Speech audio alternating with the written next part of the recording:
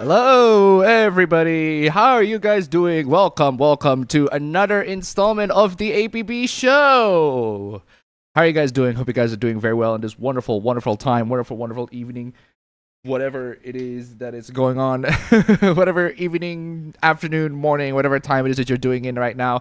How are you guys doing? Hope you guys are doing very well. Oh my God, the stains of my pimple is really big. I just noticed that. Oh my God. Oh my God. Oh, my fiance loves popping some pimples, and I'm telling you, this is this is quite this is quite the scar. I didn't realize even I didn't even notice that until until I actually see it. Anyway, how are you guys doing? Hope you guys are doing very well. What have you guys been up to? What have you guys been playing? What have you guys been just doing in general? Let me know. We're gonna spend the first 2 hours. See the timer at the top left corner up above. 2 hours and 30 minutes. See the timer in the top left corner up above. Before you get to the hooplas, the memes, the cringe, all that good stuff. And believe me, ladies and gentlemen, we got plenty of cringe today, plenty of great stuff to talk about, plenty of amazing things to discuss. I am telling you, I cannot wait to get through all these. These are some amazing. I'm telling you, these are some amazing hooplas that we're getting here. Great hooplas. Definitely cannot wait to get to these hooplas. I'm telling you, oh man, these hooplas are great. These hooplas are delicious, and I cannot wait to get through all these one by one and enjoy with all you guys. And also, a couple things, a couple of updates. Actually, not just a bit of a minor update. I changed the PC. My stream PC is now upstairs. Now I'm actually mostly work here. I ended up mostly, not only that, I ended up mostly working downstairs, which is it's just way better for me because I ended up just what do you call it? I do a lot of stuff. I make food in the kitchen. It's like I couldn't be bothered to bring my food from the kitchen all the way upstairs back to my bedroom.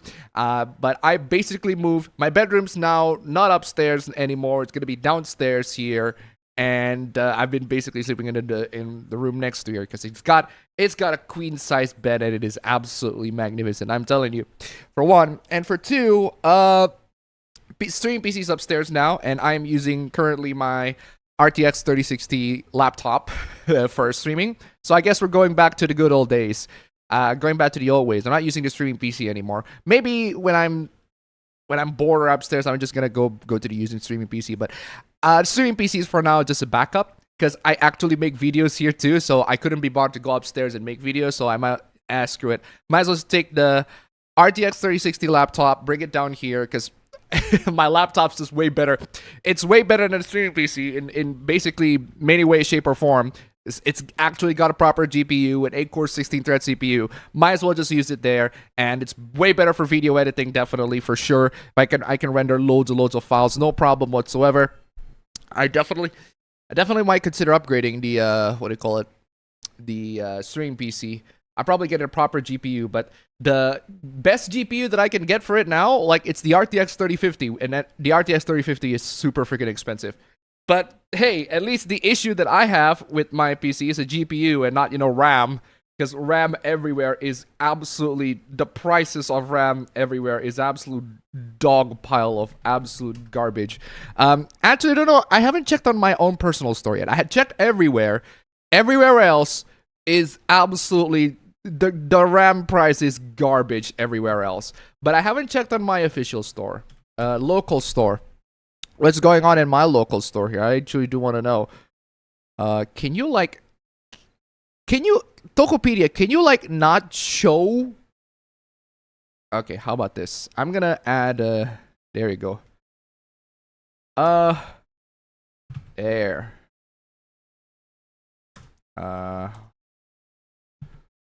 I'll just gonna use.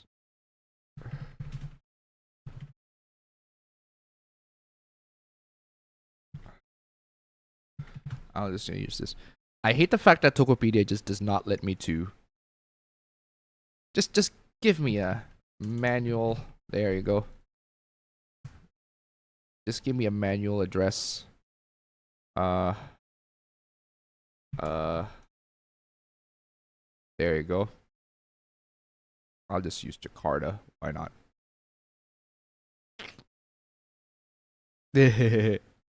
Completely random place.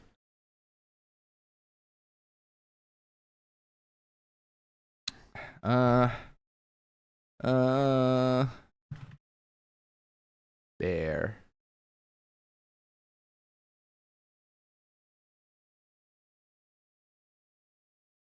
No, hold on. I'm just gonna have to make up new addresses. All right, there. That's not my primary. Huh? What does that mean?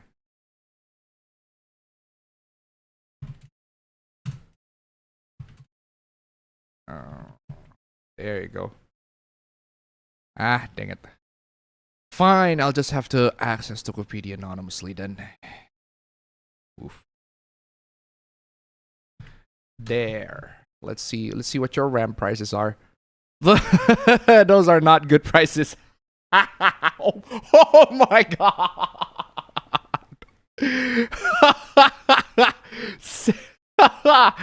These RAM prices are like the price of a laptop. Like you can buy a laptop with a RAM price this high. That's freaking crazy. How is that possible? How is that even possible? Good lord. That is crazy.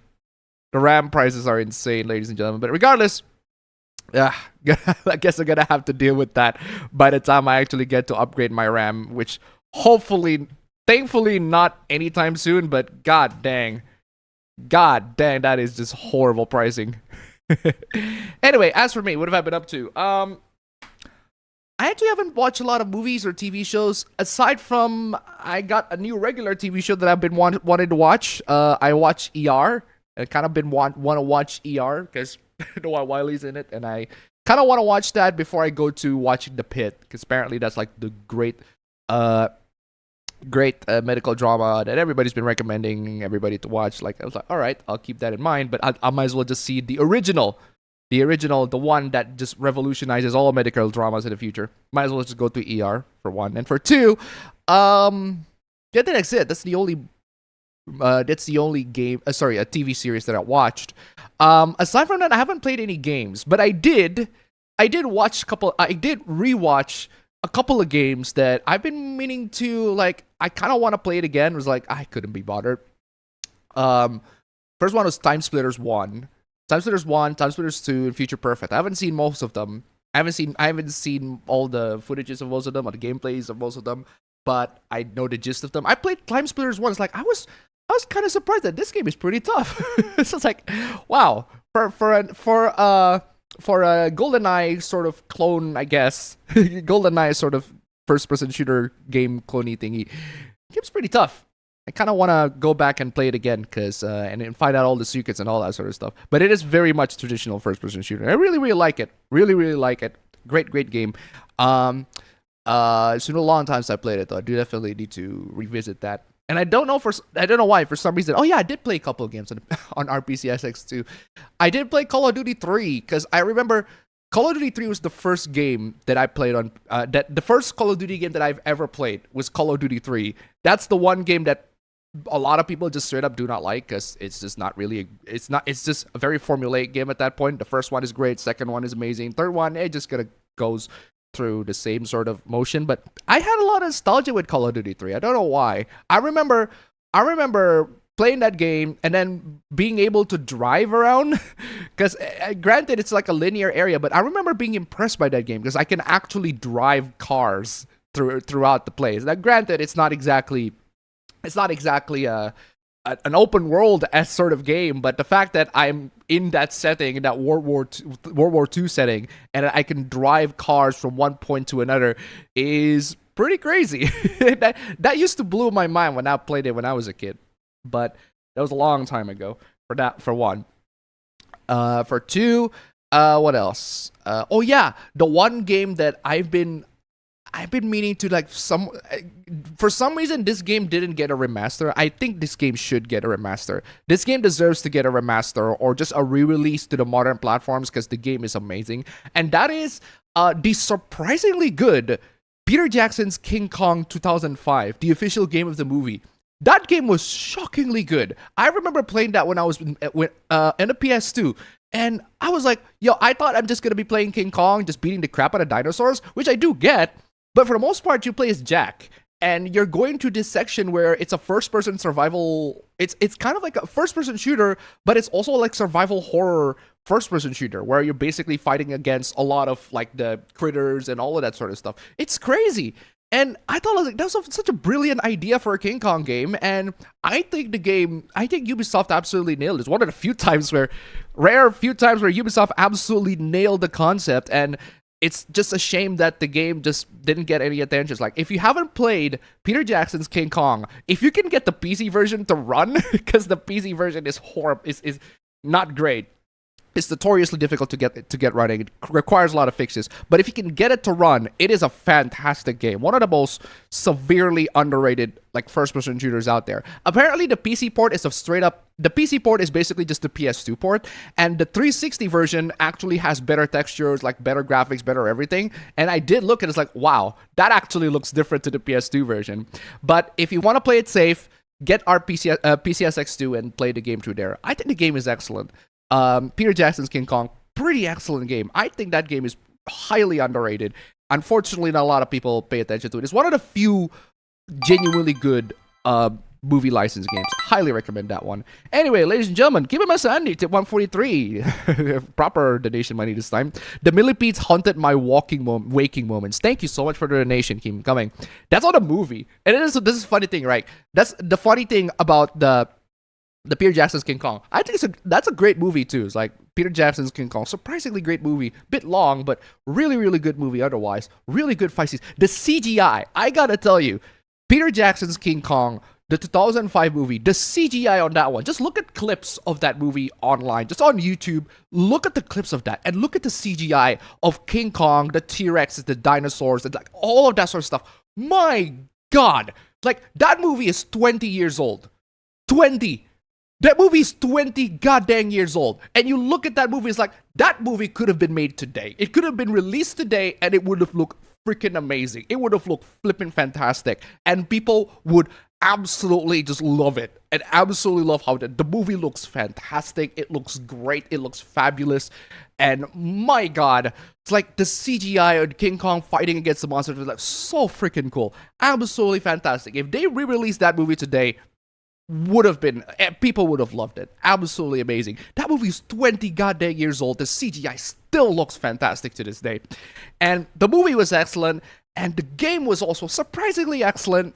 Honestly, just an win all around. It's honestly, it's like such a great movie, great game that accompanies it. It's like, they used to make a lot of movie license games back in the day. Most of them are terrible. Peter Jackson's King Kong is one of the few that are just straight up really, really good. Really, really good game.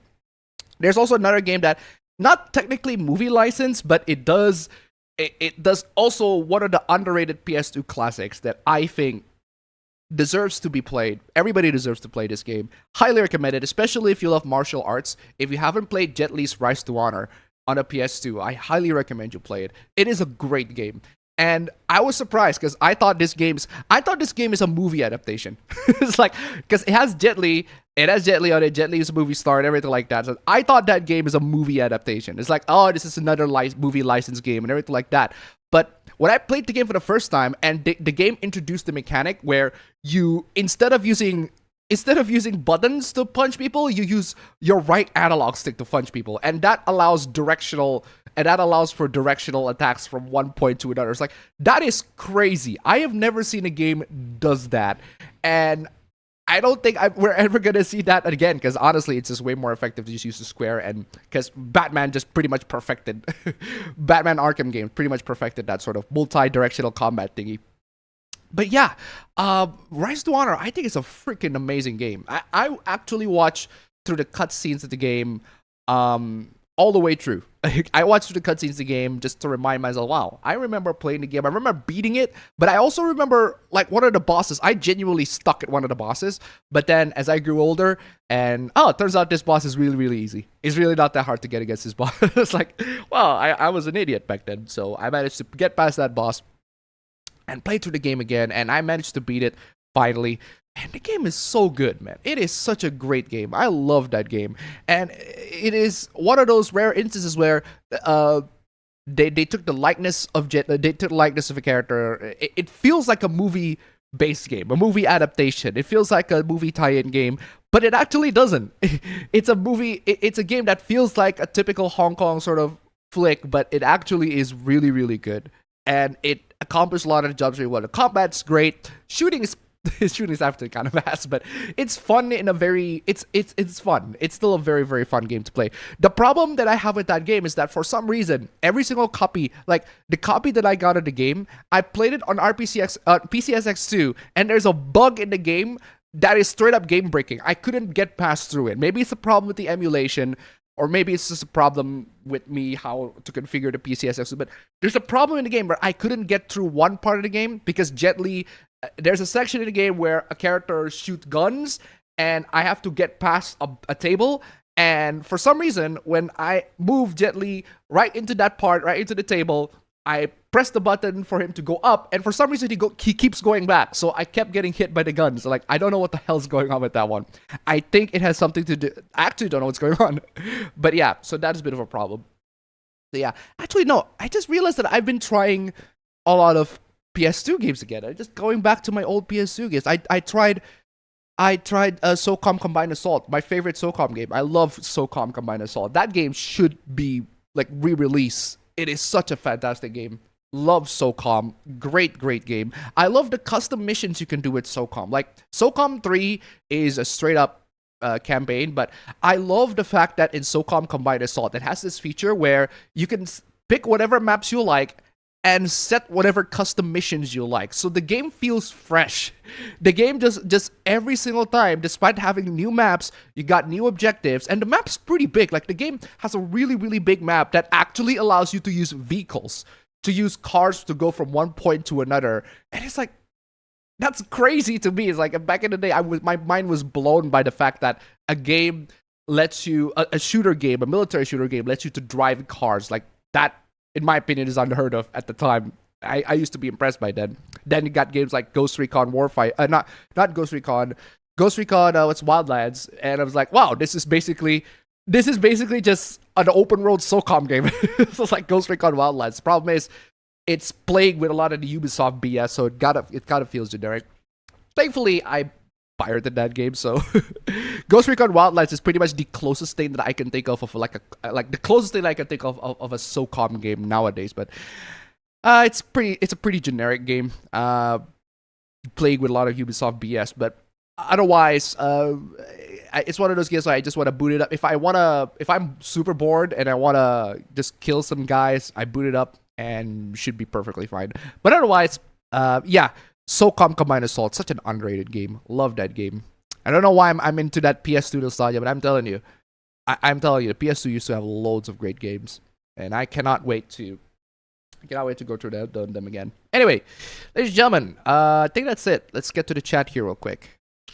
Appa, I would love if you could upload the streams to Rumble so I can listen at work. Unfortunately, I cannot do that because that would require a lot of effort on my internet and on just me in general. So no, I cannot upload the stream to Rumble or cross the stream to Rumble. That's unfortunately not happening. I do not have the features, do not set it up yet so that I can cross stream. So no, that's not happening, unfortunately. Rapid Curry 3K to $1. What games are vastly better than the movies or television it's based on in your opinion? This includes superior game adaptations or otherwise lackluster film shows. Also, cheers to you, Napabro. Thank you so much for the donation. Keep them coming. I don't play a lot of movie license or tie-in games that I can think of at the top of my head. They're like way better than the actual films that it were based on. But Napabro, I can tell you for a fact that Apabro really, really loves the G.I. Joe tie-in game for some reason, even though it's like it's a terrible game. I know you're gonna have to ask Apabro on that one, but he really likes the G.I. Joe tie-in game more so than the actual film. I don't think he actually watched the actual film, but he really likes the G.I. Joe tie-in game, even though that game's not great. What are the other games that I think are like way superior in terms of like compared to the original? I can't really think of it on the top of my head, honestly. Because most of the games, like 99% of movie tie-in games are not great. 99% of movie tie-in games are not great. You might as well just watch the movie. Just watch the movies. Might watch the movie. We might as well just watch the movies. But yeah, I couldn't really think of one at the top of my head, but Peter Jackson's King Kong. It's a rare case where both the movie and the tie-in game are excellent. The one where you first-person shooter and plays Kong, at least, not the one where I think there's a DS adaptation, and that one's not very good. I'm excited for the stream. Let's go. I asked Grok if Elon had an original idea. I'm pretty sure he has. I'm pretty sure he has. I'm pretty sure he definitely has original ideas. And it tried to credit him with creating something, only to get fact-checked by a comment. Now, I'm sure that somebody like Elon Musk must have at least some original idea. It's just that we don't see it. I guess we did not see it implemented, I guess. But yeah. What was I about to talk about? God dang it. Oh, what was I about to talk? I forgot. I was about to talk about something, but I immediately forgot. I lost memory. Let's just gonna move on. How y'all been doing this past gooning or non-gooning week? Well, I certainly failed that. I'm just working on the hoopless. All right. Let's start this party. Sonic 3 isn't nominated as best adaptation at the Video Game Awards. I saw that. Like, unfortunately, I'm not gonna be. There aren't a lot. I would say there aren't any, but there is, I suppose, one sort of related Video Game Awards hoopla. But even then, it's only one game.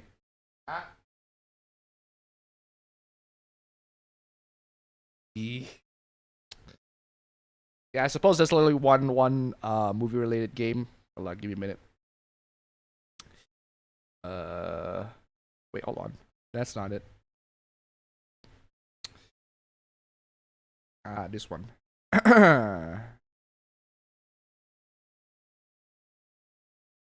This one. There. Today. Anyway, I recently described Nikkei to someone as being Terminator with waifus. Is that it? I don't think so. Oh yeah, VGAs.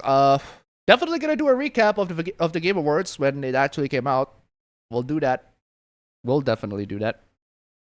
Cloudflare and almost all the internet went down. Yeah, we all went there. The chick in the thumbnail looks like she's seen better days, bro. That's Lune. That's just Lune. Oh man, that's just how she is. Top tier, like that's my that's my Expedition 33 waifu. But hey, that's just me. That's just me. Also, where's my? No way. No way. That's an old ass hoopla. I can't believe it's been a long time ago since the last hoopla that where I have Expedition 33 as a title. Great game. Great game. Still love that game.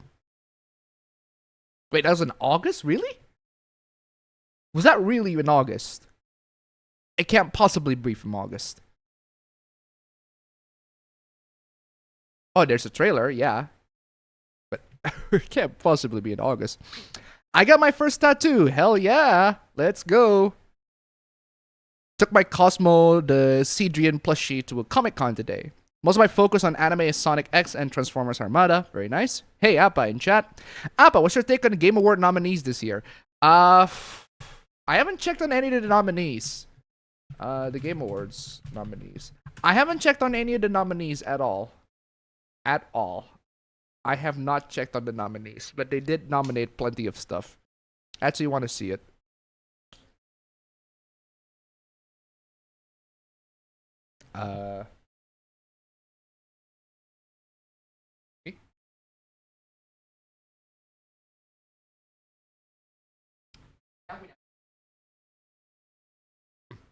I thought that was my phone. My bad. Okay, I want to get to the one that I care the least, and to the ones that to the most significant ones. Okay, best esports team. I'm gonna have to ask Pablo on that one. That's his domain. Excuse me. You know what? I'm gonna put it to the. Hey, you know what? I'm gonna go through this with Appa Bro. When Appa Bro comes in, I want to ask his thoughts on it too. I'll get to it with Appa Bro as the time comes. Oh, by the way, I love the fact that last week we didn't get to any of the goals. We didn't get a lot of super chats. We didn't get get through $30 on StreamElements, but hopefully we can make up to all of that. Hopefully we can make to all of that. You ever make use of that dartboard? Unfortunately, no. Because we lost a lot of the darts. There used to be a time where we make use of the dartboard when we have all the darts, but we don't have all the darts. We don't have all the darts. Or do you have stormtrooper aim? I do not shoot blasters to the dart, so I wouldn't even have a stormtrooper aim. Do stormtroopers use throwable weapons? I don't recall they do. The long range weapons that stormtroopers use are blasters. Those are the only weapons that I recall stormtroopers use. Most of them, anyway. I'm pretty sure there are like some of them that are actually using throwable weapons. In terms of gaming, still playing Fire Emblem Path of Radiance, PUBG, and got done with a replay of Super Mario Advance 2. Very nice. Watched the Missing in Action film starring Chuck Norris. Oh, Chuck Norris. Chuck Norris. Long time, I'm telling you. Chuck Norris. I haven't heard that name in a long time. But yeah, Chuck Norris indeed. Anyway, okay, I'm done with that part of the chat. Next part of the chat. Hey Appa, recently wrapped up Dragon Quest 1 HD 2D. Absolute banger, just like 3 was. Looking forward to 2. Excellent. RAM prices situations are crazy. For real. For real. Watch Grey's Anatomy? No, I am not touching Grey's Anatomy. I am not touching Grey's Anatomy with a 10-foot pole. That is like that series is still going on to this day. That series is still going on to this day, and as far as medical dramas go, it's fine. It's all right. But from what I've seen, ER is the original one that is like authentic and everything like that. Highly rated by a lot of people. Dr. Mike definitely put it. I think Dr. Mike, he rates a lot of medical dramas, and he rated ER as basically the most accurate medical drama out of the ones that everybody watched. I should also watch Scrubs. It's been a long time since I watched Scrubs. Been seeing some of the discussions regarding the nominations for the Game Awards. Certainly a fascinating one, considering the choices. Again, I'll get to that when Apabro comes in, because I do want to go through a lot of the Game Awards.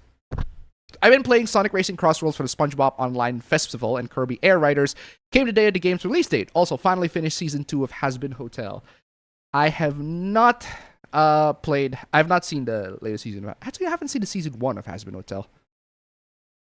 Saw and reasonably like both Wicked for the Good and The Running Man. I haven't seen The Running Man, and I haven't seen Wicked, the second Wicked. Apparently, people are disappointed with the latest Running Man, which is a shame because that's Edgar Wright's new film, and I just don't understand. I probably need to see it myself and see whether I'm okay with it or not okay with it. Finally played some more Sonic Racing Crossroads. Funny thing was, when I was getting ran over by Vector until I started playing as Cream, and then I beat him instantly. Woof. This week I've been playing the usual Yuma Musume, Japan, Global, Nikkei, Blue Archive, Stella Sora, Triple Z, GF2XUM, and Trickle.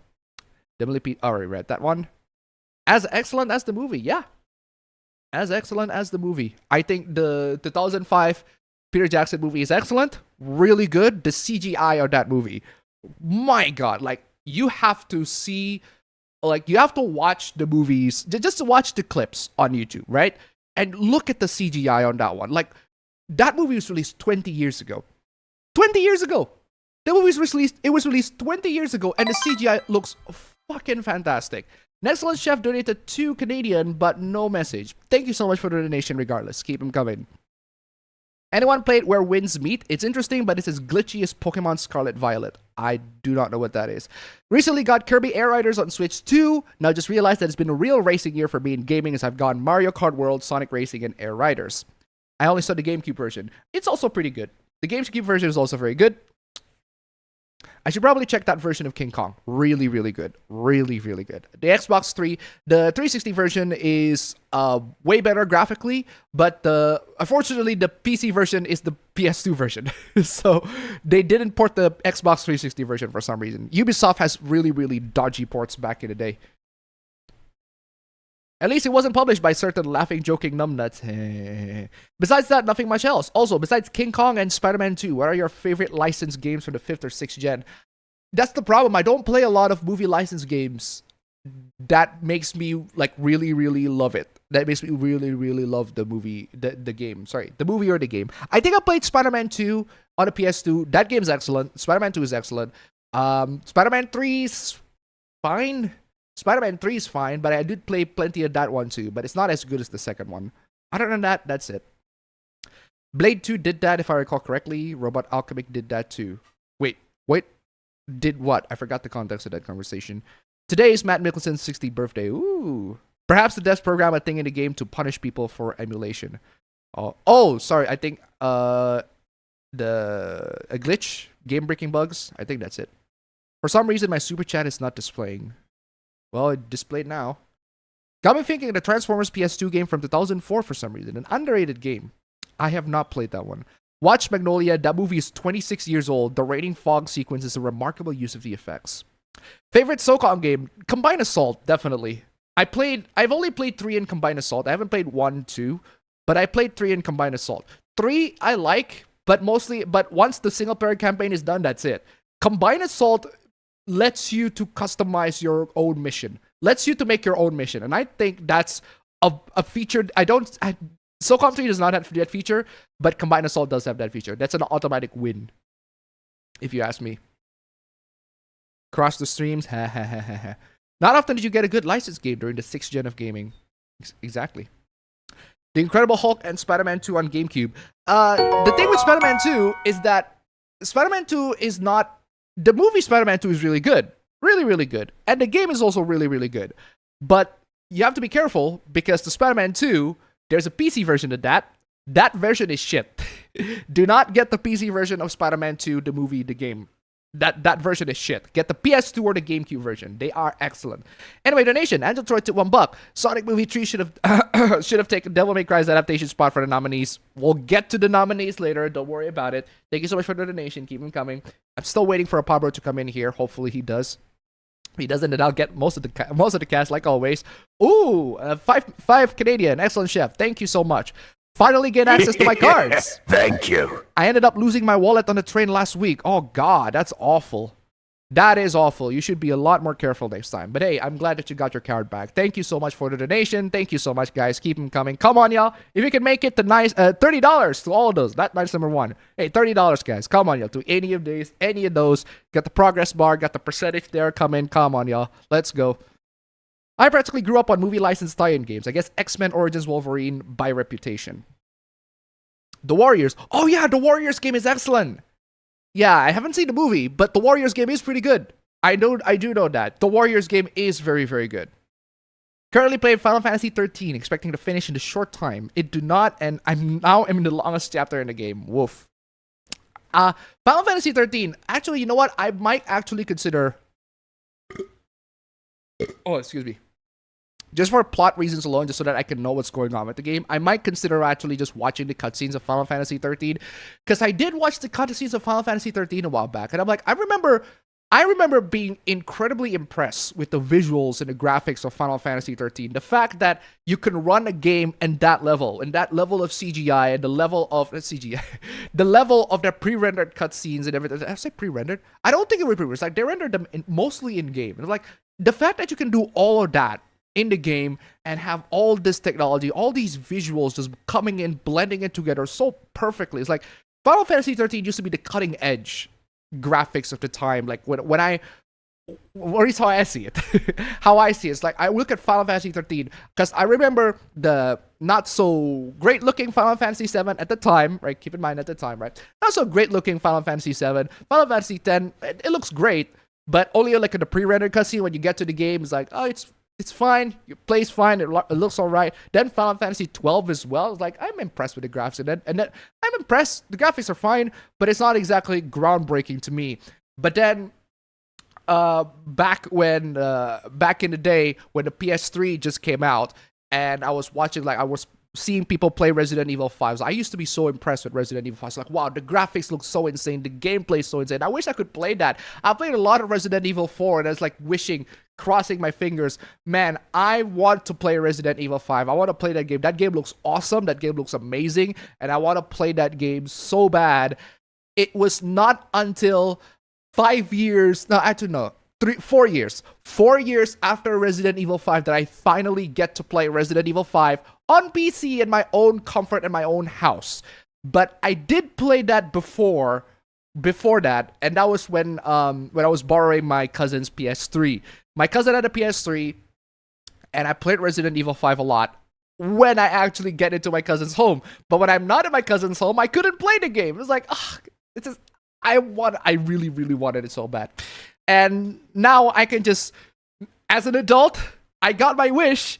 I could just boot up Steam and install the game, and I could play Resident Evil 5 no problem. I used to have that wish when I was a kid, but nowadays it's fine. It's not that particularly impressive. I wasn't that impressed when I was a kid compared to I wasn't that impressed back then. Nowadays, sorry, I wasn't as impressed as I was back in the day.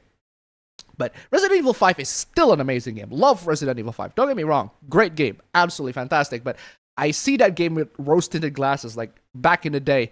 Man, that game looks so cool. Because I love Resident Evil 4 so much. I played so much of Resident Evil 4. And then I look at 5. It's like the graphics look so good. The area looks intense. The melee is improved. Like you can actually hit the zombies like whenever you hit it. So you don't have to hit the head. You can just hit the arm and you can get a melee out of it. You can hit the knee. You can get the melee out of it. It's like so much expansion, so much things out of it. You can actually combo melee with your partner. You can play 2 players. I'm like, oh my god, that used to impress me so much. That used to be like, wow, that is so cool. Nowadays, man, I wish we would have had all those. I genuinely wish we would have all those. Like, there's so many things that I took it for granted. I just took things for granted now. Back in the day. Nowadays, like, man, I wish games have 2-player co-op. Like Resident Evil 5 was. I'm telling you. By the way, this is also another thing, like Spider-Man 2, Spider-Man Man 2, the Insomniac Spider-Man 2, not having multiplayer is a frippin' wasted opportunity, for real. Good lord, that is dumb. But yeah, going back to Final Fantasy 13, yeah, I used to think that was cutting-edge graphics at the time. I used to be like, wow, that looks impressive. That looks amazing. That looks so cool. And then I found out everybody's like complaining, like the story is not very good, the gameplay's not great, it's so linear, it's just not a good game at all. It's like 13 has its fans, but it is definitely not a classic as 7 was, not as good as 10, and even debatably not as good as 12. Like 12 is, a lot of people always say, there's gonna be hooplas, we're just gonna talk about it in just a little bit, but 7 is the last good Final Fantasy game, arguably 10, and maybe 12. I'd say 12. 12 I think is very good, but 12 I think is very good. The rest after 12 is, well, discounting 14 because 14 is an online multiplayer, not like the MMO. Discounting 14, and 14 was amazing, but discounting 14, the single player like Final Fantasy games, they are just basically mixed bag from there. Either people love it or hate it. 13, people love it. Either people love it or hate it. 15, people love it or hate it. 16, people love it or hate it. I haven't played 16, but I've seen the cutscenes of 16. I've seen people play 16. I actually really, really love it. I've seen the cutscenes all the way to the end. Games, it is very hard for games to grab me in the story. Like, it would, if I play a game, and not playing games, like, if I watch the cutscenes of the game, the story has to be so good that it makes me want to watch all the way to the end. Final Fantasy 16 is, in my opinion, at least, right? In my opinion, like, it actually makes me want to watch the cutscenes all the way to the end. And I did. Like, I love the story so much. I love the concept of Final Fantasy 16 taking elements and inspiration from Game of Thrones, taking a more, I suppose, more adult, more mature tone and everything like that. Actually includes characters having sex and characters' nudity and all that sort of stuff. Blood, and actually Final Fantasy's had blood and gore in the past, but like to put it in this setting, in this Game of Thrones-esque intrigues, like, it is an interesting premise, and I was intrigued by that. And the more and more I watch it, the more it's like, I'm happy with what I got. It's slightly disappointing, but otherwise, what I got is absolutely amazing. And I have a personal bias. This is just me, but I definitely have a personal bias of games where the main characters are brothers. I just have a bias. I don't know why, but or just media in general, which is why I am a lot more attached to Fullmetal Alchemist, a lot more so than I thought, even though I did definitely need to finish it. But I love stories that involves brothers. Brothers: A Tale of Two Sons, great game. Love that game. Absolutely amazing. And yeah, so, and Final Fantasy 16, it takes a long time for the game to actually be about brothers, but when the time is there, it's like, when it actually goes to that part, touch my hearts, get on my heartstrings, like, oh my god, I have a soft spot for that, and the game grabbed my soft spots, I'm telling you. But yeah, ever since 13, it's just been a mixed bag affair with Final Fantasy. Yeah.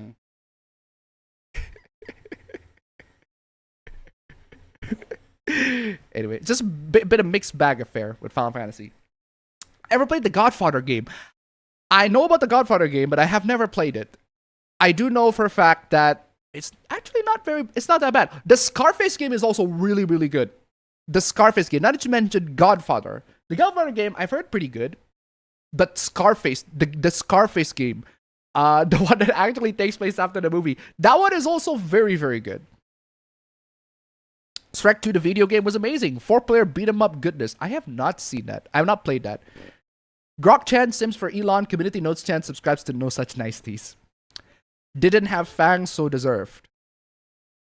Is it talking about Final Fantasy? Yeah, the Game Awards not nominating the Sonic 3 movie is insane. They must be high if they think some of those choices are better than the movie. How many of those tie-in games are actually better than the movies? It's very, very hard. It's very rare. Very, very rare. You mean the protagonist's sister? Bro, I forgot the context of what conversation I was talking about here, so I don't know which protagonist you're talking about. I'm gonna be real, movie license games was my childhood too, and I enjoyed most of them. Wow, the fact that you enjoyed most of them is pretty crazy, but yeah, I can see why kids would enjoy them.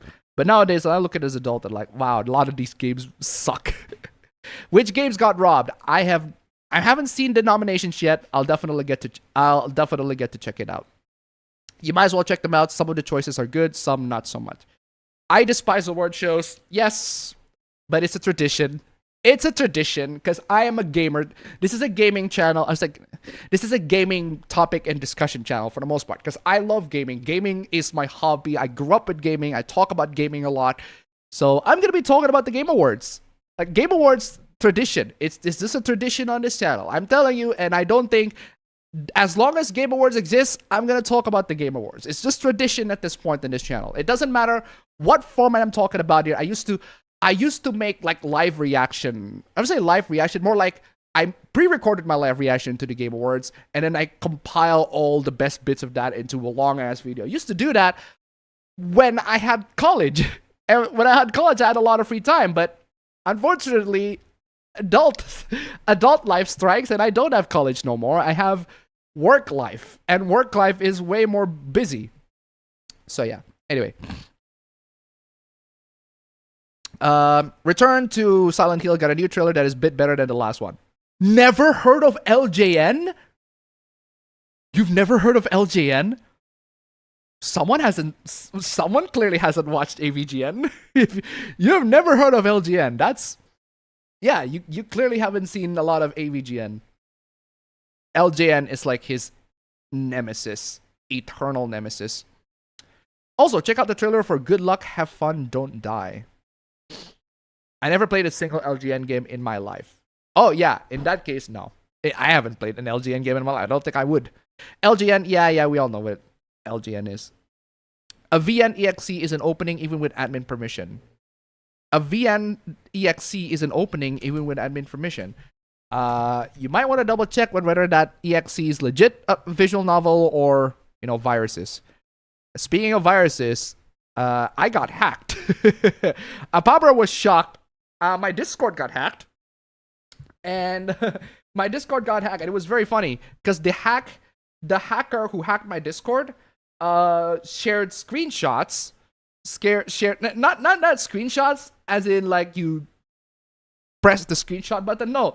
The dumbass take a picture of the desktop of Kai Cenat's Twitter, and there's a pinned comment that talks about how Kai Cenat is that's definitely edited. Of Kai Cenat is getting like giving away $2,500 worth of crypto, and there's like a tutorial that shows you how to do it. The problem is In the end of the picture, the guy has an iPhone. The hacker has an iPhone. Takes a picture of an iPhone to quote unquote prove that he got $2,500. I don't have an iPhone, and I never will. So I don't know. So yeah. Thankfully, I got my Discord account back, and Apabro and everybody that got in contact with me and spamming all that sort of stuff reported my Discord account as suspicious activity. Thankfully, that got blocked immediately, so no issues there. Do you miss the dartboard often? It depends. It depends. It's more a hit and miss. Hit or miss. I guess they never miss, huh? You got a dartboard. I bet you never use it. Ugh. They just use blasters that tandem so they don't feel as much pain when the Death Star kills them. You don't watch Chuck Norris. He watches you. How do you know it's not lupus, Appa? Ha ha ha ha ha. People joke about that a lot, but there is actually one episode of House where it is actually lupus. The same way Law and Order and Doctor Who are still going on. Is the new Running Man a remake? Not really. It's more like just a straight adaptation of the visual novel of the actual novel, not a remake of the Schwarzenegger movie. Schwarzenegger movie is fine. Tried to play that, but no clue how to play a racing game. Sonic Racing Crossroads. The main problem with The Running Man seems to be that it is a good movie from a great director. Yeah. Where Windspeed is a new MMO set in the 10th century China. Speaking of the 360, apparently the system turned 20 years old today. Yep. Harry Potter and Chamber of Secrets in PS2 is really nice. I have not played that. PS2 version reminds me of the non-PS2 version, and Need for Speed Hot Pursuit 2 had that issue. Woof. If My Heart Had Wings DLC AXE not opening, even with admin permission. No firewall extraction, all pre-required programs installed. Help. That sucks. Are you installing the Steam version? If you get the Steam version, then you definitely consult the forums and figure out whether that can actually... Oh, hold on. There could be another problem, and that is you don't set your PC's locale to Japanese. A lot of times, with visual novels like that, you have to set your PC locale to Japanese. Because if you don't set your PC locale to Japanese, it will not work. That being said, you don't actually have to set the whole thing to locale. You can... There's a program that lets you to simulate... that lets you to emulate that. So it will run the program through another program that changed the locale to Japanese without having to require to change your PC locale to Japanese. And you can actually run the visual novel through there. I forgot what it's called, but you can definitely go through that program. Just look up program, look up how to emulate visual novel, how to emulate visual novel so that you can write it to local, Japanese local. Anyway. Yeah, the combat's controlled by the analog stick, pretty much. I'm pretty sure I said that. I am pretty sure I said that. I'm pretty sure I said that the combat's controlled by the analog stick. I am pretty sure I said that. I did not say that it was controlled by a button, because that is the one unique feature of Rise to Honor. My stepmom doesn't want me to have any time by my mom, apparently, on Thanksgiving, but I have no intention of leaving my mom. Okay. HP2 PC was disappointing. The Harry Potter one? I had a second super chat through StreamElements that is not displaying. Woof. I heard Nintendo of America has been banning some things, but they've also been doing that for years, including other things. Also, I'm playing my game events while watching your stream. I always wanted to get Spider-Man 2 on PS2, or Xbox version of Spider-Man 2. I like the punk version theme at least, but yeah, that port's garbage. If I'm able to get the Nintendo Switch 2 for Christmas, my go-to interest would be Kirby Air Rider since I have the GameCube game. The PC version is an abnormality, a molestation of our reality. I recently saw a list from Ranker listing Western movies that may have been ripped off of certain animes, i.e. Paprika Inception. No, I do not agree. I do not agree that Inception is a ripoff of Paprika. If you watch both movies, they do not tackle the same topic at all. Both movies do not tackle the same topic at all. They are fundamentally different things for fundamental, like just anybody that watched those two movies, you would pretty much know that they are not ripoffs. I watched Paprika. Paprika is awesome. And I also watch Inception. Inception is my favorite Christopher Nolan movie. Out of all the Christopher Nolan movies I've seen, Inception is the only one that just hits all the right notes. The right complexity, the right amount of characters, the right amount of action, the right amount of story, the right amount of intensity. It's just perfect. And unfortunately, Christopher Nolan couldn't hit that couldn't nail that anymore. It's like Inception's the only one where he's genuinely like he got a freaking strike on all of them. Great story, great characters, great writing, great everything. Looks great, looks beautiful, writing's great. Everything is just perfect. Inception. But unfortunately, Christopher Nolan couldn't get the same magic as that one anymore. And as somebody who absolutely loves Inception, it is not a ripoff of Paprika. Not at all. I love Satoshi Kon's movies, and Paprika, it is not a ripoff of Paprika. Black Swan is Perfect Blue. That is also like that's two Satoshi Kon movies. That's two Satoshi Kon movies. And Black Swan, with Black Swan and Perfect Blue, they sort of tackle similar topics. For one, but I am pretty sure Darren Aronofsky, who made Black Swan, he directly referenced Perfect Blue. I'm pretty sure, did he? No, he did not. Okay, he did not. I was wrong. So, no, I don't think there are any similarities with either of them. Even though it sort of tackles same topics in the entertainment industry, but one is about idols and one is about a dancer, and they do have sort of like personality issues and issues with all of that sort of stuff. There are thriller elements to it, but otherwise, no. Astro Boy AI, Lion King, Kimba the White Lion. This is debunked. Lion King and Kimba the White Lion King is not a ripoff of Kimba the White Lion. That is straight up debunked. Watch YMS's video on that one. It is a straight up lie to say that Lion King is a ripoff of Kimba the White Lion. It is not. It is not at all. Like if you watched even just a single episode, it's like no, because Kimba the White Lion is like whole ass anime series, while Lion King is just one movie. And even then, that one movie, there's a clear inspiration of the Lion King. It's the Lion King clearly has an inspiration, and it's definitely not Kimba the White Lion. It is definitely not. I'm pretty sure. I forgot what it's called. Yeah, Hamlet. That's the one. I forgot to play. Man. I played Final Fantasy 13. I know some people hated it, but I thought it was alright. Yeah, again, pretty much everything after 12, every game after 12 except 14 is a mixed bag. Either people love it or hate it.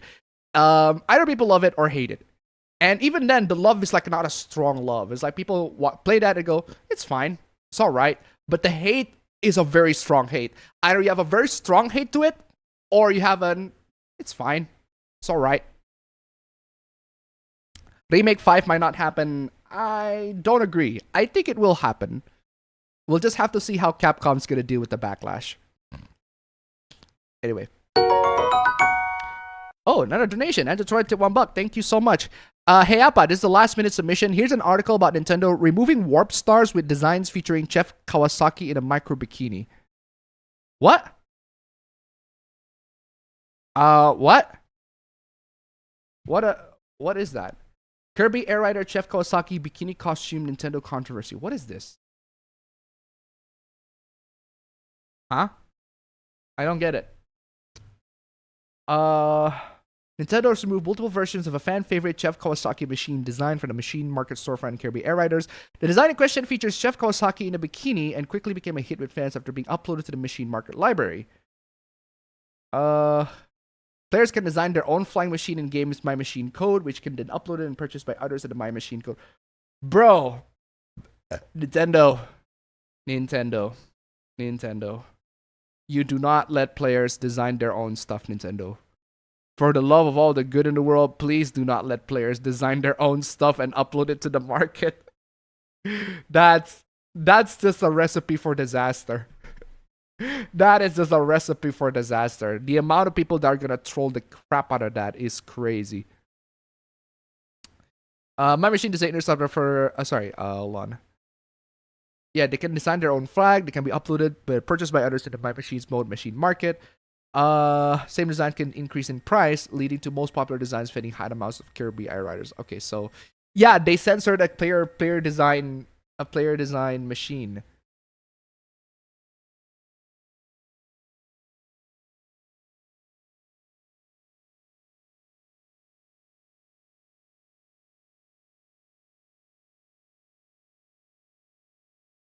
Sorry, I got distracted by a naked lady. Anyway, where is I? I might need to reevaluate it. Yeah, so I might need to reevaluate it. Yeah, so from what I'm seeing, dumb hoopla. This is a dumb hoopla. But regardless, thank you so much for the donation. Keep them coming. Don't know the details about all that other than one that I read. But yeah.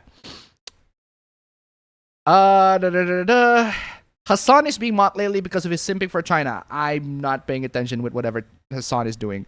I haven't seen Fritanga or Chibi reviews at all. I have gone so tired of debate videos or grifting. Well, don't mention them.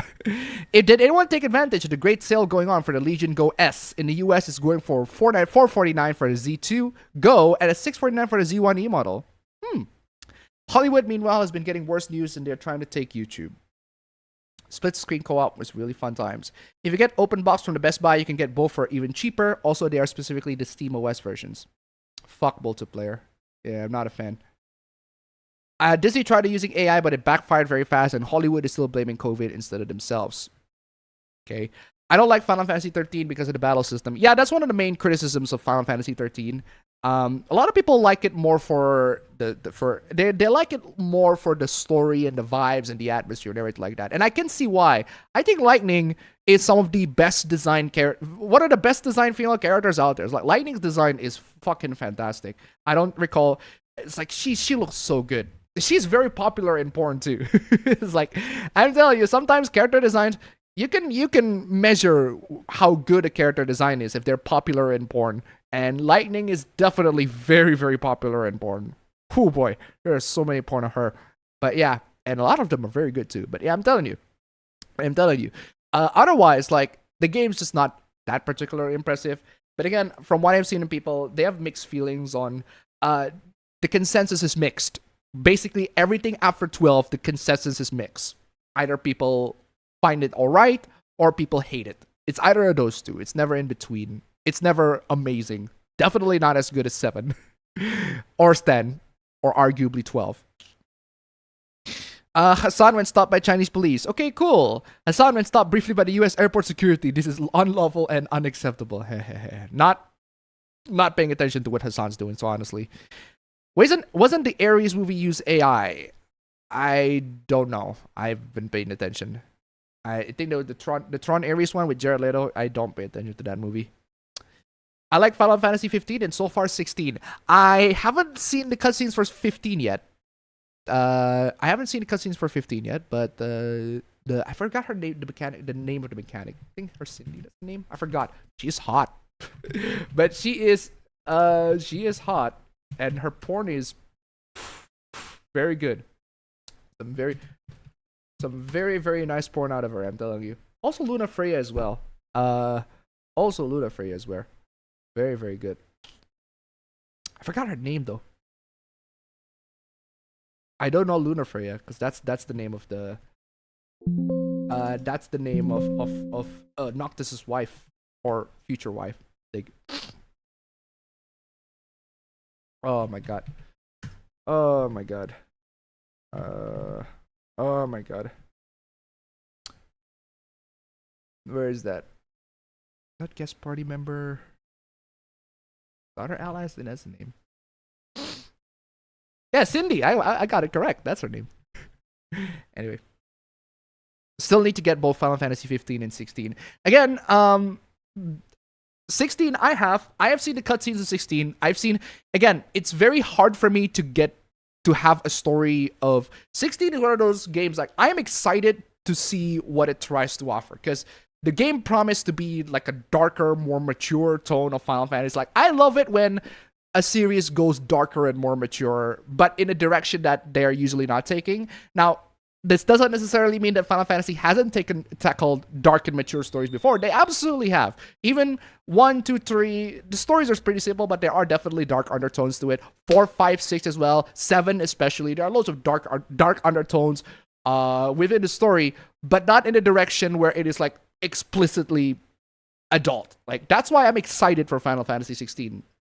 And the gameplay, I can honestly take it or leave it. That's why I just watch the cutscenes on YouTube. And It's one of the few games where I actually watch the cutscenes in full. I watch it all the way to the end, and I am impressed. I absolutely, really, really love the story of Final Fantasy 16. And again, personal bias, but there's a Brotherhood story in there without spoiling too much. And I have a soft spot for games with Brotherhood stories, and the game just tugged my heartstrings. I'm telling you. But yeah, I really like Final Fantasy 16 for that front. Not sure about for 15. Not sure about 15 because I haven't seen the cutscenes yet. Actually, the same goes with 13. I've seen people negatively review 13 for understandable reasons, perfectly understandable reasons. But I haven't seen people. But I haven't seen what do you call it? I haven't seen the whole story myself.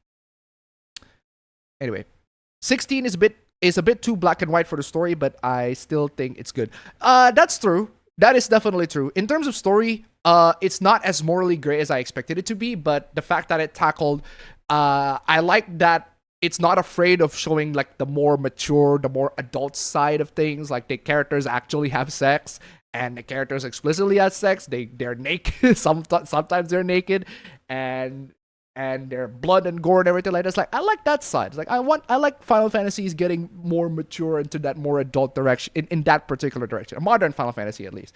Again, not saying that they haven't tackled that one before. They absolutely have. But I like it that they're going to this direction. More Game of Thrones-y-esque. But unfortunately, like you said, it's a lot more black and white than I wanted it to. Instead of gray.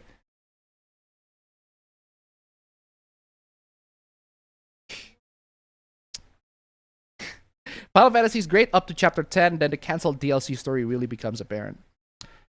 See a listing for the physical version of 7 Rebirth on sale for $30. Tempted to get it. I do wish that Final Fantasy 15 would have gone the Luna Freya and Arania DLC.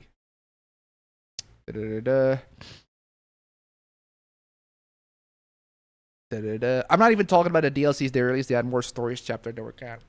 Fuck off with that cancerous bastardized version. The retard in charge of that digital cancer has said that the gamers should disregard the PS1 game. Okay, chill, bro. Chill, bro. It's just not a good remake. It's not a good remake, but you don't have to be that fucking upset. You don't have to be that upset about it. It's just not a good remake. World of Final Fantasy is cute, but I'm okay with having not finished it. The Game Awards should put Mario Kart World for best score. If there's anything people agreed on for Mario Kart World, is the soundtrack being amazing. Remake 4 is on sale. I'd say Remake 4, because that's one that I've been playing a lot. I don't know why. I don't know how I could have spent hundreds of hours on Remake 4. I don't know how. I don't know why. Actually, I know why. The game's great, but I don't know how I could have wrecked hundreds of hours in that game. I call Final Fantasy 15 and 16 faggotry. Really? Can you like... do you think there are any less dumb words to describe it? Because the permanent main party is a fucking sausage fest. Is that really how you want to describe it? Really? I'm pretty sure there are other better words to describe it. I have since lost interest in award shows from my teenager years. That's fine. I have no issues with people losing interest, right? If you have no interest in the award show, that's perfectly fine. Still gonna talk about it anyway. Because it's tradition in this channel. And you gotta respect tradition. Anyway. I have nothing but free time. Maybe I'll see if Robots the game is at all as good as the movie. I hate myself, so I find joy in being the court jester. Okay. What a goddamn week. We got Japan and China beefing against each other, Hoyoverse dropping a trailer for a new game out of nowhere, and IGN being dumbasses over where wins meet. I do not know about that one. Max also made a great comment about the Game Awards fighting game category. None of them except Fatal Fury deserves to be there. 2 hour corrections of old games. One is a 20-year-old game being re-released. I need to see the nominations. I haven't seen all the nominations. I do need to see it when Pablo comes in, because I do need to talk about a couple with him, but he hasn't called yet. The other in early access and not on other platforms. Love the Disney card games. I haven't played it. Good Luck, Have Fun, Don't Die is the new Gore Verbinski movie. Oh, I think I've seen the trailer of that one. I feel like I aged 50 years when I heard a VTuber I was watching says, "What's AVGN?" Don't get me started with Best Fighting Game and Best RPG. I'm just not gonna bother with this year's TGA. Trash nominations, in my opinion. That's fine. That's fine. But I will. Because it is channel tradition to talk trash about the Game Awards. No matter how boring, no matter how stupid they can get, it's gaming. It's a gaming channel, and we talk about it, whether it's good or bad. It's just tradition, and you gotta respect tradition.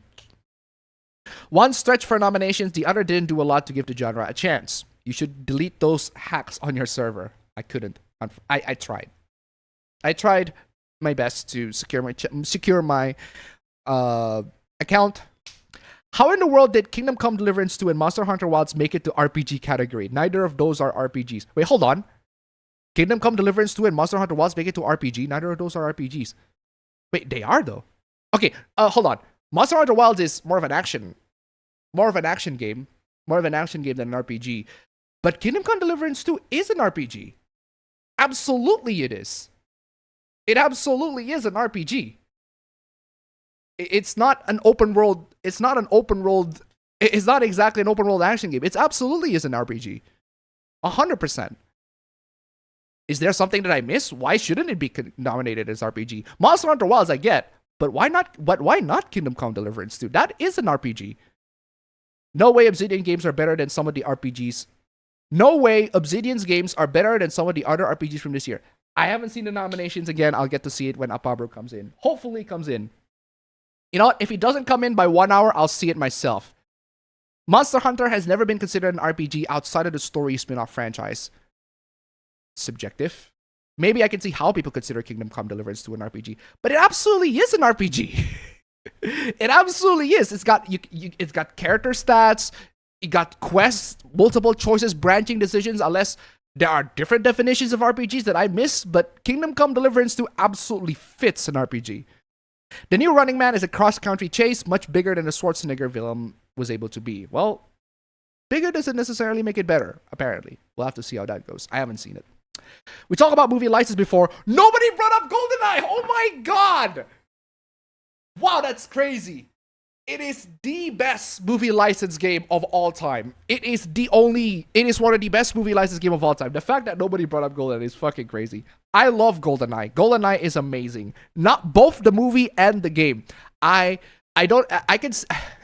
one of those, it's a strange case because a lot of people say GoldenEye 64 is total, it does not age, it aged poorly and all that sort of stuff. I played it, I tried it myself, and I do not consider that game quote unquote age poorly. That game aged, okay, it aged a bit, but it's still pretty fun to play.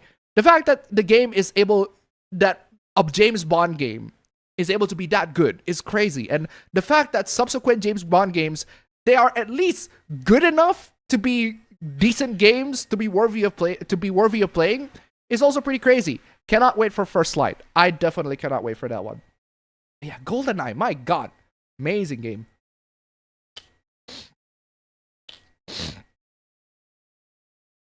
Oh, we were pointing out that there are games that use combat mechanic of right analog stick. Oh, apparently there are. As a Christian, I approve of that game even with some scenes. That isn't new with Nintendo, Steam, PlayStation, and Xbox. I forgot what the context of that one is. And to try to $1, are you going to talk about the article that talks about Ubisoft UK saying that people are playing fewer games and new releases are struggling? Did Ubisoft actually say that? I wonder why. I'm unfortunately that's not on the Hoopla list. But hey, thank you so much for the donation. Keep them coming.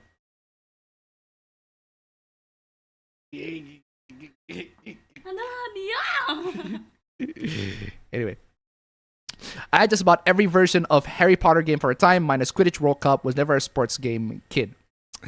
Just now that some typical channels noticed some Nintendo of America's rejections. As much as I love Interstellar, Nolan probably peaked with Inception. Still interested to see him to do The Odyssey. In a strange move by Bamco, we are getting remaster of Tales of Berseria. That is one of the most baffling decisions that I've ever seen Namco does. It's like, seriously? Berseria? Why not Symphonia? Just remake that game. Not only remake, just remaster that game so that it actually works, because the PC version of that is ass. Like, make a definitive version of that. Or Tales of the Abyss.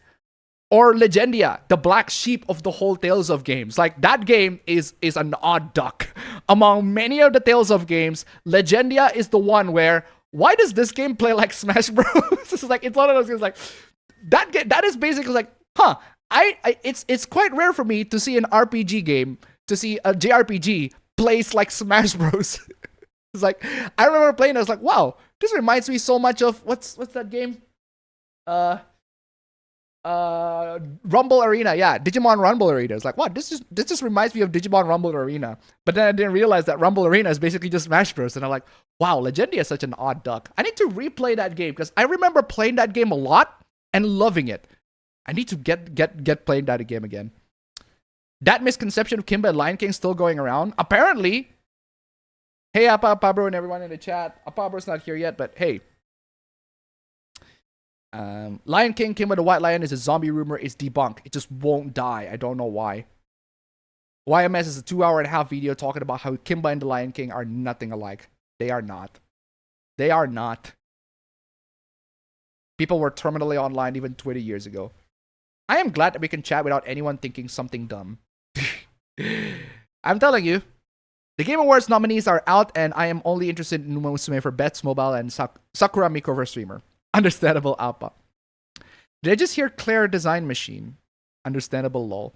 Thinking a person AI is a wild thing idea. Thinking a person is AI is a wild thing or idea to believe. Vanille Sarah are my favorite, are my Final Fantasy 13 waifus. I like the story and characters in 13. I just wish I didn't hate the battle system. I'm stuck on a boss and I pretty much quit the game because of that. That's pretty much why I stick to the cutscenes. Because thankfully, most, if not, there are a lot of JRPGs that don't have branching paths. So you can just pretty much play the game, watch the cutscenes to the game, and you'll do just fine. No issues whatsoever. To be specific, Disney was going to add user AI generated content to Disney Plus. Oof. Lightning is a wasted character design. I agree. Final Fantasy 13 is trash. See? Told you. Loads of.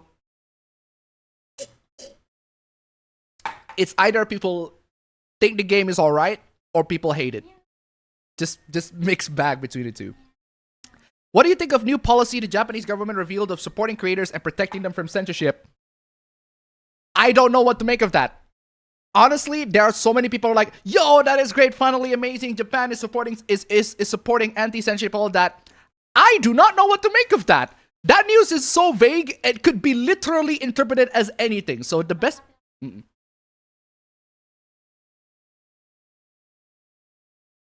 Mm.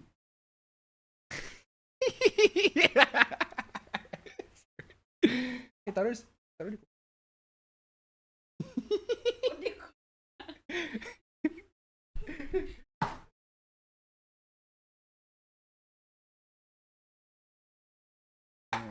That's smooth nanti. Anyway, where's that? Hey Appa, what do you think of the new policy? Yeah. Basically, it's oh, good lord. It's, what do you call it? Vague. You could basically make it about anything. Basically. Close the door. It's a vague policy. You can basically make it up to be about anything, and it would fit whatever ideology or definition you're gonna think about it. Supporting creators protected from censorship. Yeah, they say they will. That's also another thing. They say they will. Who said that? The government. Japanese politicians said that. The Japanese government says that. I don't know about you guys, but I personally, no matter what politicians there are, not gonna take their words for it. Just me. Personally, just me. I wouldn't exactly take the words of politicians out of their mouths. That doesn't matter they're Japanese or Chinese or Indonesian, especially Indonesians. For real. I'm not taking their words. I'm definitely not taking them on their words. If they say that they will, good for them. But we'll have to see whether they actually fulfill their promise or not. We'll see about that. Blue Archive in iOS is worried messages if you are going to uninstall, because of course. That's just apps guilt tripping you of uninstalling is normal. That's just how it is these days. Luna Freya is the definition of missed potential due to a troubled development. True. The dark story in Final Fantasy II is probably the only good thing the game is going on for it. 16 was the first game in the franchise to be written and voiced in English first and then translated to Japanese and other languages. That is interesting. For 15, you not only need the cutscenes, you need the mini anime, the movie, the novella, the audio drama. Thankfully, the collector's edition came with Blu-rays. Woof. Gran Turismo 2 is AI-generated stuff. Wait, what? Gran Turismo 2? As in the PS1 Gran Turismo 2? The PS1 Gran Turismo 2? I remember Gran Turismo 2 being a PS1 game. How the hell can Gran Turismo 2 have a AI-generated content? That it's a game from 1999. How the hell can that have AI-generated content? Unless there's a Gran Turismo, unless you're talking about Gran Turismo 8.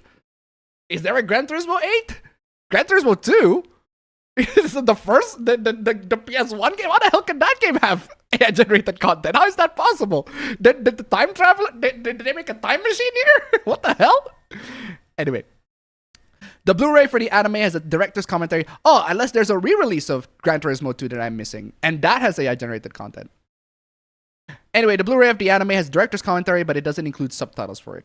Is it me or am I the only one who likes Final Fantasy 13? Well, there you go. There you go. Again, mixed bag. Either people love it or hate it. My assessment is still accurate on that one. I haven't decided. I haven't decided whether I love it or hate it because I haven't seen the cutscenes yet. I have seen the cutscenes of 16 and I loved it. I haven't seen the cutscenes of 15 and 13. I would definitely see the cutscenes of 13 and 15 in some time in the future when I'm actually like, when I could be barred to learn the story and everything like that. Oh my god! Why are you... Guys, ladies and gentlemen, I want to introduce you to my dog. Appa dog is here. He's here. He's here. Hey!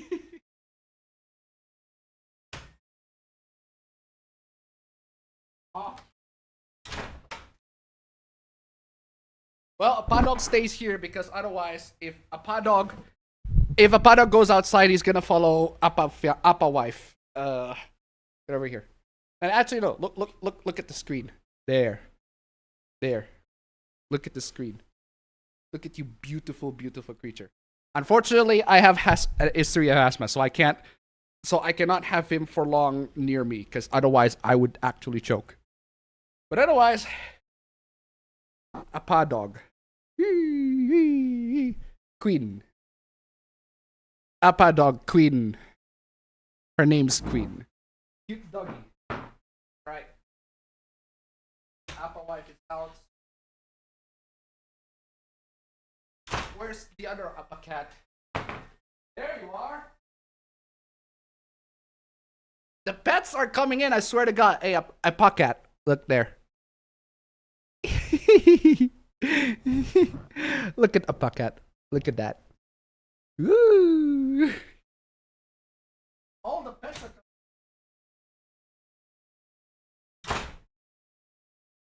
Oh.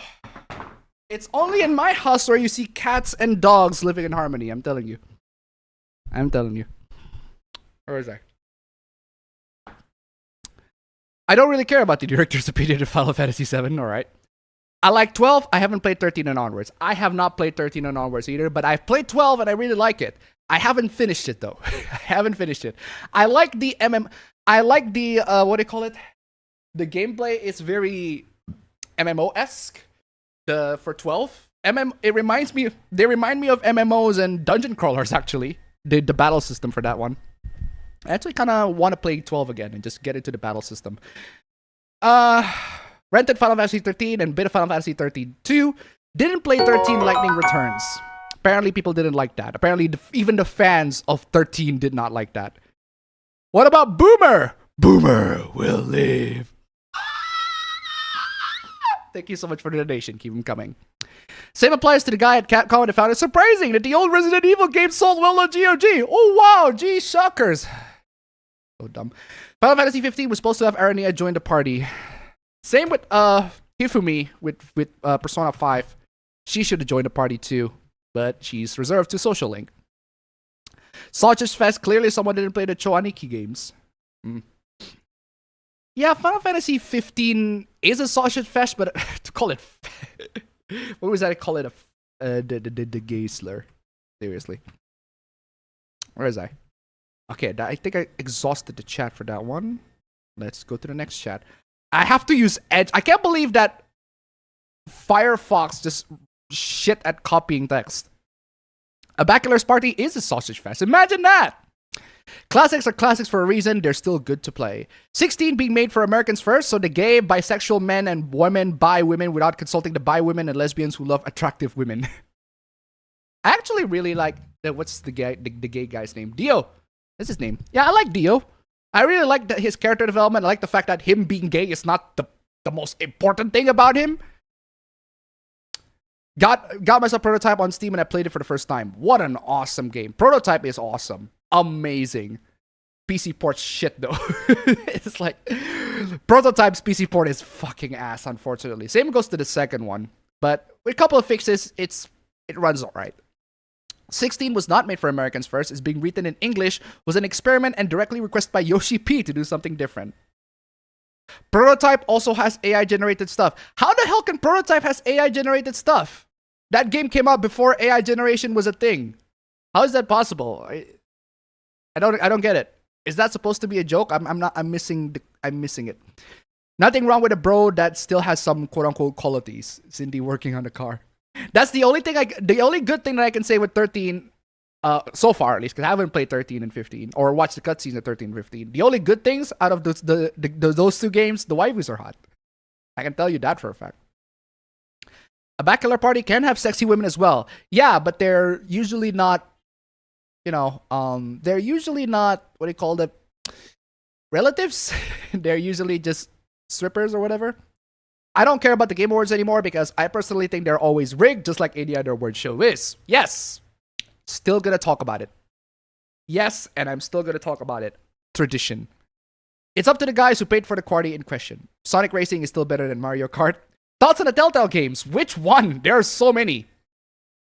Oh, hold on.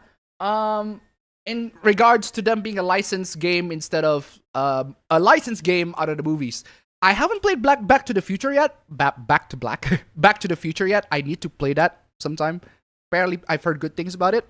I have played The Walking Dead, Telltale's Walking Dead, Season 1. Telltale's Walking Dead Season 1 is standalone, and it is my favorite video game, one of my favorite video games of all time. Telltale's Walking Dead Season 1 is a fucking masterpiece. It is one of the few games in the entire world where I played it as an adult, as a kid, as a teenager, I played it and made me cry. As an adult, I replayed it. Fucking brings me to tears. Season 2 was fine. The third season, I forgot what it's called. I forgot what the third season was called. The third season was when you don't play as Clementine, you play as that's Javi guy. I think that's his name. It was fine. The final season was okay. Actually, the subsequent seasons are fine. They're not great. They're not as amazing as the first season, but at least they're not terrible and they don't ruin a lot of stuff. They don't make decisions that are just dumb. Actually, most of the dumb decisions are in the second season. Shame that they completely wasted the characters in 400 days, even though I actually want to see where they're coming from, where they're going. But otherwise, I really love Walking Dead Season 1. Wolf Among Us, I love Wolf Among Us. It's a great game. Cannot wait for the second one. Batman Telltale, the first one, I've played it, loved it. I haven't played Enemy Within yet, heard great things about it. Apparently, it's one of the best Telltale games out there. Haven't played it, but I love the first Batman one. What are the other Telltale games I played? Tales of Borderlands, I've never played it because I'm not interested in Borderlands.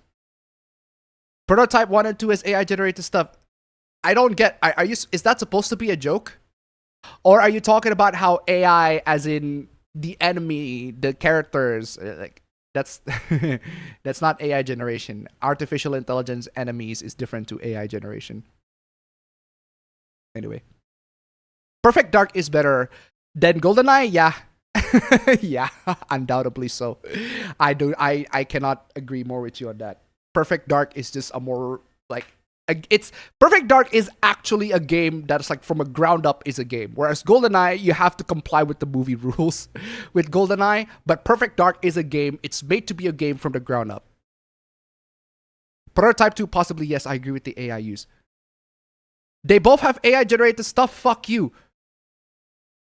Excuse me, what's with the rage?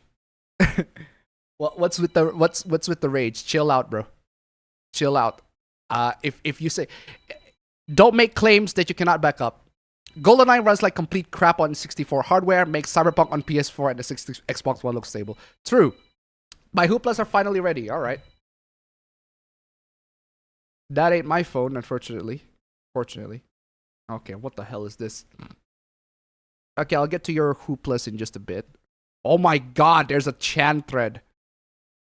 There are a couple of Chan posts. Okay, that's not a good sign. Couple of Chan posts there. What do you call this? Oh yeah. There you go. And then G. I'll get to your Who Plus once I exhausted the whole chat. I'll get to your Who Plus once I exhausted the whole chat. Anyway, thank you so much. I'll get to these once I'm done with it. Once I'm done with the chat, I mean. Let's see. Okay, I got these. Alright, I'll get to that later. For now, I'm gonna exhaust the chat. I rewatched Star Trek 09. It holds up technically, but I wasn't quite as engaged as when I was 18. Star Trek 09, hate to say it, but Star Trek 09 is my entry to Star Trek. I wouldn't watch Star Trek the original series and the next generation without Star Trek 09. Star Trek just has a lot of. I'm a Trekkie more than I am a. How do you call a Star Wars fan? Wookiee. If I have to choose between Trek or Wars, it's definitely a Trek. I am more of a Trekkie than I am a Star Wars guy. I don't know. I just like the vibes way better. I like the vibes of Star Trek, the philosophical vibes, I just like it way better than Wars to me. Why Tales of Berseria Remaster? Berseria definitely has the better story, but good lord. Yeah, Symphonia Bamco lost the original source code. That's the point to just remake the whole thing. I am going to see where Prototype has AI art in it. Seriously. How about freaking Destiny 1 and 2? I don't think those got out of PS2. Most of the older Tales games lost the source code. Sucks. GoldenEye is such a good movie license game. People forgot that it's a movie license game. The Wachowskis took inspiration from Ghost in the Shell. From The Matrix? Even so, like, I wouldn't say that The Matrix is a ripoff of Ghost in the Shell. This is not true. Prototype 1 has AI enemies everywhere with that AI. There's an Appa wife jump scare. I had a user think I was an AI in there. That never happens before in the chat. Is Eternal Sonata available on any modern storefronts? Man, Eternal Sonata. Oh, that game. Fortunately, it's on the Wii, if I recall correctly. Eternal Sonata. It's only on the Wii, if I recall correctly. That's an interesting game. Oh, hold on. I said 360 and PlayStation 3. I was completely wrong. Why did I think of the game being on the Wii? I was thinking of an entirely different game. It's not on the Wii. It's on the Xbox 360, PlayStation 3. I was thinking of an entirely different game, but I forgot what it is. A JRPG on the Wii. I was thinking of an entirely different game. Anyway, patch up Cilia Remastered before releasing Berseria Remastered. True. Lighting in the CD of Final Fantasy is quite my favorite for giving a spotlight in that game. We've had bots in chat before, just not in a long time. Agreed about Berseria. It's the one Tales game that still holds up to this day, but it does not need a remaster. I like how Hapa Fiance has gotten more confident in stream over time. Well, that's just how she is. That's just how she is. So many consequences of Japanese developers prior to the 7th generation not holding to the source code. I heard Japan ended piracy. Ha ha ha. No, they don't. No, they don't. No, they do not. Hey Appa, watching the new Naked Gun movie. Enjoying it. It's a great movie. I'd say get a room, but you already have one. Do you think Square Enix is salvageable at this point? Yeah. Yeah, Square Enix still makes great games. Like, don't be fooled by a couple of their missteps. And Square Enix did have plenty of missteps, couple of missteps. Same goes with Capcom. But don't be fooled. Don't let that discourage you on the notion that they haven't been able to make great games. They absolutely have. Square Enix still can make great games. Capcom still make great games. They fumbled occasionally a couple of times for sure. But if we're talking about the long term, if we're talking about putting away from that peripheral vision of them screwing up, and they do screw up plenty of times, but putting away from that peripheral vision, look at the overall picture. Square Enix is still pretty successful. Same goes with Capcom. Same goes to a lot of Japanese developers. Same goes with Bamco. They absolutely fumbled with that decision of remastering Tales of Berseria. Of all the games that they chose to remaster, why that one? It still befuddled me to this day.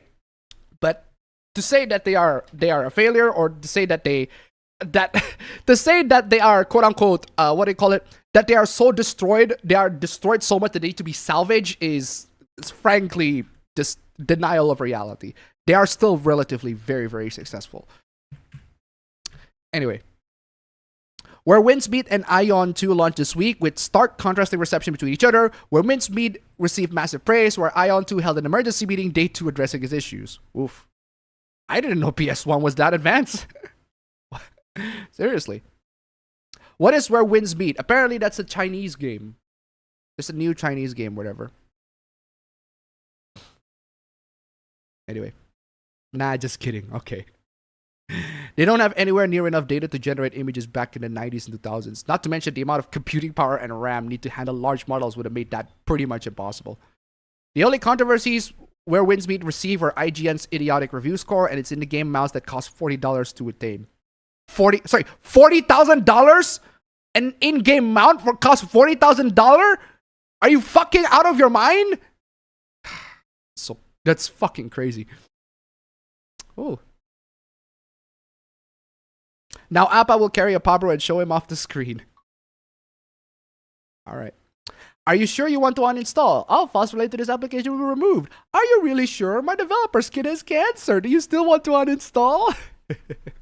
Final Fantasy 12 is another one where the battle system kind of puts me off. That's because it's more of an more of an MMO, more of a. It reminds me of a dungeon crawler than it is like a proper turn-based game. Cat just looks confused. Last night, talking to Copilot, and Rockstar was the subject, and I said, Midnight Club will never come back. And Copilot said that Rockstar will come with a new Midnight Club this year with full car set. No, it doesn't. No, it doesn't. No, they don't. It's a fucking lie. Okay, Copilot. Copilot, when I lie, they just lie. That's the straight up lie, Copilot. All right, then. Okay, now I got to Tombstone 3 Suplas. Let's see what you got. Let's see what you got for me. Anon is gay. Okay. Okay. What happens here? Why is Anon gay? Be me, gay. Head out to local gay bar for my 90s. Start chatting up with this cute twink. Head back to my place, making hot. Started making out. Getting hot and heavy. Suddenly stops me. Admits he's trans. Too horny. Flip him over. Rip off his shorts. Hit it from behind. Boy, pussy feels good. Blow the biggest load. Fuck for hours later. Fast forward 6 months, fuck him almost every day. Sometimes he stays over we cuddle. I haven't thought about cock since. Guys, am I straight? Bro, fuck whoever you want, bro. As long as you enjoy it, that's entirely on you. As long as you enjoy that dick, if you enjoy that boy pussy, hey, it's your dick. It's your dick. You want to blow the load of some boy pussy, that's entirely on you, bro. That ain't me to judge. I ain't got no position to judge that. Anyway, Anon rants about tomboy GFs. This was back in August, alright? Why they become so goddamn red pill? They used to be cool, straightforward girls who punch you in the shoulder and steal your hoodie, and now almost all of them are acting like World War II obsessed autistic right-wing males who think saying the N-word is funny. I'm being completely serious. It's almost like every tomboy is one podcast away from being full fash. I just wanted a girl who plays Halo and their shit together, not that. I'm sorry, are you talking about real tomboys? Real life tomboys and how they're like fascists or whatever? I don't know what Anon's talking about. Anon with a tomboy friend. Wait, didn't I show this one a while back? I'm pretty sure I showed this one a while back. Have best friend as a tomboy. Boy's hobby, short hair, wild temper. She's walking stereotype. She always feels safe, doesn't mind opening up. I'm basically in love with you. Okay, so basically... basically Anon has a tomboy friend, and the tomboy friend falls in love with Anon, and okay, good for you, Anon. Good for you. That's surprisingly wholesome. Also, that's a meme. I am putting that. That is very funny. I am putting that as a meme. Okay, what is this? What is the obsession with sex appeal? I can't. Is this an actual post from Kotaku in action? From a Christian conservative perspective.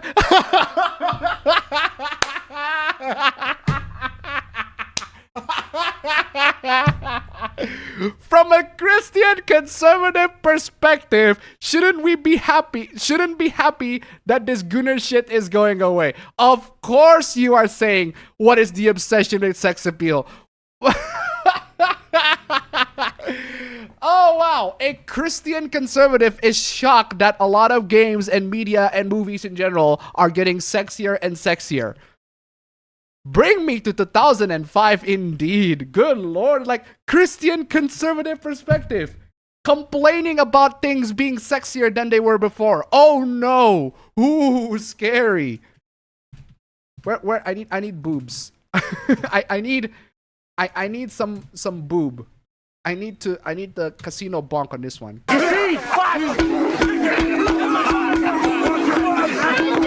Seriously. Oh no, boobs. That's so stupid. Okay, what is this? Tales of Berseria is gonna use the censored version, which is not surprising. I hate this new trend of making M-rated games for M-rated games for children? Huh? Who plays M-rated? What? New trend of making M-rated games for children. Every mature game I buy nowadays seems like it's rated T. Okay. This is your feeling though. Okay, what is this? Them last gen nibbers can cry, don't care. Gaming isn't necessary. Gaming isn't a necessity, it's a luxury. It's understandable that people can't afford PS5 and shit, but true change can come if they are worried about console that came out when I was a freshman in high school. First announcement better be current gen only. I'm pretty sure they will have only current gen. PS5's been out for 5 years. Upgrade your shit already or stop playing at this point. I am pretty sure they're gonna release that to the PS5 because the PS6, we haven't even seen any form of the PS6 or the next Xbox or whatever. Any big AAA games still releasing on last gen aren't taking their games seriously. Well, duh. Here's a comparison to the US launch price of all 5 PlayStation consoles versus price comparison. Yeah. I know this one. PlayStation 5's way higher in price. Game of the Year nominations. Yeah. We'll get to that when Apabro comes in. Unfortunately, Apabro hasn't come in yet. No context needed. This is just pure sexism. Oh, what the fuck? All the male gay shit and associated design and censorship is our fault. No, that's the goddamn corporation's fault. Jhank GX8LS tip 143 2 ARS 2000 ARS. That's $143. Shows the intro of one Prince of Persia Warrior Within and see if the guy wants to return to that era. Oh, have you guys seen the intro for Prince of Persia Warrior Within? Because if you have not, allow me to enlighten you. Allow me, John Gotti at that point in time. Michael Francesi, I like you, but please, I gotta stream. Prince of Persia Warrior Within. I was watching a Michael Francesi video. He suddenly plays out of nowhere. Love you, Michael, but goddamn, hold on. I want to play the Prince of Persia intro. It's time for gaming. It's gaming time. Where's my intro? Where's my lovely Shadi, my lovely. Look at this intro, ladies and gentlemen. Oh, that booty! Ubisoft! God, You are killing me with that booty, Ubisoft! Oh! God damn, Ubisoft! What? I don't know what drugs you were smoking at that time, Ubisoft, but God, you are killing me with that booty. Killing me! You are killing me with that booty, Ubisoft! Oh boy! Ubisoft! God dang, that's a goddamn booty. That's a goddamn booty, Ubisoft. I'm telling you. God damn, Ubisoft. God damn. Where's I need my Call of Duty, the sexy Call of Duty Modern Warfare soldier. Why is that on Media Player? It should be on VLC. There you go. Oh, I just installed this. There you go. Oh my God! Lord have mercy. Lord have mercy. We must stay focused, brothers. We must stay focused. We must stay focused, brothers. We must stay focused. We must stay focused. Oh my God. Anyway, where is that? Okay, what was this? Another hoopla from Tombstone Trees. We didn't gatekeep against women.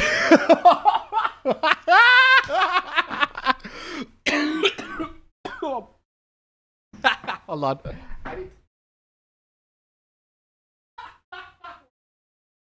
That is glorious. Okay. We didn't gatekeep women enough.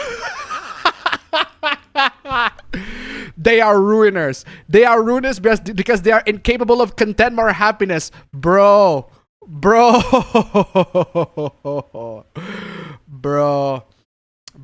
The women are ruining my video games. Wow, it's like if the Gamergate stereotype is actually true. Oh my god. Metroid Other M is base. No, it's not. It's not. It's fucking not. It is not base. Metroid Other M is horrible. It is god awful. The only reason why you would consider Metroid Other M base is because Samus complies with Adam, a guy. That's the only possible reason why I think you would consider, why anybody in the world would think that Metroid Other M is based. Because it reduced Samus into a female character that complies to a guy. To every guy's order. In the dumbest of fucking ways. There's a whole ass fucking scene where Samus goes through a dangerous fucking area without protective clothing because her fucking daddy ass Adam didn't tell her to. Because she didn't get that order. She gotta have Adam-chan, Adam senpai, Adam, can you give me the order, the directive for me to wear my protective suit when I go to this fucking hazardous area? Fuck off. My god, Metroid Other M is base. No, it's not. No, it's not. It's fucking trash. It completely destroyed Samus's character. She's now a slave to the men. Oh, maybe that's the reason why it's base. Because she's now a slave to a man. That's why it's base. Fuck me. What is this? What is this serious Other M apologia? What is wrong with you? What is wrong with you? Other M was the best 3D Metroid. Fuck off. Fuck off. Fuck off. Go fuck yourself with that one. Okay. Why the hell did the Mario Galaxy movie trailer get so much positivity? Oh, God forbid that people like movie trailers, right? That is so dumb. Most people like, deep down, most people like furries. They just don't know it yet. Okay. Good on you. The worst gaming community of all time. Claire Obscure Expedition 33's fanbase. Oh, we'll get to that. We'll talk about that later. X Square Enix Suit says war on AI is already lost. Gen Z loves AI slop. Do they? Do they? Do they? I doubt that. I fucking doubt that. Okay, those are the Tombstone 3 Hooplas. Those are very, very funny. Not gonna be on the Hooplas because I already talked about it. But the Metroid Other M apologia. That's the only possible reason why I think that guy says that Metroid Other M is based. The only reason. The only reason why that person thinks, the only possible reason why somebody would think that Metroid Other M is based is because Samus is a slave to a man. That's pretty much the only reason why. I guess you can make the argument that that is based. Because women should comply to men. Women should listen to all the men's whims. They are not a person. They're not a human being. They are a slave to man. And Metroid Other M turns Samus to exactly that. A slave to a man. God dang. Where is I? Moving on. Let's get to the chat back. Back to the chat. Back to the chat. Back to the chat. Then Appa brings a raccoon on screen. You finally realize that Appa is actually Ace Ventura in disguise. Dio Brando's gay. Depends on how you define gay. If you talk about Dio Brando. But no, I'm talking about Dio in Final Fantasy 16. Dio in Joe is ambiguously gay. But Dio in Final Fantasy 16 is definitely gay. Definitely.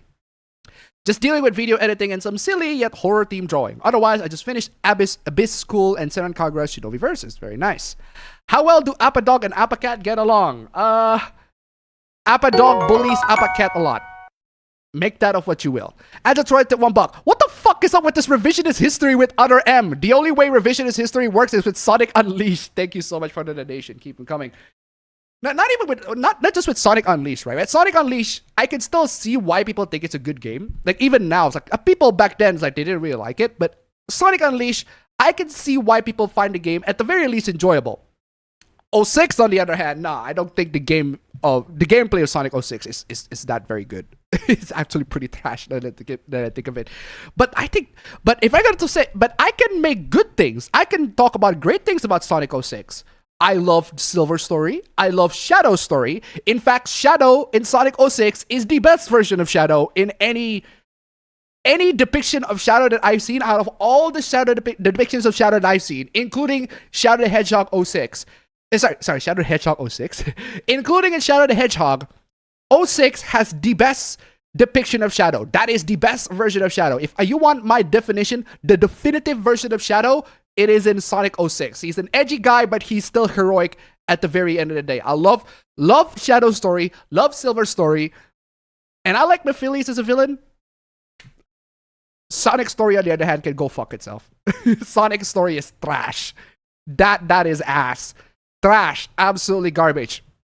And again, I've said it many times, okay? The problem with Sonic's story is not the fact that Sonic gets along with a human. That's not even the problem. If you're gonna go with that romance route, fine. Go ahead. That's not exactly uncommon. The problem is that the romance is shit. There is no romance. There is no chemistry between the two. Princess Elise gets kidnapped, Sonic saves her. Ad nauseum, repeat. That's it. No chemistry, no character development, no banter, no issues between the two, no relationship whatsoever.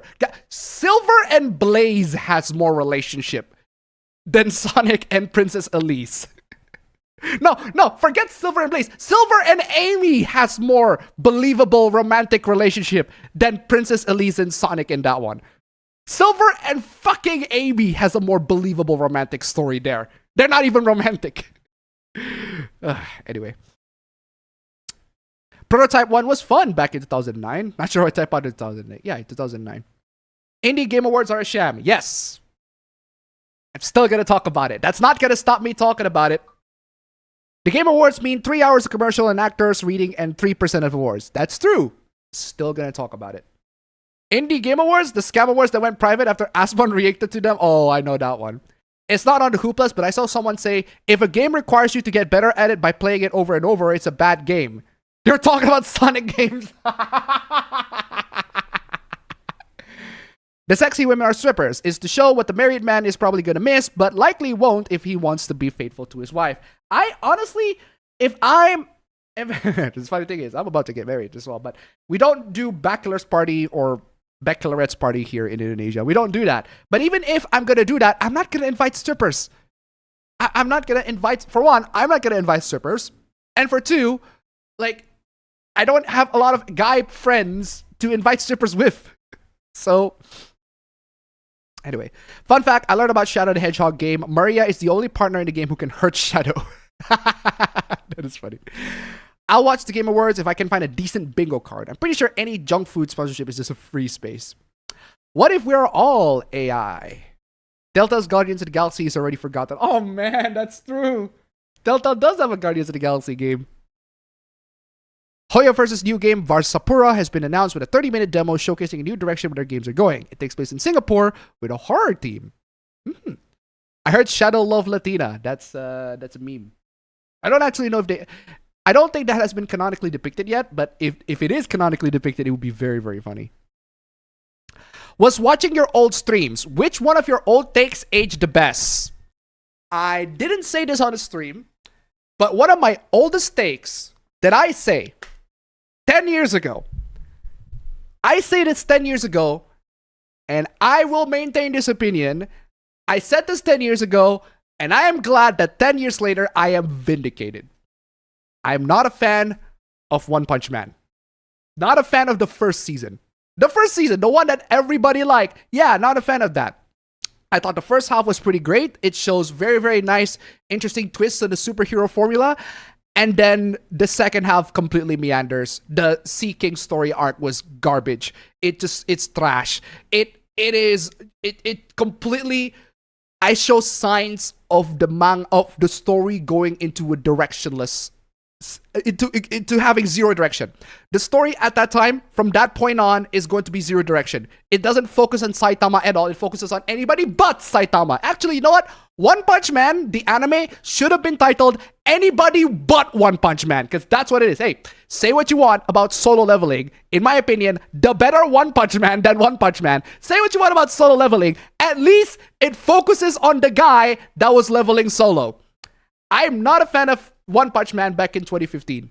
I said that, and people do not like that take at all. People say, oh my god, how dare you. One Punch Man is amazing. It's the reason why I get to anime again. It's absolutely amazing. Love that series. Love that stuff. Then season 2 came in. Then the animation is trash, and everybody's making fun of how the animation is absolute garbage, and it was. it's not as good. Not as good as the first season, definitely, for sure. Madhouse did great animation, but the second season is definitely inferior. And the story also suffers as well. I read the manga. The manga just makes the story way worse. And the anime, I'm sure the story is going to be way worse depicted in the anime. And then season 3 is just worse in every way. Its peak just got worse and worse and worse in terms of not just animation, but the story in general. It's like, I've told everybody this. I've told everybody I don't like where the series is going. From the moment the second half of the first season, I don't like where it's going. Because it has zero direction. It doesn't focus on Saitama. It focuses on anything else. Completely meanders. Has no direction whatsoever. And it just goes round and round and round to other heroes. Anybody other than Saitama. The character that's on the freaking title of the anime. The freaking title of the story. I don't like where this is going. I read the manga, it only vindicated my opinion. My opinion is continuously to be vindicated. The more I read the manga, I was like, I mean, this is fine and all, but where the fuck is Saitama? Where the fuck is the One Punch Man? Why am I reading about this Garo guy that is significantly less interesting? Who the fuck is this guy supposed to be? Why am I reading about him? I want to read about Saitama. I want to see his struggles. I want to see his chaos, everything like that. But no, because apparently he one-punched everything. Bro, how about you find issues that he cannot punch? There's like a simple fix to the story. No, we're just going to focus on literally any other heroes other than Saitama. Okay, fine. I guess I'm just going to... What's One Punch Man Season 2? Anybody but One Punch Man. Anybody who's other than Saitama, here. Get the goddamn spotlight. Because apparently you deserve more spotlight than the guy on the freaking title. It boggles my mind.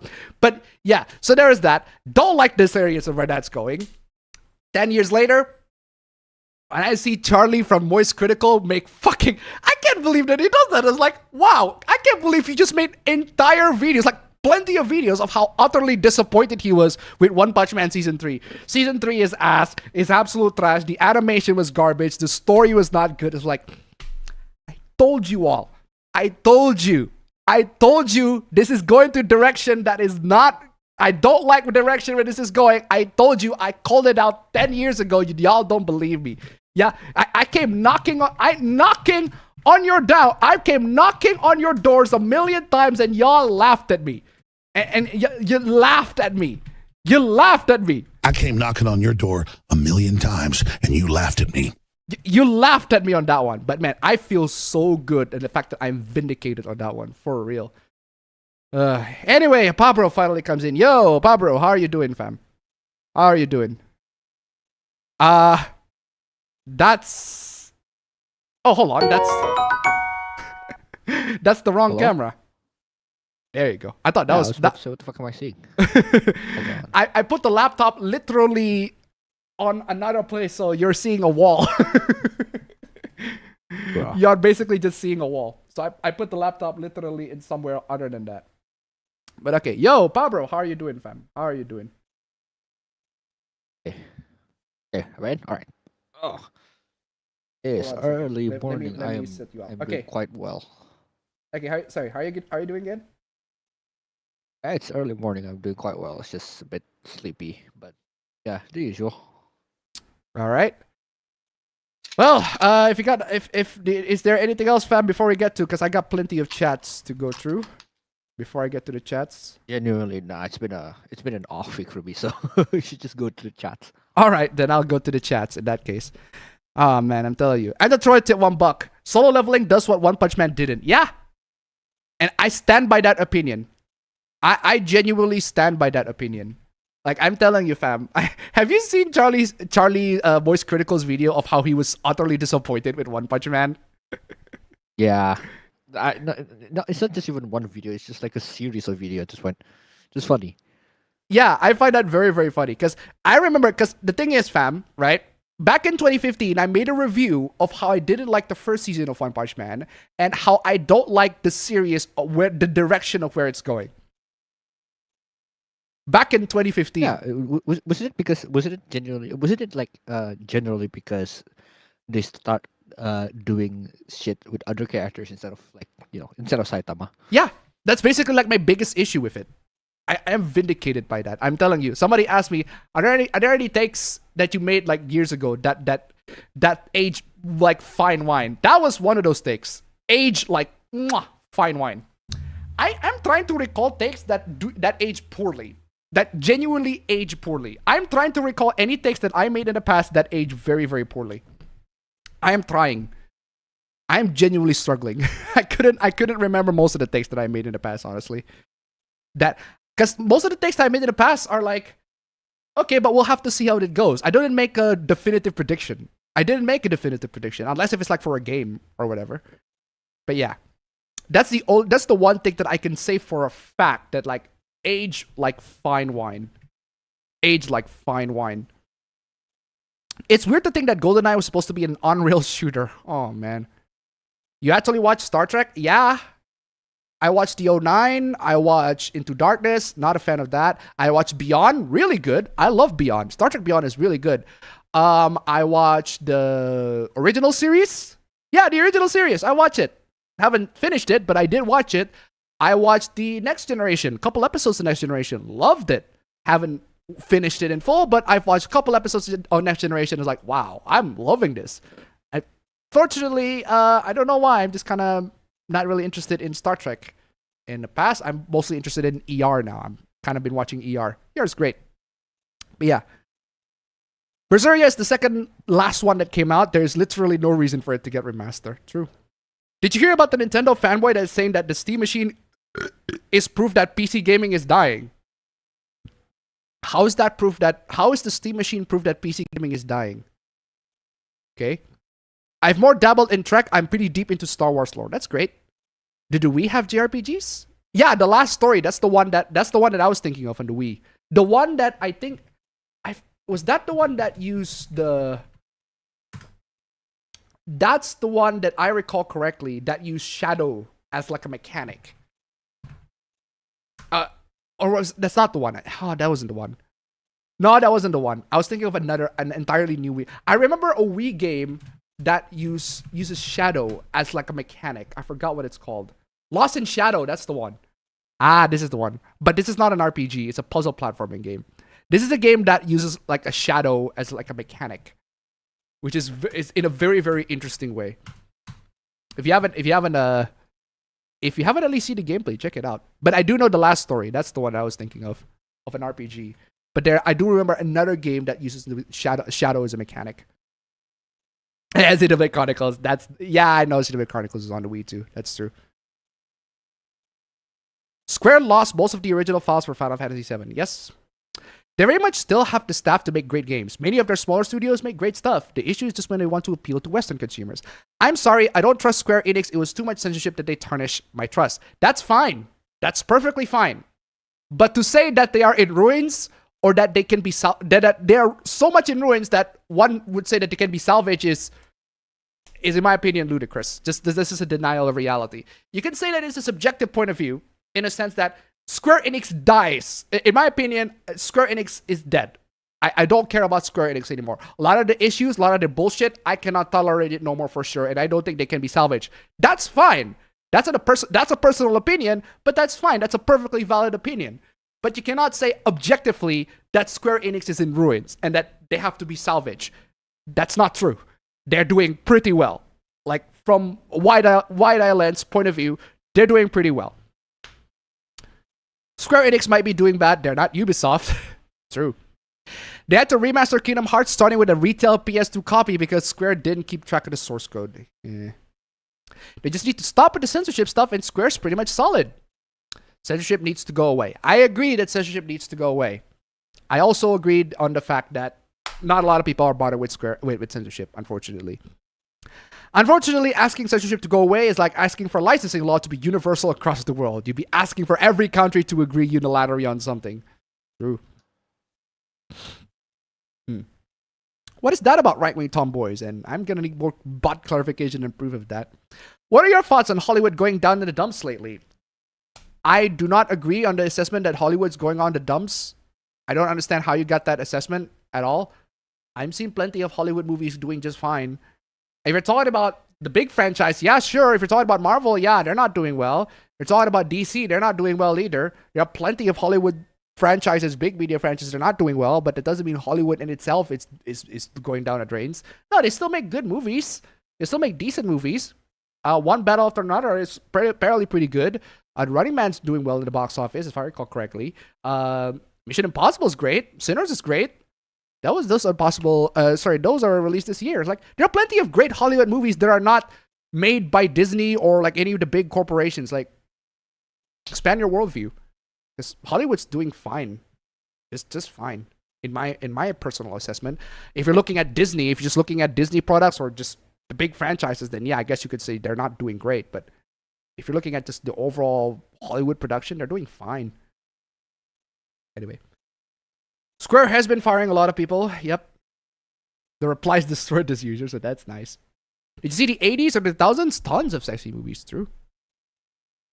It's not going away. I swear conservatives and liberals need to learn that the world doesn't revolve around them and world will make things they dislike. Oh, we'll get to that later. We all played M-rated games as children back then. Hey, that's not wrong. We do. We absolutely do. But our parents don't know that because they're dumb. Played Yoshi's Island and I just finished watching Scott Pilgrim vs. the World, the movie. Great movie. It's almost like the first time I saw a tweet from James Woods. I was so tired of crazy left-wingers that a boomer conservative take was kind of nostalgic. Man, for real. I saw someone saying that Intro was Ubisoft pandering to perverts and destroying the series. Not really. Not really. Prince of Persia Warrior Within is a freaking edgy game. Don't get me wrong. Prince of Persia Warrior Within is the edgiest of the edgiest game. That game is so edgy. That game is so edgy. Like, you can feel the cut of that game. Like, my God, that game is so edgy. But I love it. I love Prince of Persia Warrior Within. Prince of Persia Warrior Within is the one that I played the most. Next to... actually, no. Prince of Persia Warrior Within. I replayed that game a lot of times. And I love it. I love Warrior Within. I think I replayed the game again in my retrospective. I love Sands of Time. Sands of Time is still the best story-wise. But gameplay's not very good. Like, the trilogy has all the great mechanics if only they're combined to one. Sands of Time story... gameplay of Warrior Within, and the stealth mechanics of Two Thrones. I feel like if they combine all these three together into one game, I feel like they're going to be golden. They're going to be one of the best games ever made ever. But we'll have to see how that goes with the Prince of Persia Sands of Time remake. Hopefully that remake is good. We'll have to see how that goes. Don't screw that up, Ubisoft. But yeah, would love to return to that era. For real. That is pure backstory. We need to go back. Return to that ass. Unfortunately, Ubisoft will not do that anymore. Back when Ubisoft was still good. Oh, another thing. There's another thing. You know, I find it very, very funny, right? I find it very, very funny when a channel that's not even about gaming just talks about gaming references that are just very funny. Like, I watch a lot of Coffee House Crime videos, and there was one moment where Coffee House Crime, Adrian from Coffee House Crime, he talks about games, right? And one of the killers that he talk about, he plays a lot of video games. And one of the video games that he played is Battlefield. And then one of the remarks that he said in that video, he said something along the lines of, and then the killer plays Battlefield back when Battlefield was still good. And I'm like, that's fucking funny. Back when the series was still good, and like every single time he always makes that reference. Like, I couldn't find the videos where he made that exact reference, but when he said that, I laugh. When he said that, I laughed. I didn't expect that gaming reference out of him, but hey. Oh, man. Battlefield. Back when the series was still good. True. Bad Company 2 was amazing. Shame that the multiplayer dead. Even though that game was freaking amazing, the multiplayer is unfortunately dead. 3 and 4 also great in terms of multiplayer. I've seen a disturbing amount of this take recently. Gatekeeping Karens out is what we do. Have you seen Totally Spies? Couple episodes, but not the whole thing. We already have Other M Apologia. Seriously. While the localization for Other M was complete ass, it wasn't really well written in Japanese either. Nintendo banned Corpse Party, I heard. Did they? Mario Galaxy movie trailer was good. That guy is rage baiting. A lot of people do not like furries for a reason.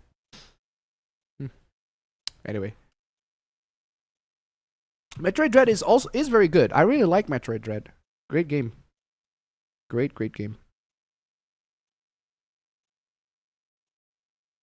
Great game.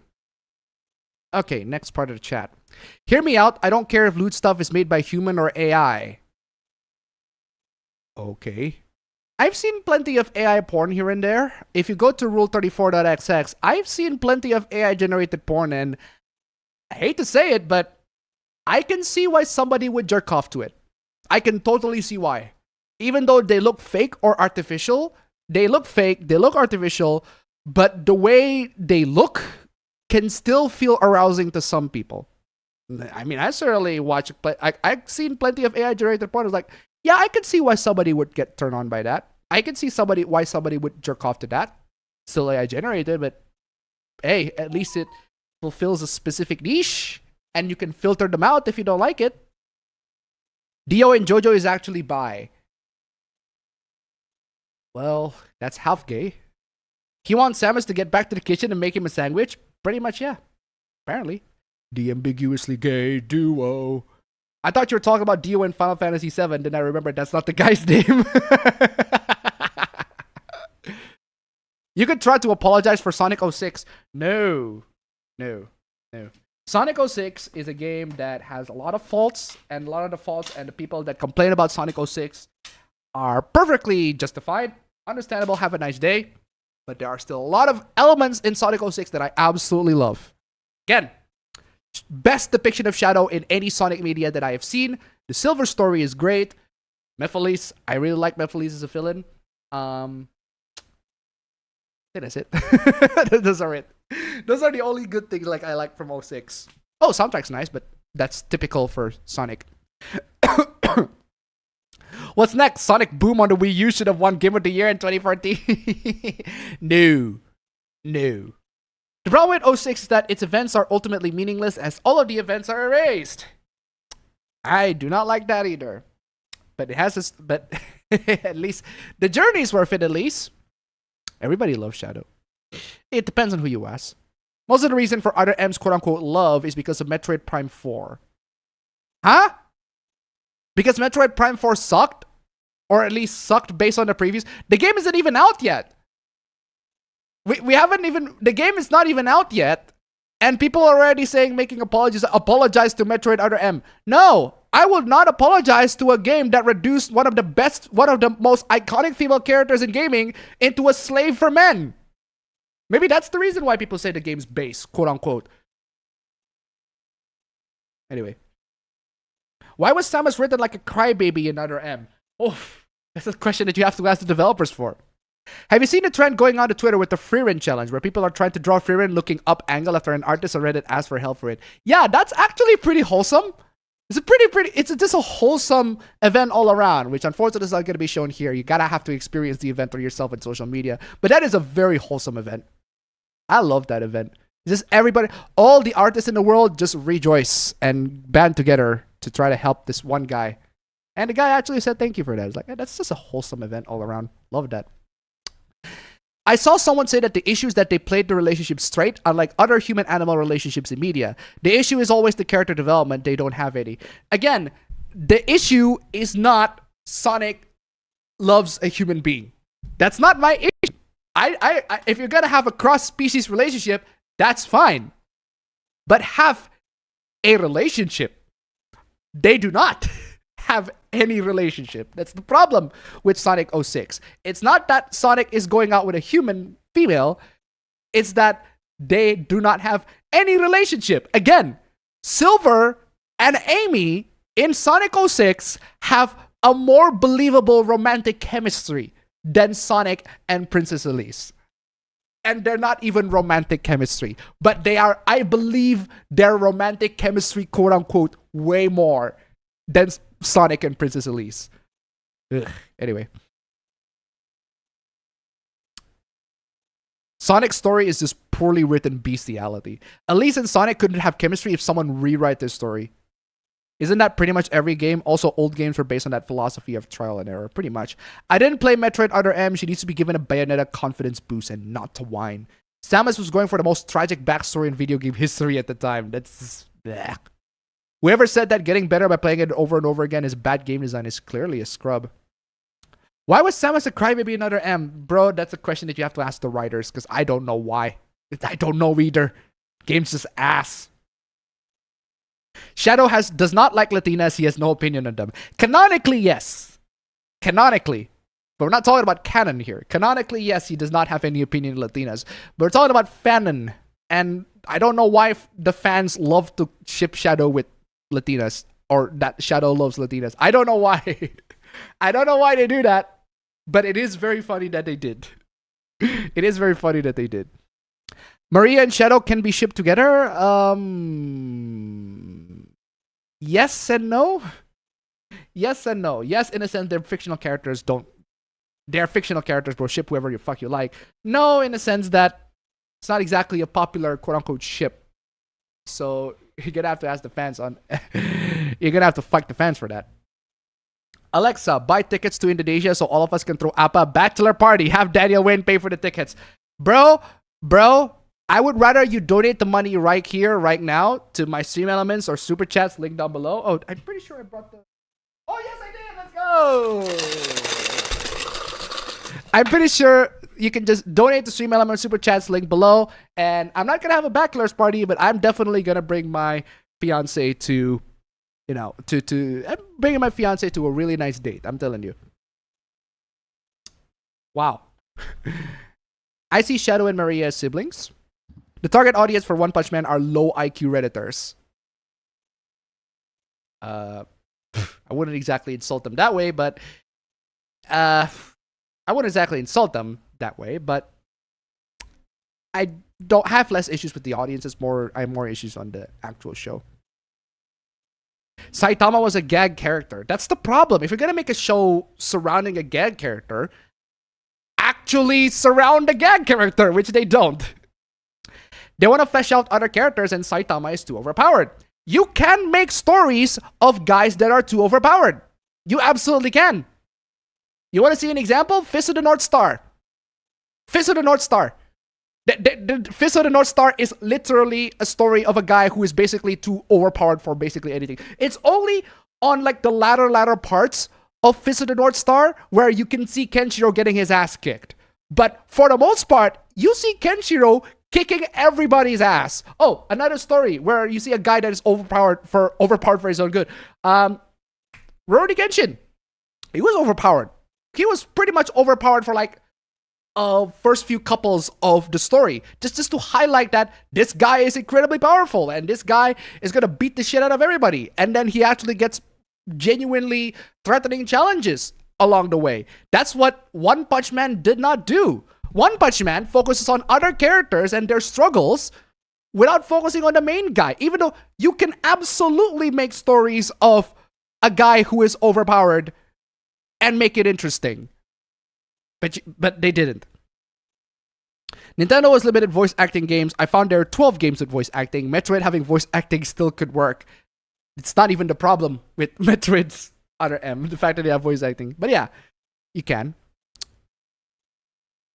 That's how I feel about One Piece, where it's mostly focused on anybody but Luffy. Hold on. I'll have to defend One Piece on that one. I will have to defend One Piece on that one. At least One Piece is not the title of One Piece is not Luffy. I'll have to defend One Piece on that one. The title of One Piece is not Luffy the Show. It's not Straw Hat Pirate Guy. At least One Piece, the title is about the treasure and the pirates that are hunting that treasure. And because the title is not about Luffy, the fact that they focus on anybody but Luffy makes perfect freaking sense. It does not make sense in Naruto, where they focus on any other characters other than Naruto. Oh, another difference. Not a huge difference. The One Piece characters are actually interesting to focus on. Whereas the One Punch Man characters are not. They're not. They are not. Not only that they're not as interesting, they don't have any interesting issues to overcome. Or to have One Punch Man Saitama to actually be put into that issues. Like, the issues are usually completely unrelated. Unrelated. It just boggles my mind. That's what I'm saying. It feels like Sonic 06's story was stuck in some sort of mid-draft limbo. Like, they introduced new plot elements while older ones were still there. Yep. Sunshine has voice acting, I don't mind it. I don't care for One Punch Man either for arguably dumb reasons. One, I think his whole problem could be solved by pulling his punches. Two, most of the fights feel too drawn out. The One Punch Man women are needed. That one I agree. I do not disagree with you on that one. That one is universally understandable. I personally prefer Fubuki myself, but Tatsumaki is not bad. Ever wonder how My Hero Academia X Dispatch crossover be like? One Punch Man is a parody. Maybe he can adapt his fighting. Maybe he can adapt his fighting style. The problem is, it's not. Here's the thing. One Punch Man is not a parody. It's not. It's not. Anybody says that One Punch Man is a parody clearly has not read the manga or watched the anime. It's not. It's not a parody at all. It plays a lot of the elements very straight. And it played it as early as the second half of the first season. The first half of the second season, the first half of the first season, that is a parody. I agree with you on that one. But then, the second half of the first season, they played a lot of tropes completely straight. No parodying on that one whatsoever. There are no comedic twists on that. No way for it to make it to parody a certain thing or make a commentary on the superhero. Nothing. They just played the tropes completely straight. No twists, no comedic twists and turns in it whatsoever. So to call One Punch Man a parody is incredibly misleading because it is not. It's not. And anybody who watched or read the manga or watched the show will know for a fact that it is not. It is not. It is. It's not. It's not a parody at all. It's not. It played the tropes very much straight, and that is a big problem. One of the biggest problems that the show has. It plays a lot of the tropes completely straight without twisting and turning it into something else. What Saitama coming in and solve the problem, that rarely happens. That completely just rarely happens. In fact, he's barely in the screen at all. His biggest problem with One Punch Man, it's not even a parody at all. Anyway, I have not watched Dispatch. It has female characters, which looks nice. Have not finished Solo Leveling Season 2. Again, Solo Leveling is a way better One Punch Man than One Punch Man ever is. And at least Solo Leveling doesn't pretend to be a parody. Solo Leveling is a straight story, and it does not tell you... It's a straight story. No parody, no twists and turns in it whatsoever. It's just straight story. And it focuses on the guy that actually levels solo. Say what you want about it. It's a better One Punch Man than One Punch Man ever will. Also, the story is finished. Ending is better, and it actually ends. Anyway. That whole joke of him being so strong, he one-hits everything, just feels repetitive after a certain point. That's the problem. The problem isn't that the joke was repetitive. The problem is that they didn't do that joke enough. They did not do that joke enough. I read the manga. Saitama barely appears. Barely. It's only a couple of characters that are other than Saitama. And then Saitama comes and solves the problems, but he barely appears. He's not even a presence. Like this series should not be titled One Punch Man. It should be titled Anybody But One Punch Man because he barely appears. At all. It's not even repetitive. The implication of repetitive is that it has to repeat. It doesn't repeat. Anyway. Pity how Fritanga become a grifter over the years. He has a channel. He makes videos that makes money. That's just how he is. It gets worse when you realize all character progression gets deleted by a redraw of time travel. One Punch Man sucks. I looked up anime genre is not popular. The AI is saying science fiction or slice of life. One game rant, yeah, website which talks about video games, although not much political drama. Said that you cannot romance Malivula. Understandable, have a nice day. If you want to romance a demonic-looking character, Baldur's Gate 3. Karlak is literally there. Science fiction and slice of life anime are super popular. That makes you look like you want Square Enix to die. No, actually, I don't want Square Enix to die. I actually want some people want Square Enix to die for sure, but I don't. I think Square Enix is making pretty good games so far. They're making relatively excellent games, and they have issues for sure. But so are many other game developers. So are many other game companies.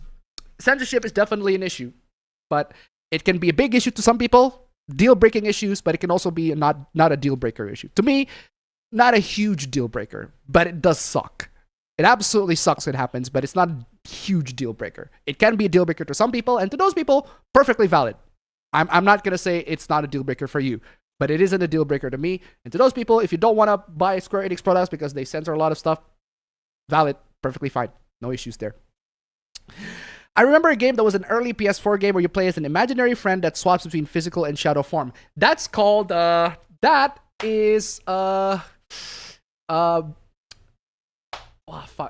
Two Souls. The one with Ellen Page, or Elliot Page as he calls herself now.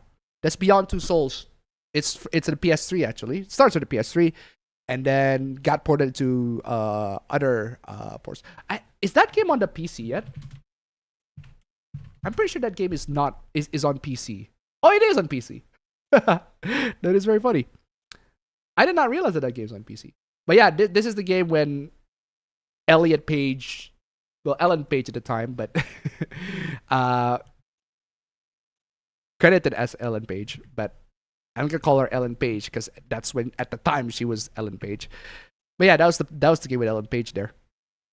Speaking of trying to figure out what game I'm thinking of, there's a game with dark PS1 style graphics that I forgot the name of. All I remember is a goth girl with massive boobas as a shopkeeper. Oh man, that's ancient.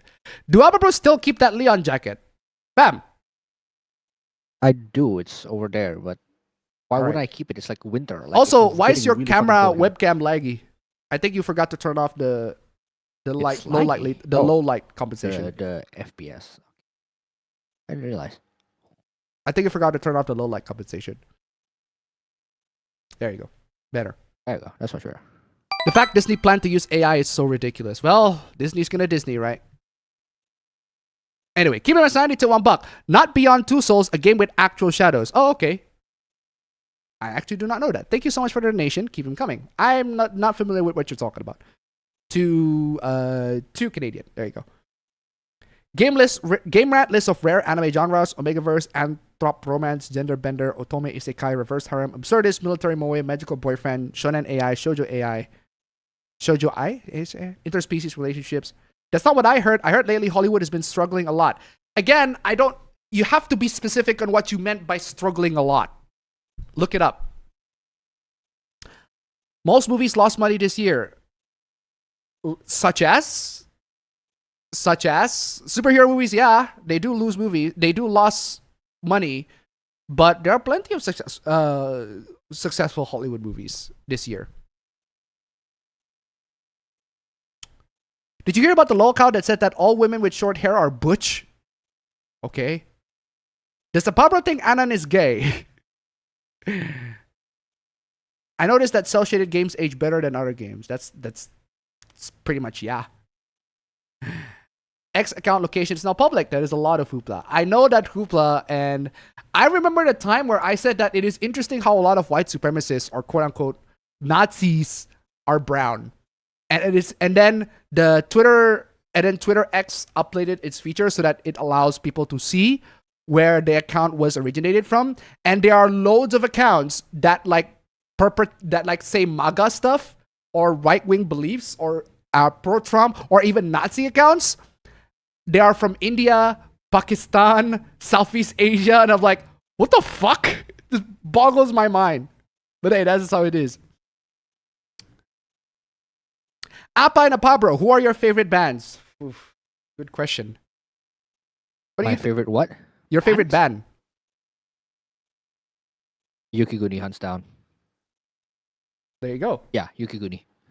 Oh, there you go. You gotta look it up. It's a very indie Japanese band I've been obsessed with since last year, but it's fucking awesome. They just released a new album. Gotta check it out. I just love the fact that I have this poster right here. Yeah. I literally have What this poster happens? right here when Apabro goes to the Asian Kung Fu generation. Dude, I met them. you met them literally. I literally met them. I mean, I literally met love them. Ajikan. I love Ajikan, but like, they're not my favorite. They're like a top 5 at least. But yeah, seriously. Anyway, where's I? Some woo-wah hoopla going on. Apparently, the western side of the fandom are calling woo-wah patch Wuthering Waves patch 2.8 cringe because of its high school center theme and the new waifu calling the players senpai. You find that cringe? Bro, did you not play Wuthering Waves? Okay. We all played M-rated games as kids except me. Okay. Okay. Would be funny if Farah is a transgender. Ubisoft says it's the gamer's fault. Of course Ubisoft's gonna play gamers. I didn't really play M-rated games as a kid. I wasn't allowed to because of your parents. Well, your parents are great. Anyway. Honestly, too many parents let kids play M-rated games when they shouldn't. True. Battlefield 6 is actually good. Yeah. Yeah. From what I've seen in consensus, it's mostly positive reception compared to the rest of the Battlefield. But he was released the video before Battlefield 6 was released. Battlefield 6 is good again, so.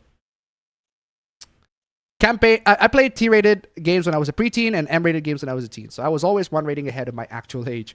Multiplayer is good, but the campaign is ass. Well, Battlefield's campaign has always been ass, so that's not surprising. Bad Company never got a third game, true. If I ever have kids, he or she isn't playing a mature rated game until 13. Although, make sure to vet the games. Probably aim for him or her play kids, E10, EE10, and teen first. True. Okay, that's the end of that chat. Let me copy the next part of the chat. Oh, back when Battlefield was still good. Still funny joke. Alright, next chat.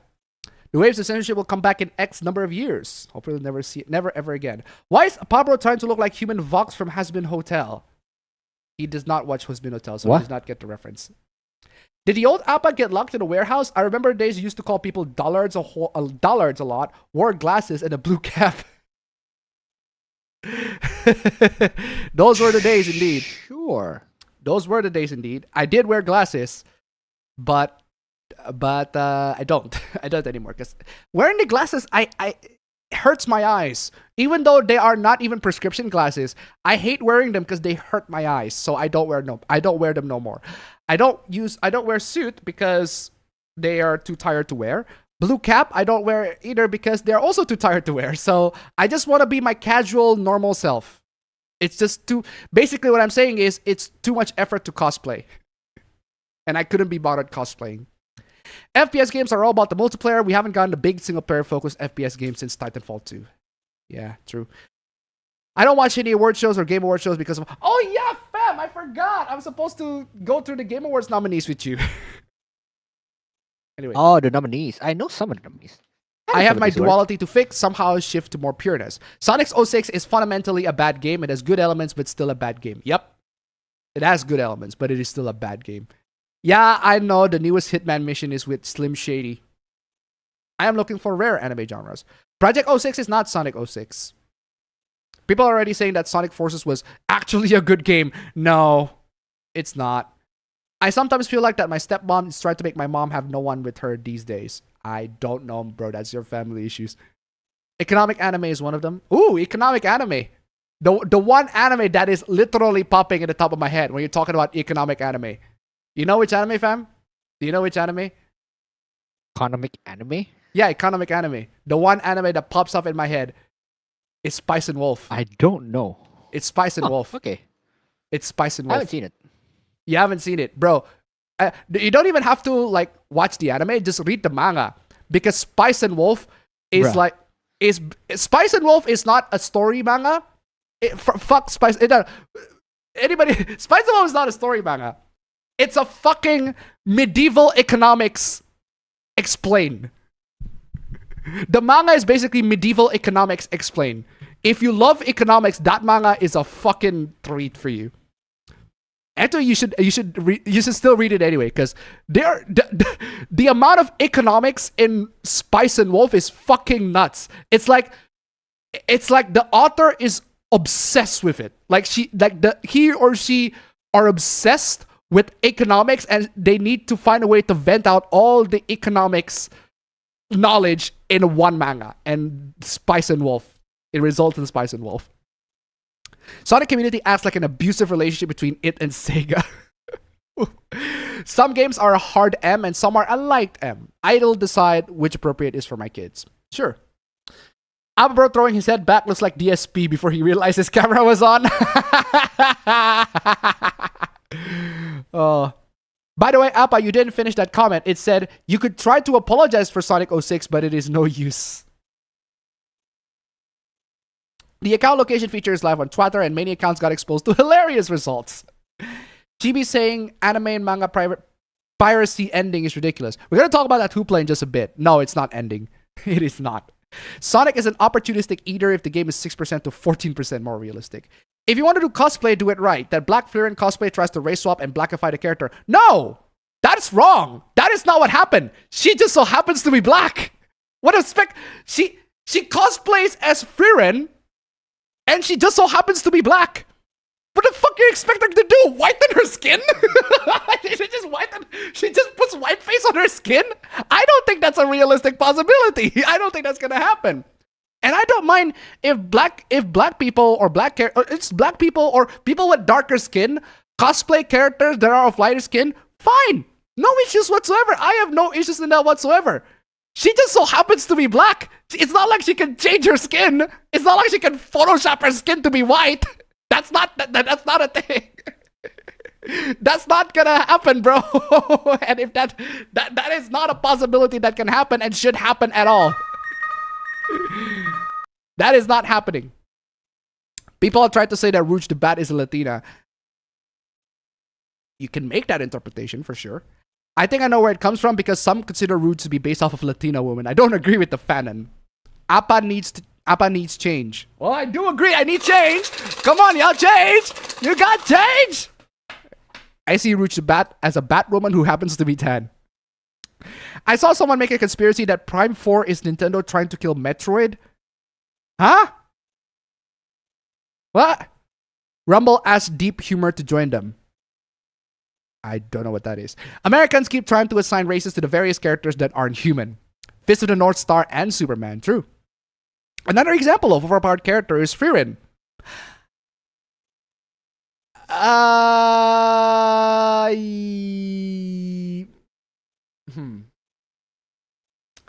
Sort of. Frieren is overpowered, but the story is not focused on combat. Frieren is absolutely overpowered, but the combat is not the focus of Frieren. As far as I read the manga. Mob from Mob Psycho 100 is overpowered, true. That's a much better story. That's also a much better story than One Punch Man. One Punch Man was one of the seinen anime manga. Shonen fans moved to said series. I mentioned it earlier in my comment. OPM was a satire on the whole shonen trope. No, it's not. No, it's not. It's not. It's not. It is not a satire of the whole shonen trope. It is a satire implies a twist. A twist to the formula. A commentary to why the shonen trope is bad. No, it played them completely straight.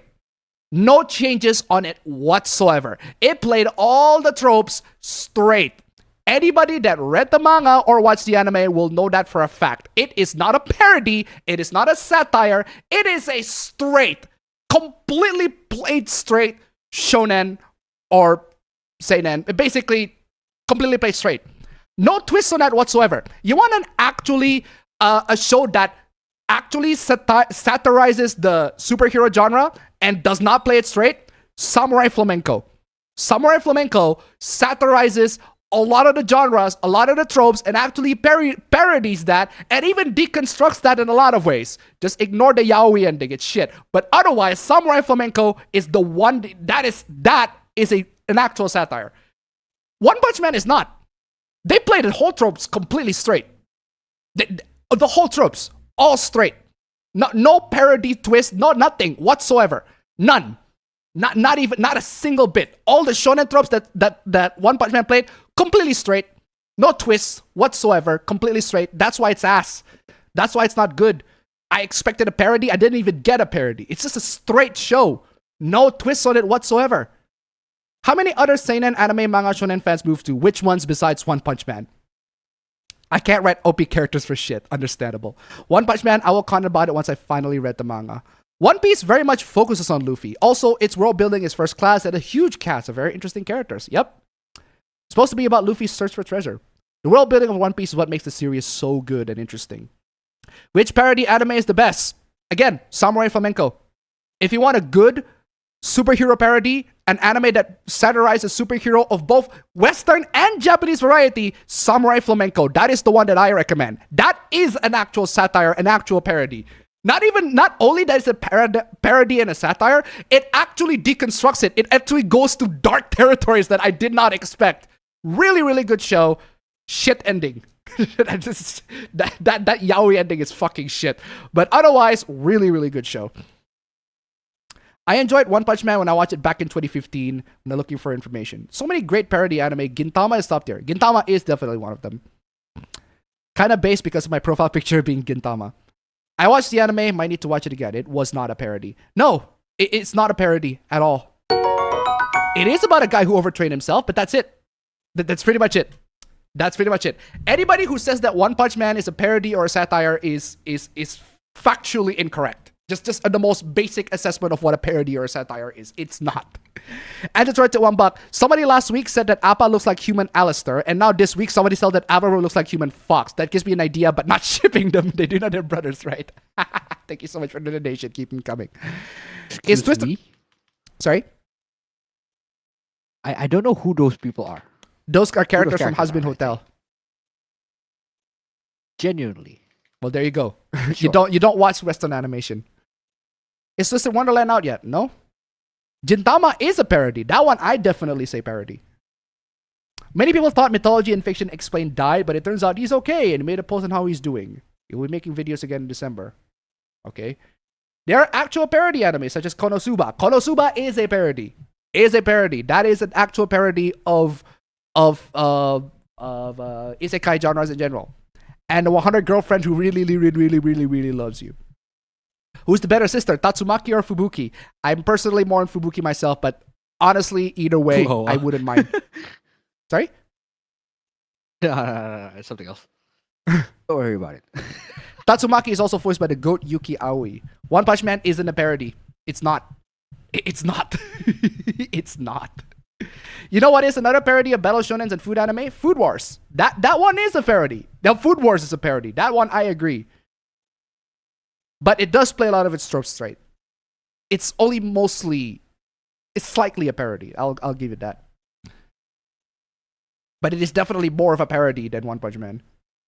Change the name to Everybody Loves Saitama. Squeenix also has too many great franchises under their belt that they haven't ruined. Eminence of the Shadow does the OPM MC way better than One Punch Man, true. Duke Nukem needs a comeback, that I agree.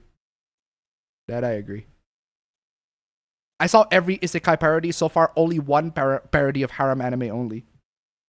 When is Pablo gonna do streams again? Good question, fam. When are you gonna do streams again? No, I'm sorry, man. I'm so fucking back, bro. My schedule is so fucking back, bro. I can't. I want Square Enix to return to their upskirt days in Final Fantasy Typo and attend to. Not this black hole under the girl's skirt in current year. Unfortunately, they're not gonna do that because current year. You're just gonna have to deal with it. If you don't like the current year stuff, just play the old games because that's what a lot of these game developers are doing. A girl is navigating her parents' divorce in the early 20th century in what seemed to be like a dream with her shadowy imaginary friend. Wait, a girl is navigating her parents' divorce in early 20th century. Contrast. Oh, that's the game. All right.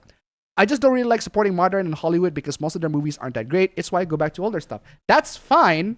That's perfectly fine. That's your subjective opinion at the end of the day. But to say that Hollywood is ruined I feel like it's misleading. Excellent Chef Tip 2 Canadian. Do you like Konosuba? Hell yeah, I love Konosuba. Konosuba is great. I love Konosuba. Konosuba is amazing. As a parody, it works as a parody. It works as a standalone, like as an isekai anime, it works. As a comedy, it works. It just works in almost every respect. Great anime. Haven't seen the third season. Haven't seen the movies. I've seen the second season. Second season's great. But yeah. There are a few black men so far, only one online. Now Indians sporting the genocidal uncle. Not sure how to feel about that. The negative only channels don't like to acknowledge the good from places like Hollywood. Give some recognition for good things at least. Yeah, that's why I find it baffling, because there are actually good stuff from Hollywood. Not like in this year alone. Shall we see the Game Award nominations here? Yes, true. We'll get to that. We'll get to that. Don't worry about it. It's our fault that Ubisoft's getting their asses bought up by Tencent by large bit. True. Anyway, where's I?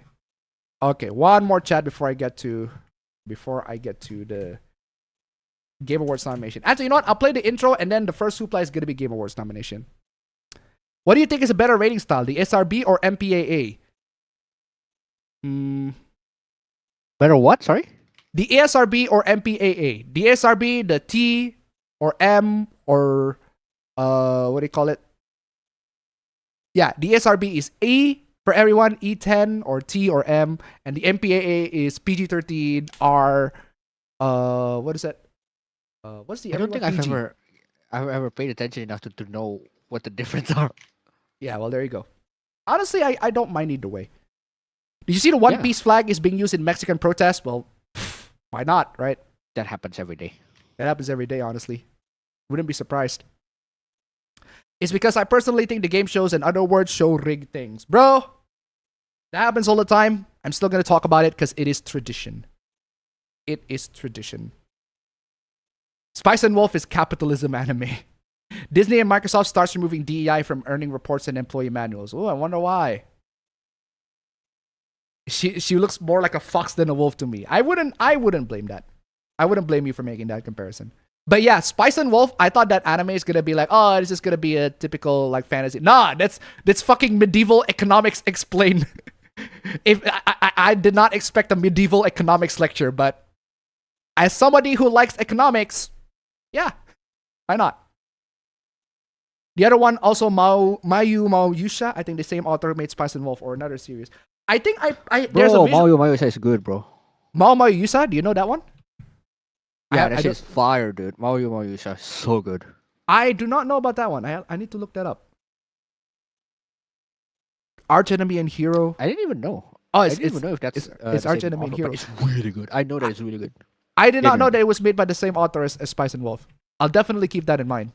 But since you made that recommendation, I'll definitely keep that in mind. Call of Duty is at the lowest point now. Well, duh.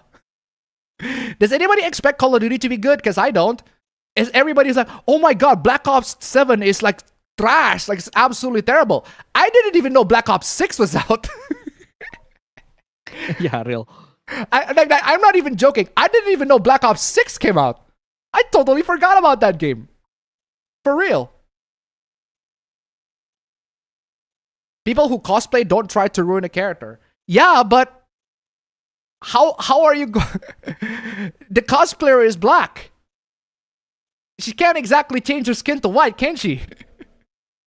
I mean, yeah, she could just literally cosplay any other character who is, not that white. Sucks. That's the true. point of cosplay. That's true, but she can cosplay as anybody other than Frieren. True. That sucks. That's not the point. But of that cosplay, sucks. bro. That limits creativity. That just limits to you can only cosplay characters that are not your skin. And I'm like, why? Why wouldn't I want to cosplay somebody other than that are not my skin? Can I cosplay? I want to cosplay as cosplay, man. Yeah, bro. It's like it sucks. Imagine telling somebody you cannot cosplay anybody other than the characters that are of your skin. So if you are white, you can only cosplay as white characters. And I'm like, that sucks. You only cosplay Walter White. And like that sucks. I'm like, why can't I cosplay as any other characters other that are not white? If I am brown, right? Apparently I can only cosplay characters that are brown. Don't get me wrong, there are loads of characters that are brown that I can cosplay and could totally pass as them. Totally, 100%. I can cosplay as, I don't know, Jaime Reyes. I can cosplay as Jaime Reyes. If I can make a Blue Beetle suit, I can cosplay as Jaime Reyes. I can cosplay as just insert any Mexican character, I can cosplay as them. Or any Asian character, I can cosplay as them. But I cannot cosplay as Superman because apparently I'm brown. I'm not Superman enough, right? So again, it sucks. It completely ruins people's ability to express themselves. And I hate that. I absolutely hate that. Let people express themselves. If the character that they're cosplaying is not the same skin color as the actual character, yeah, they can't exactly change their skin colors, can they? Does that mean I can't ask cosplay Arbor King because he's black? For real. For real. Black people always make an afro that is changing the character. It's not like afro is like a natural hair for black people, right? What do you expect her to do? Cut her hair? Or wear a wig? Wait, bro. Chill out, bro. It's just a cosplay. Let people cosplay in however they like. Seriously. Manga Nihon Keizan Numon 1987 is a 1980s historical drama economics in a work of life. Oof. Wear wigs like other cosplayer. No? No. You don't get to dictate. I'm sorry, but nobody gets to dictate how others are going to cosplay or not. Ultimately, that's a subjective opinion. Let people express however they like to express their characters. I don't mind if a black person cosplay as Frieren and her hair is, not white to be afro. Fine, go ahead. I want to see how that looks. If it looks great, and the one that I see, she looks great. But hey, that's just my opinion, right? What's wrong with changing a character though? Because it's a cosplay, bro. Expression, bro. It's a cosplay. I hate the fact that people that cosplays are only limited to how the characters like actually look like. Bro, go above and beyond. Like, this is a way for you to express yourselves. Be creative in that instance. I don't mind seeing a black. I don't mind seeing a black Frieren. I don't mind seeing characters who used originally white played by a black person. I don't mind that. The same way I don't mind a character who's originally black played by a white person. I want to see a white Black Panther. I want to see the backlash more but I want to see that too. I personally want to see the backlash more than the actual cosplay, but I do want to see it. Why not? Right? Seriously.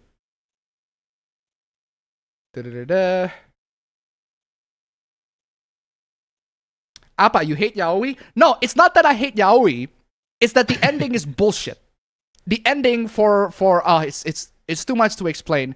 Basically, to make a long story short of why Samurai Flamenco is amazing anime, but that ending is bullshit. It's not because of the yaoi bullshit. It's because actually the two yaoi couple, I actually ship them. The problem is one of the person is straight up delusional. Like, that guy should be put in a mental fucking institution. That guy is fucking crazy. He should be institutionalized, but the story treats him as if he's completely normal. And I fucking hate that. He should be institutionalized, but the story is like, oh, that's a quirky little thing that he did. No, he's insane. He's crazy. He should be put to fucking mental hospital. Does Kill la Kill count as a satire of shonen anime? I haven't seen Kill la Kill too much to the point where I can make a commentary on whether it's a satire or not. Log Horizon Season 1 and 2 are economics anime. True. That is true. That is true. What is the oldest anime a Pablo has seen? Good question. What is the oldest anime that you've seen? Berserk. Berserk. Well, there you go. I think it's Berserk. There you go. I don't watch a lot of old animes. If you count maybe GTO. Which one came first? If you count anime movies, the oldest Studio Ghibli movie that I have seen. Hold on. I want to see. I forgot the release date, so I want to see. What are their release dates from the first to the... Okay. The oldest... Oh my god. It is the one where... It is the panty. It's the panty anime. Nausicaa the Valley of the Wind. That is the oldest anime that I have seen. For me, I mean, like, as a kid, as a teenager, I used to hate the art style of like the older manga or anime, which is fucking not a base take, by the way. So nowadays I'm fine with it. But like, what I remember as a kid watching that was like really, really old are either Berserk or GTO. Mm-hmm. I don't know which one came first though. Anyway. Have you seen an argument against AI that I thought was insane? Every day. Every day. Every day. Every day. Every day. Every day. Dr. Slump parodies a lot of anime and media of its time. Even early Dragon Ball parodies a lot of stuff like martial arts films. Burnout needs to return to. That one I agree. If you don't like what a corp is doing with their products, make your own shit. If only. If only EA and Activision could free beta their studios from Battlefield and Call of Duty mines. That needs to change. I'm calling for bringing panties back now. True. I hate the fact. Yeah, unfortunately, you can fight that all you like, but I don't think the companies are gonna comply. Don't like it, but this is how it is. If you ask me, personally, it's better to put my money to developers that still care about fan service and panties rather than hoping and crossing my fingers that Square Enix or Capcom or any of these big game developers are going to be better. I don't know, just me. I think there are many developers out there that still care about fan service and panties and all that sort of stuff, and they need money, they need cash, they need to live. Wait, but isn't Capcom one of them though? Like, have you seen the Street Fighter outfits, man? Debatably. But there are also some people that say, oh, Capcom also ruined the fan service, etc., etc. Yeah, anyway, support the game developers that buy the games from developers that make the games that you want. Did It's a Gundam ever had a take that you disagreed? I don't watch a lot of It's a Gundam, so I don't really know a lot of his takes. I only just yesterday found out that Just Dance has had some pretty kick-ass stop-motion animations for animators for several years. Cool. We wanted good games from them, not microtransactions in console games. Not always online requirements for single player, and certainly not everything to be live service. For real. For real. Spice and Wolf is medieval economics. Yep, it absolutely is. Sad that Mao Yusa no Season 2 does not exist, apparently. Oof. Call of Duty is the first game in the franchise to really suffer in terms of sales. People aren't buying them as much. They've been burned too much. Yep. Cosplayers should have absolutely freedom. If he's brown, Appa's down. You have to remember that we're dealing with people on both sides that think that all dark-skinned people are black. All dark-skinned people are black. Bro, if you are black and you cosplay as somebody who is only like have a darker skin in anime, I have no issues with it. That's just me though. But the internet had different opinions. They definitely have issues with those people. I say, if you ask me, literally post your cosplay and mute your comments. Mute your comments, mute your DMs, just drop that shit and leave. Just leave. Japanese creators who add in African country, Jamaica, among other places would be nice to see. I don't mind seeing a black. That's not a complete quote. A black what? I don't mind seeing a... Sounds wrong. A black what? A black cock? Who is Abba talking about? What the hell? For the context, right? There is somebody who there's a black cosplayer who cosplays as Frieren, but she's black. And Frieren is white. And Frieren has a white hair, she has an afro hair. That a lot of people are upset because she does not look like Frieren. And I'm like, bro, let her cosplay whoever character she likes. Go touch grass. Just let her cosplay whoever character she likes. Like, seriously. It doesn't have to be it's a passion project, it's a passion hobby, it's a hobby that somebody's passionate about. Let them cosplay however they like, and the costume is really good. They certainly put a lot of effort to it. Seriously. To those losers on Twitter, you have schizophrenia or very mentally ill if you can't separate reality from fiction. Let's be honest, mentally ill freaks with censoring fiction wants our future to be like Demolition Man. Bro, forget Demolition Man. I love Demolition Man, but I'd say it's more accurate to Shimoneta. If you haven't seen Shimoneta, you should. Great anime. Oh, Lupin the Third. Oh yeah, Lupin the Third is also the... I forgot. I did see Lupin the Third. Only one episode though, but I did see it. That's a pretty old anime. And like that, my cred is gone. If y'all want the upskirts and stuff, go look at other games. Perhaps Bunny Garden on Switch and Steam may get your interest. Yeah. Again, like I said, what do you call it? It's better if you guys look for the games that still have fan service on Steam, because there are loads. There are loads of games on Steam or any other stores that still have fan service, that still have the panties, that still have all that 2000s sexiness and goodness that you are looking for. There are still loads of games that are like that. It's better to do that and look for the games that you want than crossing the fingers and be like, please, Square Enix, please, Capcom, don't fuck this up. It's better just look for the games that you want. Anyway, I think I made it to the end of the chat. Oh. Yeah, there you go. Lupin the Third. That's also the oldest one that I've seen. I just realized I watched the first episode of Lupin the Third. I completely forgot that I did. I need to I need to watch more anime. Anyway, ladies and gentlemen, we made it to the end of the chat. It is time for me to play the intro. And before we get to the, the whole hooplas, we do need to get to the Game Awards nomination because somebody asked for it. And I feel like we need to get to the Game Awards nomination. Before that, intro.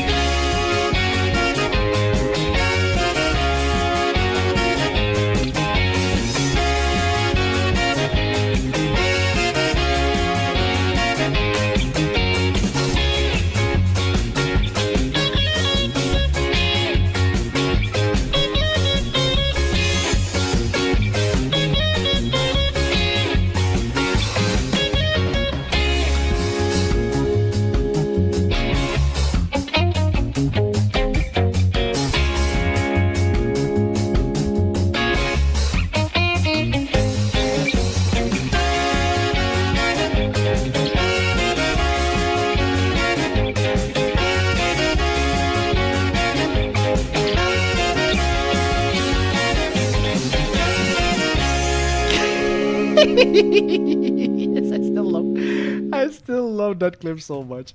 Oh, that guy just the box is coming falling over. That is so funny. Anyway, ladies and gentlemen, welcome to another installment of the APB show, the APB stream, ladies and gentlemen. As always, before we get to the hooplas, the memes, the cringe, all that good stuff, we got previously on the APB show. Let me convert this to PDF so that I can, in case I need to grab some hooplas for that. And let me grab the hooplas of last week's. There you go, hooplas of last week featuring Sylvie from Teaching Feeling. Anyway, ladies and gentlemen, where's my chess pieces? Are you? That's loud. Before we get into the hooplas proper, previously on the APB show. Oh, hold on a second. I'm dumb. I forgot to set the timer. 3, 2, 1, boom. 3, 2, 1, boom. There you go. Anyway, ladies and gentlemen, it is time for us to get to previously on the APB show. Thank you so much for all these wonderful sponsors of last week. You guys are fantastic. If you want to join in, streams down below. Fan art of Alma Forever. It's the Yo, let's go. Windows is evolving as an agentic OS, which is absolutely freaking stupid. I forgot to put Windows 11 AI, Tan. I'm so sorry about that. Oh, also, there's a donation that I forgot to shout out last week because apparently I screwed up a lot of the timestamps on the latest videos. I am so sorry about that. I have fixed that, thankfully. Thank God. But anyway, you must not use phones because apparently using phones are ruining everything. ChatGPT failed to unswirl a guy. Like, totally recognizable. I know who this is, fam. Totally. Artist accused of using art that is quote-unquote too AI. Jealous guy uses AI for cup fetish. Seriously, why are you doing that? Call of Duty Black Ops 7's horrible. Like, seriously, why? This is supposed to be like, I'm pretty sure this is supposed to be like what do you call it, fam? I'm pretty sure this is supposed to be a shooter. And I don't know about you, but this is a medieval Ghibli-esque achievements. Valve's Steam Machine is a console, according to some dumbass. I am good, but I am also single, according to this person. You are too lazy to get a house. You need to get all these things. Your marriage is dormant. That's why you should get all these horrible things, all that sort of stuff. That's why you should do all these cringy-ass things. Excellent at math, but bad personality kids. Norwegian man arrested over visual novel. Arrested, not sentenced yet. Still no updates to this story. Haven't heard of any updates to this one. He still haven't been sentenced. Writers are idiots for not using ChatGPT. James Bond writers don't know how to proceed with James Bond. Not watching this Gunnar anime. The anime in question is Full Metal Alchemist. Apparently that's a Gunnar anime according to this dumbass. Banning porn helps women. No, they don't. Adult content is actively harmful. But they're not actively harmful. Anti-shipper definitely has CP. They don't actually definitely have CP. And also, this person makes fun of Palestinians. for getting their country bombed for some stupid reason. Anti-Lolicon argues with a real ass, long ass fucking text. Good lord, this argument is so dumb. Dumb arguments, and corrections, all that. Anti-censorship is pro-rape, according to this dumbass. This woman, this lady is trying to befriend incels. God bless her, good lord. And this person wants you, who disagrees, to get raped, apparently. And Anti says, don't be weird. If you are weird for shipping 2 characters. And apparently there is a cult of antis doing all sorts of dumb stuff. And those are all the hooplas of last week. It is time for us to get to the hooplas of this week. Man, loads of stuff. Loads of stuff. Man, Lune, she's... Oh man, my Expedition 33 waifu still remains Lune. I do not care about the rest. Lune still remains my waifu, I'm telling you. Anyway, ladies and gentlemen, before we get into the previously on the APB show, I gotta give huge claps to everybody, to all these wonderful people. Thank you so much for all the donations. Guys, if you want to donate your donations, if you want to donate your stuff, guys, please donate your cash. Just $1, guys. Last week, unfortunately, we did not make it to any of our $30 goals. Let's see if this week we can do way better. Come on, guys. $30, super chats, or stream elements. Let's see if we can do way better, guys. $1 donation. Come on, y'all. Just $1. It contributes 3% to our overall goal. Seriously, come on, guys. Thank you so much. You guys are fantastic. And also, thank you for the rest of these donators. You guys are fantastic. A meme. Last week was Batman Forever. This week is Batman and Robin. A Pablo and a Pablo. Because of course they did. Word Ice. Word Ice. Poison Ivy and Batgirl. Absolutely fantastic. This is Saya?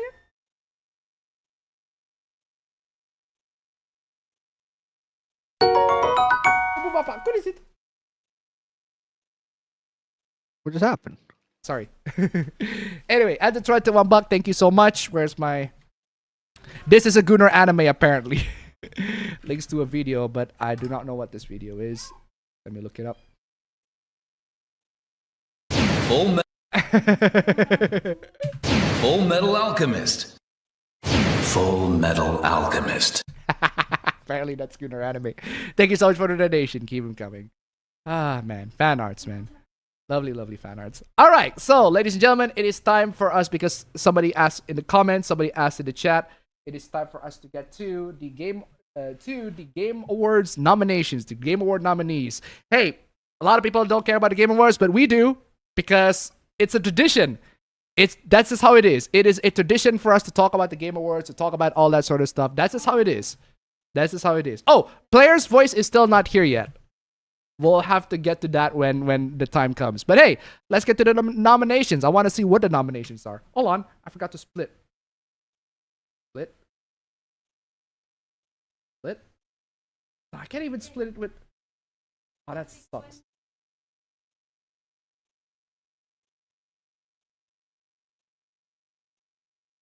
I don't know... Oh. Hold on a second. I don't know why I can't do the touch... I have to do it on a tablet. Great. Firefox. I'll have to do browse.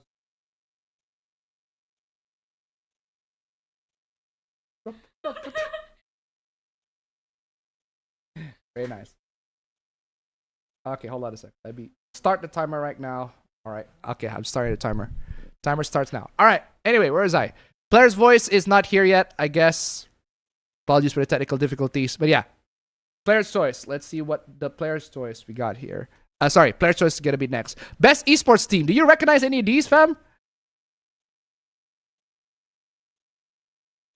Vitality. That's the only one. That's the only one you recognize. All right, Vitality indeed. What about Best Esports Athlete? Do you recognize any of these? I'd say Forsaken, because he's Indonesian. Forsaken because he's Indonesian. Okay, that's a bias. If I'm not mistaken, he's Indonesian. Hey, I didn't know that there's I did not know that there's an Indonesian esports player here. He's from PRX, right? I did not know that. Okay, Dude, then I guess I'll vote he's for. fucking awesome as well. I guess I'll vote for the Indonesian guy. Because why not, right? Okay, best esports game. Wow, these Mobile Legends, bang, for real. I'm just kidding. Mobile Legends, bang, bang. Valorant.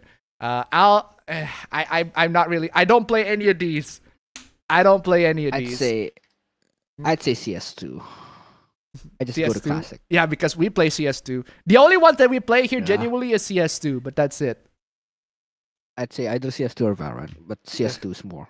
All right, then I'll guess More I'll go base. with that. Content creator of the year, Voice Critical. Bro, Sakura Miko, man.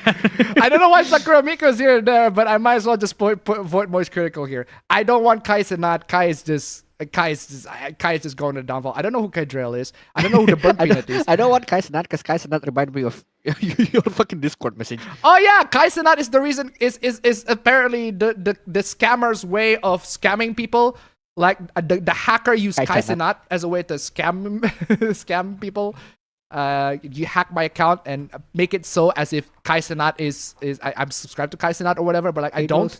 I mean, Like, he had a horrible downfall, unfortunately. Not a fan of him. But yeah, I guess my the foot VTuber would be on Sakura Miko and then Voice Critical.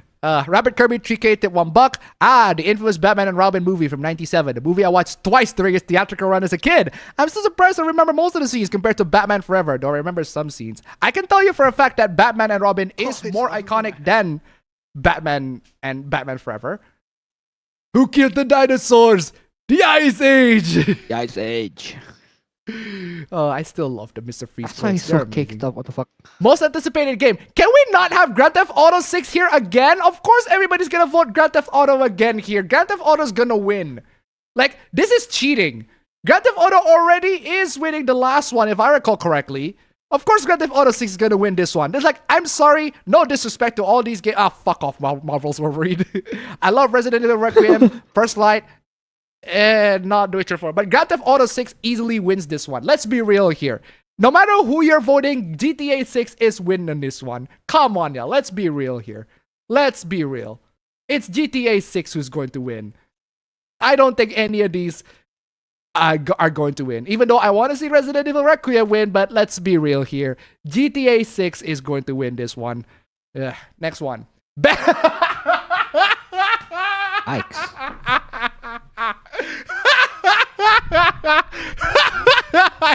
I have not seen the best adaptation nominees, but the moment I see Devil May Cry there, you fucked up. I am playing this. Now comes the part where we throw our heads back and laugh. Ready? Ready! Devil May Cry. Guys, Devil May Cry, the Netflix series, alright? I have basically, like, my opinion on this quote-unquote adaptation. It's not shit. It's not good. It's not the best. It's nothing. It is a fucking nothing of an adaptation. It does nothing. Nothing. Like, it's not even shit. At least shit is tangible. You can see shit. Thank you. This adaptation is nothing. It is zero. It does nothing new, nothing innovative. It does nothing to spin it. The things that it does new, a lot of stuff has already done before. The things that it does stuff before, it has already been done before. It is nothing. It is zero. It is a void of nothingness. It is just a product that is absolutely hollow. Absolutely hollow. It's not even garbage. It's worse. It is. You might as well. There's Yahtzee make this point, right? Right to Hell Retribution, right? It's a game so bad you can literally release the game with no disc in it, and it would be less of a failure. It will be way less of a failure. Bro, you can release Devil May Cry with all the episodes like error playing, and it would still be a way better adaptation than whatever that fucking adaptation was. Horrible. Horrible. The Last of Us Season 2 trash. We all know that one. Also, Splinter Cell Death Watch, I didn't even know this was out yet. I haven't seen this one. The Until Dawn movie was not good. A Minecraft movie... I hate to say this. I absolutely hate to say this. But the fucking Minecraft movie is the best one. I hate to say this. Out of all these nominees, the Minecraft movie is the best one. How fucking sad that is. Sonic 3 is not here, fam. Imagine that. Sonic Bruh. 3 is not here. Where the fuck is Sonic 3? Fucking robbed. My goat's fucking robbed, I'm telling you. Sonic 3 is not here. Imagine that the adaptations. What the fuck happened to Sonic 3? Seriously, why is Splinter Cell here? I didn't even know that Splinter Cell had an adaptation. The best one here is the fucking Minecraft movie. And also Twisted Metal Season 2. That got snubbed too, apparently. Horrible. Absolutely horrible. Donations. Kime Masandi, 5 Canadian. Nothing will be more iconic than Tommy Lee Jones not sanctioning Jim Carrey's buffoonery. Who am I kidding? The Iceman cometh. Thank you so much for the donation. Keep them coming. And Detroit, Sonic 3 should have been on DMC spot. Thank you so much for the donation. Keep them coming. Again, the Minecraft movie is the best one out of all these. The Minecraft movie. I wouldn't be surprised if that one won. If the Devil May Cry one won, I would Bruh. burn the goddamn Game Awards down. That shit's ass. Negaben tip $1. I am back. I play Pokemon Go every day. Every day. If Netflix DMC wins, I'll commit arson. Thank you so much for the donation. Keep 'em coming. Best multiplayer. Honestly, my vote would. Oh man, I need to play Peak. I haven't played Peak. I haven't actually played Peak, but Peak I've heard good things Or about this one. Arcade. Actually, oh, Peak or Right Raid. Probably. These are not bad nominees, but definitely not Night Rain. As much as I like Elden Ring, as much as I like Night Rain, I wouldn't put that as the best multiplayer. No. Kim Sandy, tip 2 Canadian. My best guess is Sonic 03 is a 2024 movie. Thank you so much for the donation. Keep them coming, regardless. All of these are not bad. I wouldn't complain on it. I personally would root for Split Fiction because clearly I would root for Split Fiction because Joseph Ferris need more awards. Because this guy needs more awards, right? Fuck the Oscars, you know? We need him to get more awards. The Oscars! Fuck you! Give this guy more awards! This is bullshit! Give that guy more awards, please. I vote Split Fiction purely because I want that guy to get more awards. I want Joseph Ferris to get more awards, for real. But regardless, these nominees are fine. I have no issues with it. Hold on. Did I miss a category? Hold on, did I miss a category? Oh my god, it actually takes you so long to fucking load. Anyway, best sports or racing, EA Sports FC, F125, Mario Kart World, Rematch. Hey, Rematch's not bad. And Sonic Racing Crossroads. Honestly, this is either Mario Kart versus Sonic. This is a Mario versus Sonic affair to me. Even though Rematch is not bad, but Mario Kart it's either Mario versus Sonic. Honestly, to me, and if Mario wins in this one, I would fucking riot. But I may have a bias. I have to disclose the fact that in this vote between Mario versus Sonic, I may have a slight bias, guys. Okay, I might have a slight bias. I'm sorry, I might have a slight bias. It's very subtle. It's very subtle, but it's definitely there. I'm just saying. Anyway, best sim strategy. That's a fucking remake. Why is that there? Okay. Yeah. I guess remakes also count too. Sorry, hold on. Final Fantasy Tactics. I'm pretty sure that's a remake. If I recall correctly.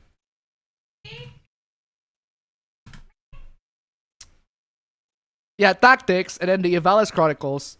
Expanded remaster. Yeah, so that's a remaster, not a remake. But still. Jurassic World Evolution 3. I didn't even know that there's a third one. Sid Meier's Civilization 7. I didn't even know that there's a Civilization 7. But apparently, for what I heard, it's not great. Tempest Rising. Don't know about that one. The Alters. Great game. Underrated. This is an underrated game. Highly, highly underrated game. A lot of people, there are loads of people praising on this. I don't hear a lot of people talking about this on social media. But this is a great game. It's a game about meeting yourself from another universe and using yourself from an alternative universe to like build bases or something. It's great. Right. 2 Point Museum. I like the 2 Point games, but not much to say beyond that. Best Family. Donkey Kong Bonanza, Lego Party, Lego Voyagers, Mario Kart World, Sonic Racing. This is also another Mario versus Sonic Right. affair. This is also another Mario versus Sonic affair. To me, at least. Best Fighting. Okay. Let's see. 2XKO. I do not know that one. Capcom Fighting Collection. That's Come on, man. It's either Tuco or Fell Fury. Hold on. That's how you pronounce it. I don't know how you pronounce it. 2XKO. No, it's 2XKO, but everybody calls it Tuco, like Tuco Salamanca. Tuco Salamanca. All right. Okay, so Tuco Salamanca. That's the only original game. All of the actually, hold on. Fatal Fury City of the Wolves. That's actually hold on. No. Fatal Fury City of the Wolves is a new one. So it's a new one. Okay, I'm pretty sure that is a new one. Yeah. Yeah, that's a new one. Only 2 games here are original. The rest are remasters. Fighting Collection 2 and Legacy Collection and Virtual Fighter. These are remasters. Hey, that sucks. these are remasters. That's why I said either those two, either Tuco or Fatal Fury. Seriously, these are remasters. So, bit weird. Best RPG about no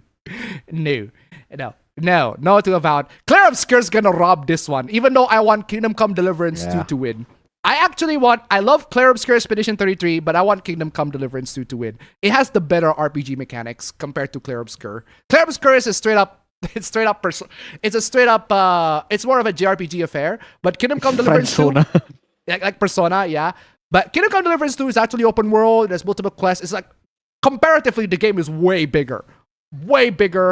As a lot of things that in my opinion this is a proper RPG. I'll vote for Kingdom Come Deliverance 2. I don't know why Monster Hunter Wilds is here. It's more of an action game, but whatever. I guess it has RPG elements. The Outer Worlds 2, not great. Okay, moving on. Best Action Adventure. Ooh, these are good. Wait, these are good candidates. Death Stranding 2. These are good. These are very, very good options. I'll go for either Hollow Knight or Death Stranding 2. Actually, all these I'd pick these are Death not Stranding bad. 2 just because Pecora is there. These are not bad.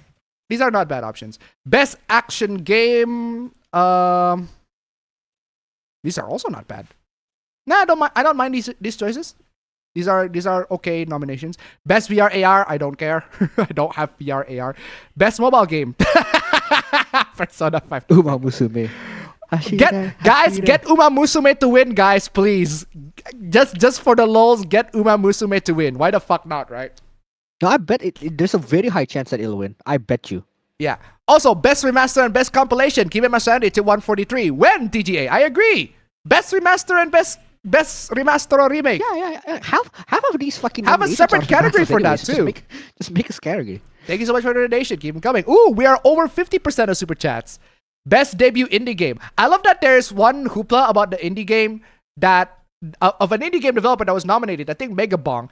He was nominated, but he basically drew out of the nomination because that's not my debut indie game. I think that should be reserved for other nominees. And I'm like, that's cool. Orphanship. That is cool. Although my vote here goes to Dispatch. Also, Claire Obscure, what are you doing here?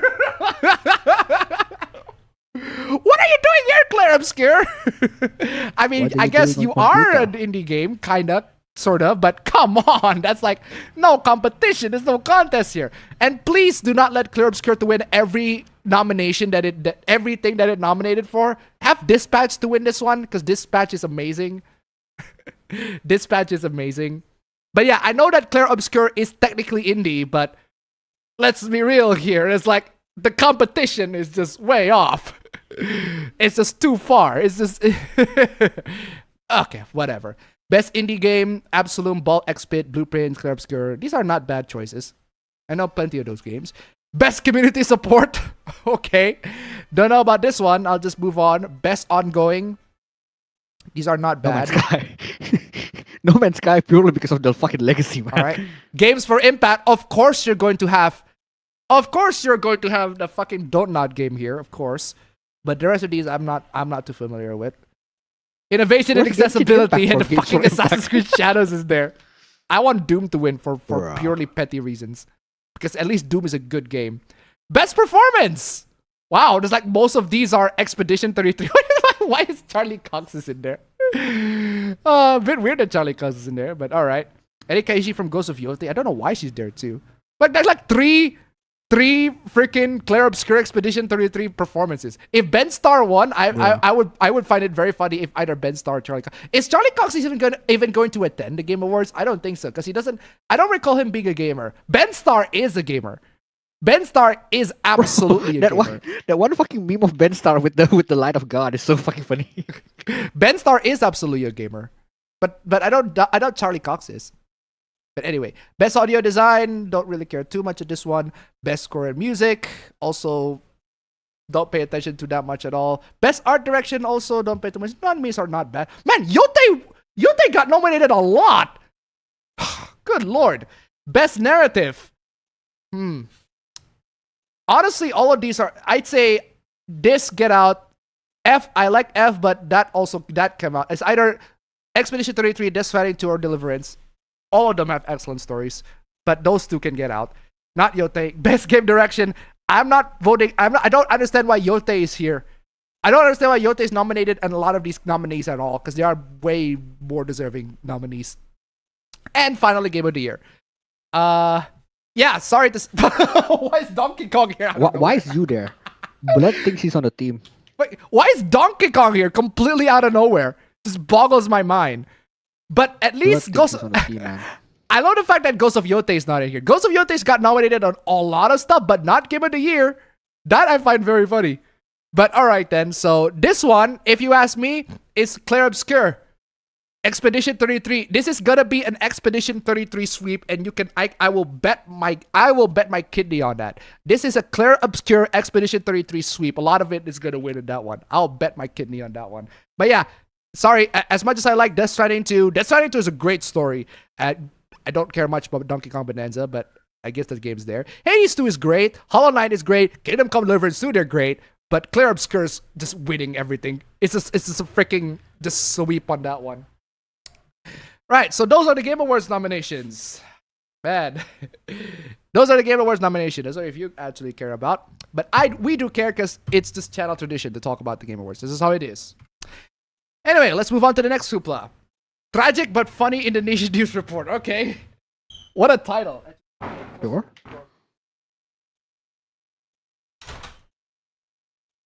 Gee. Meanwhile, in Indonesia hoopla, after the Game Awards nomination, what could this possibly be? Actually, are there any donations that I miss? Oh no, I don't. No, I didn't miss no donations. All right, perfect. Tragic but funny Indonesian news report. All right, let's go. What's going on here? Oh yeah, this one. The context for this one is: remember last week when we talked about the bombing that's caused by that quote-unquote shooter? Oh, I think I know which this is going. Yeah, I got some more details on that one, and some of the details are. We need to learn the details of this so that we can understand the proper context of the video that I'm about to show. I know where this is going. You know where this is going. Yeah. No spoilers though. I do want to see if you expect where we're going. All right. So there's a bombing in Indonesia that occurred on November 7, 2025 at the State High School 72, SMAN 72 in Kelapa Gading, North Jakarta. A 17-year-old student detonated improvised explosive devices during Friday prayers in school, injuring nearly 100 people, but causing no deaths. Damn. I don't know if that's the luck for the gods or it's just something's wrong. Causing no deaths. That's actually funny. I don't know why I find that very funny. Injuring 100 people, that's horrible. That's awful. But Also, causing fam, no deaths. I think Imagine... your Discord noise suppression is on. Oh, I sorry. can't hear shit. Oh, sorry. I think because I just logged into Discord brand new. I log into Discord brand new, so hold on. Let me just turn off the there you go. None. Turned off all that one. All right, perfect. That should do it. All right, sorry about that. Anyway, so yeah, this guy tried to bomb the prayers in the mosque, but he failed. He absolutely failed. The IED successfully hurt 100 people, but causing no deaths, and I find that very, very funny. Tragic, but funny. But that's not the funny part. Don't worry, we'll get to the funny part way later. So just the details here. Multiple IEDs, including nail bombs, 96 to 97 students and teachers, including the perpetrator himself.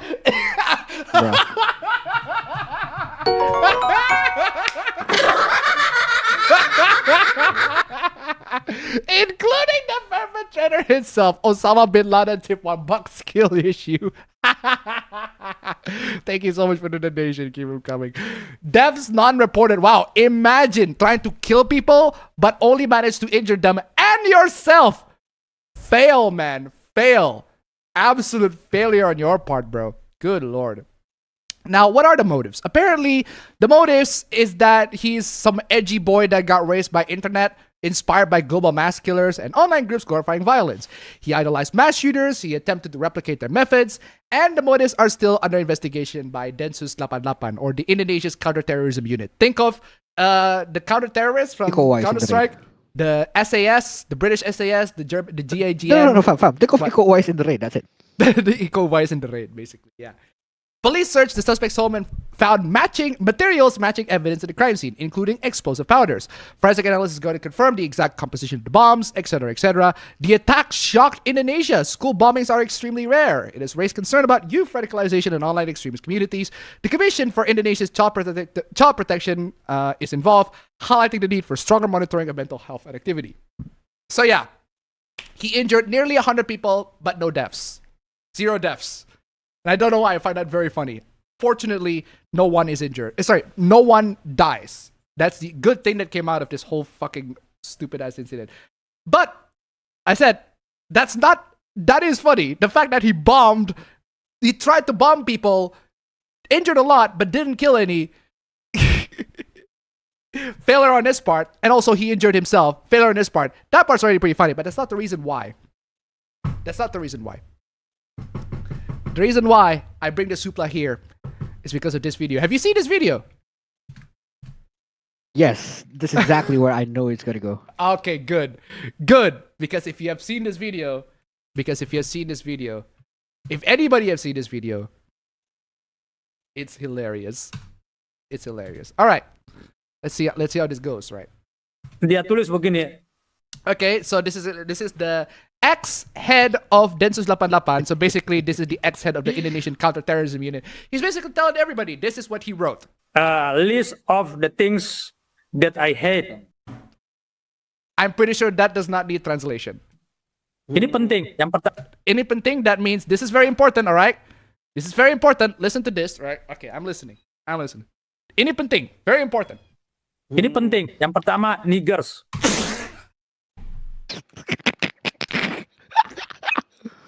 Thank you.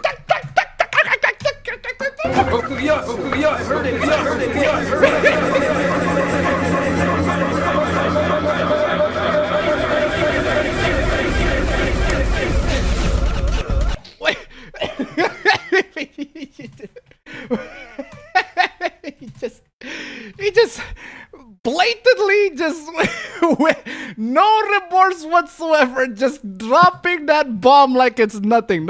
Forget the bomb. Forget the bomb that guy dropped. What about the bomb that this guy dropped? Very important indeed, right? Very important indeed. Dia tulis. Did not waste any time. But hey, don't worry. He's just reading it verbatim, right? At least we can confirm that the shooter or the bomber does indeed hate those people. That I hate. Right? List of things that I hate. Ini penting. Yang pertama, niggers. So casually he said it. I just find that so funny. Oh, that's funny. So the first people that he hate are... Hate. Ini penting. Yang first... pertama, niggers. There. There. Yang kedua, loud people. Loud people. I don't know what loud people have to do with it, but whatever. Loud people. Kemudian, horse. Who's mad? Who's mad? Hoes mad, hoes mad, hoes mad, hoes mad, hoes mad, hoes mad, hoes mad. Whores indeed, right? Whores. Oh. Hold on a second, fam. I think I know what should I play? What should I play? Where's the? There you go. Oh, no, not that one. That's the properties file. What the fuck? What? This one, there you go. I believe in G-O-D. Don't believe in Don't T-H-O-T. believe in GHOT. I'm trying to. I am trying not to laugh on this one. I'm telling you. People. Kemudian horse. Horse. Kemudian idiot. Well, Idiots, man. I mean, who doesn't? hate Who doesn't idiots, hate bro. idiots, right? Who doesn't? Kemudian No, not idiots, fam. religion Idiots, fam. Wait, hold on. What? Sorry, what religion? idiot. Kemudian religion rapist. Okay, we agree on that. I hate them too. Well, I guess I don't like rapists either. So, like at least we can agree on that one. Kemudian yepper. Yapper. Yappers. Boomers. I guess this guy also likes to do this. Whatever you say, boomer.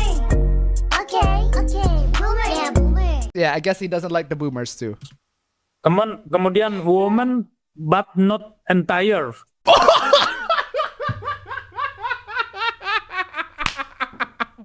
Women, but not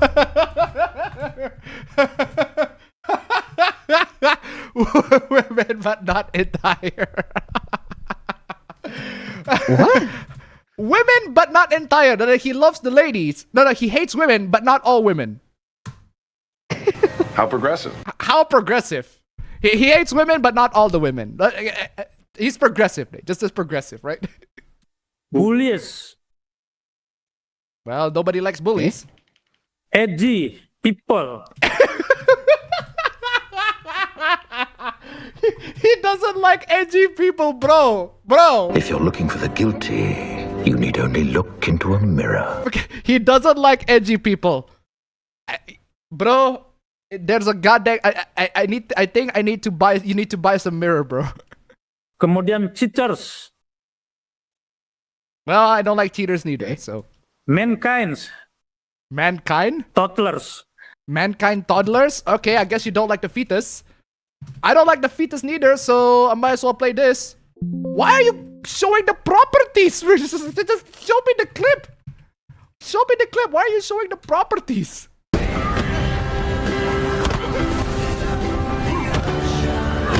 There you go. Lalu dari bawah catatan dia panjang itu, Okay, apparently he has a long ass note. saya baca juga supaya Okay. kita bisa tahu bersama-sama. Okay, he has a long ass note. He's gonna read it. Let's all. Dia tulis dalam bahasa Inggris, tapi saya coba terjemahkan supaya semua Oh, come on. Just say it in hubungan baik atau bahkan pertemanan dengan orang lain.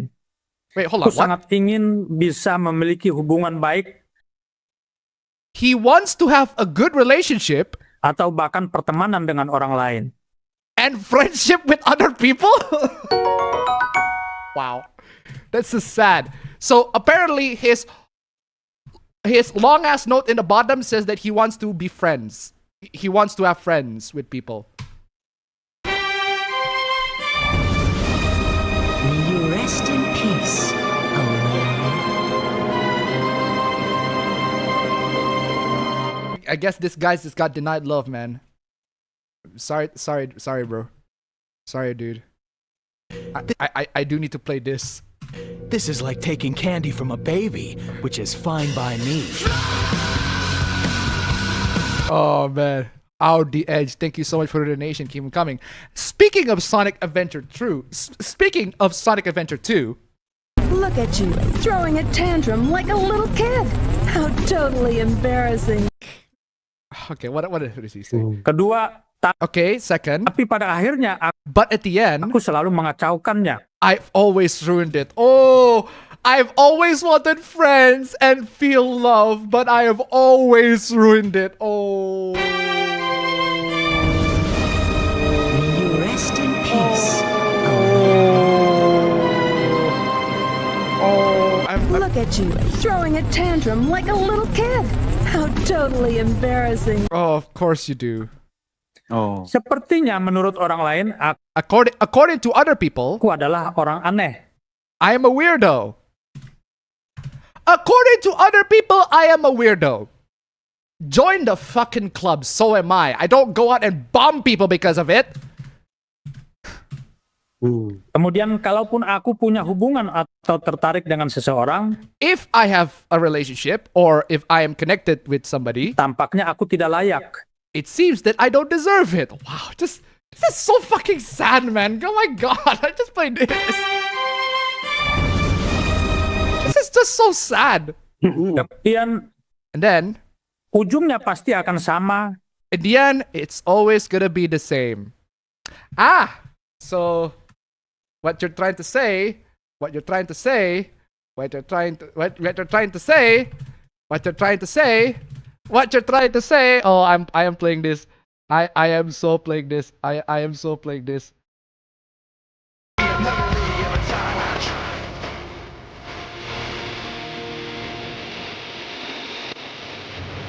It doesn't even matter! Bro, the edge, bro. The edge. Mengamati, mengemis, perhatian. Wait, hold on. What do you say? Mengamati.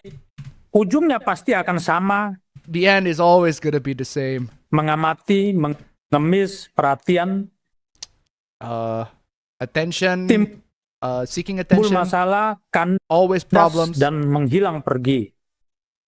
There are always gonna be problems. Problems come and go. Aku lumayan sensitif dengan orang baru. I'm sensitive with new people. Rasanya aku tidak mau mengganggu atau bahkan mencari perhatian ke siapapun. I feel like I don't want to disturb or look attention for anybody else. Semua percakapan yang telah kulalui rasanya begitu menyiksa.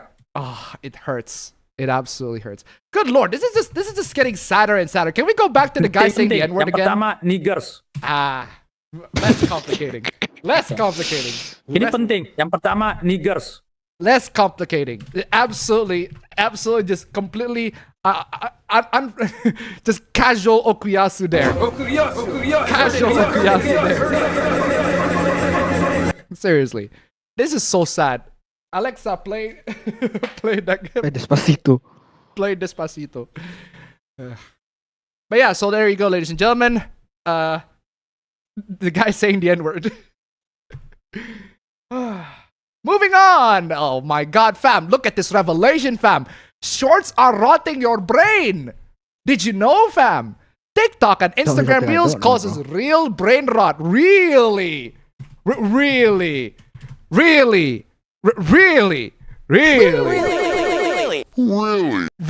TikTok and Instagram Reels is causing brain rot. Oof. How dare they? Anyone using the eye test would probably find that short-form video, probably popularized by TikTok and now found everyone online, is bad for the brain. It is bad. It absolutely is bad. Latest research shows the heavy use of TikTok, Instagram Reels, and other short-form video platforms is linked to measurable declines in attention, focus, and mental health. Large meta-analysis published in 2025 by the American Psychological... By the APA? By the actual APA. You know the standards that you use for references and citations? Yeah, that APA. You know how you use APA 7 as the standards for references and citation? Yeah, that APA. Concluded this brain rot effect is real and widespread. Okay, data from, nearly 100,000 participants across 71 studies. That's crazy. TikTok, Instagram Reels, basically any short-form video apps leads to diminished attention control, reduced working memory, and lower sustained focus. The mental health impact, frequent users reported higher anxiety. Woof. Younger users, teens or young adults, showed stronger negative effects on attention and impulse control. Adults experience more subtle declines but still report worsened mood and productivity. So there you go. Why short-form video affects the brain. Rapid novelty cycles. Your constant exposure to fast-changing clips trains the brain to it just keeps scrolling. Keep on trying to simulate the brain with just fucking brain rot, man. I'm telling you, it is crazy. Reward loops, algorithmic feeds exploit dopamine, compulsive scrolling, fragmented attention, switching rapidly between topics. One topic here and there, just scrolling, endless scrolling. It's rotting your brain, ladies and gentlemen. It is rotting your brain. Absolutely. But with that being said, that does not mean, okay, it is overconsumption of short video that are rotting your brain. That does not necessarily mean that short form content is entirely bad and or that it cannot be consumed healthily. It absolutely can. First off, make sure that you don't get feed garbage. Curate your feed. Make sure that the shorts feed that you get are actually good, educative short feed. That actually helps you, that actually is entertaining or helps you mentally or physically or whatever. Not the ones that just rots your brain. And if there are any, just click the not interested or unfollow aggressively. Just set thematic goals. Turn it into micro-learning sessions if you want to do that. Take notes. Engage actively. Basically learn. Time box consumption. Limit to 10 minutes. Moderate your shit. Moderate your content. Make sure that you do not get consumed by the brain rot. Shorts are not necessarily bad. I make shorts. I make shorts, but they're not all bad. Just overconsumption of it is bad, just like any other forms of media. And it does work. The brain rot effect comes from random novelty plus endless scrolling. So don't go random shorts. Just don't randomly, endlessly scrolling. Consume shorts selectively, effectively, and learn how not to get caught with the algorithm, because the algorithm is fucking evil. Thank you. The summary confirmed that TikTok, Instagram Reels, and similar short-form video are linked to reduced attention, weaker memory, and poorer mental health. So, ladies and gentlemen, if you like shorts, if you want to consume shorts, that's fine. Nothing wrong with shorts. I make shorts. But for the love of God, select your shorts wisely. Do not let it rot your brain. Just saying. Okay.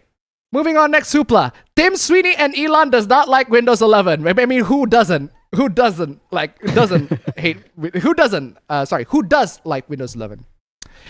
at this point? Fortnite creator Tim Sweeney and Elon Musk want Microsoft to bring back the vertical taskbar and stop forcing the Microsoft account in Windows 11. Good lord. Microsoft is facing the heat as company keeps pushing Copilot and other AI features. Oh my god. I'm telling you, fam, this week has been nothing but Microsoft just failing.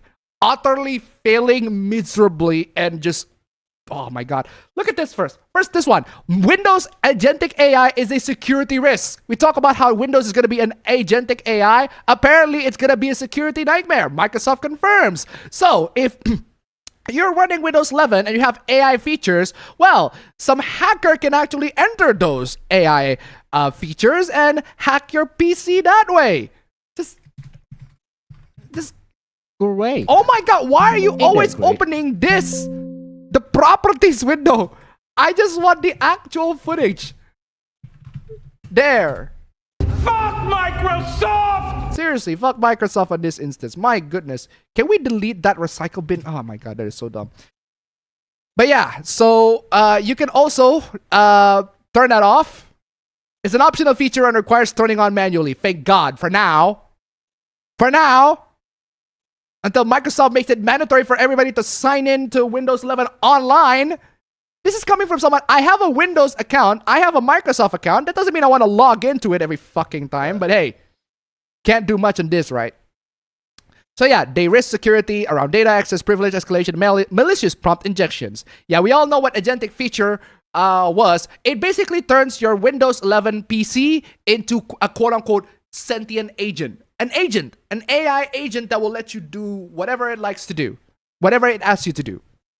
But there are loads and loads of security risks. So this one, injection attacks, privilege escalation risk, data leakage, and third-party integration vulnerabilities, lots of technical stuff. Basically, it's not safe. Microsoft acknowledged that agentic AI expand the attack surface on Windows 11, and current defenses are not sufficient. Maybe don't introduce features that are, vulnerable. Make PP. Make PP. I was about to say PP. I was about to say make PC vulnerable, but hey, if you have your own nudes on your PC for some stupid fucking reason, it will make your PP vulnerable too.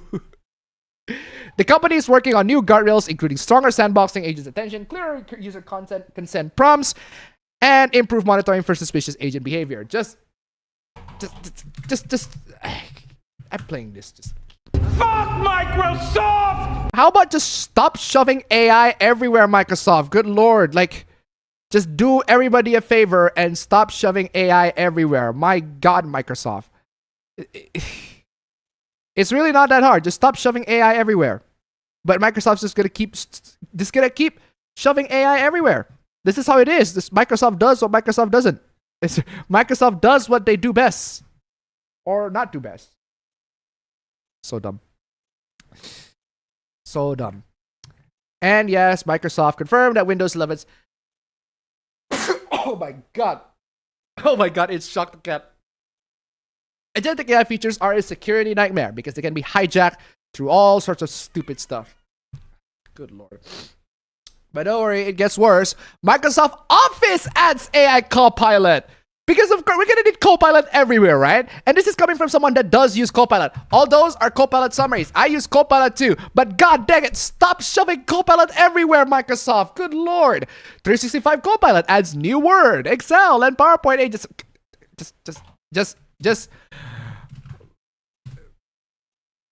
Microsoft. Fuck Microsoft! And why are you not playing at the top? Seriously. Where's my fuck Microsoft clip? There you Fuck Microsoft! go. Good lord. It's coming from someone that used Copilot, and you're telling me, yeah, just shove Copilot everywhere. Ugh. Good lord. Microsoft announced major updates to Copilot as Microsoft 365 apps at Ignite conference this morning. Most of the new features will be available to people that use that. And I hate to say this, but 365, Microsoft Office 365 is the best Office suite in the world.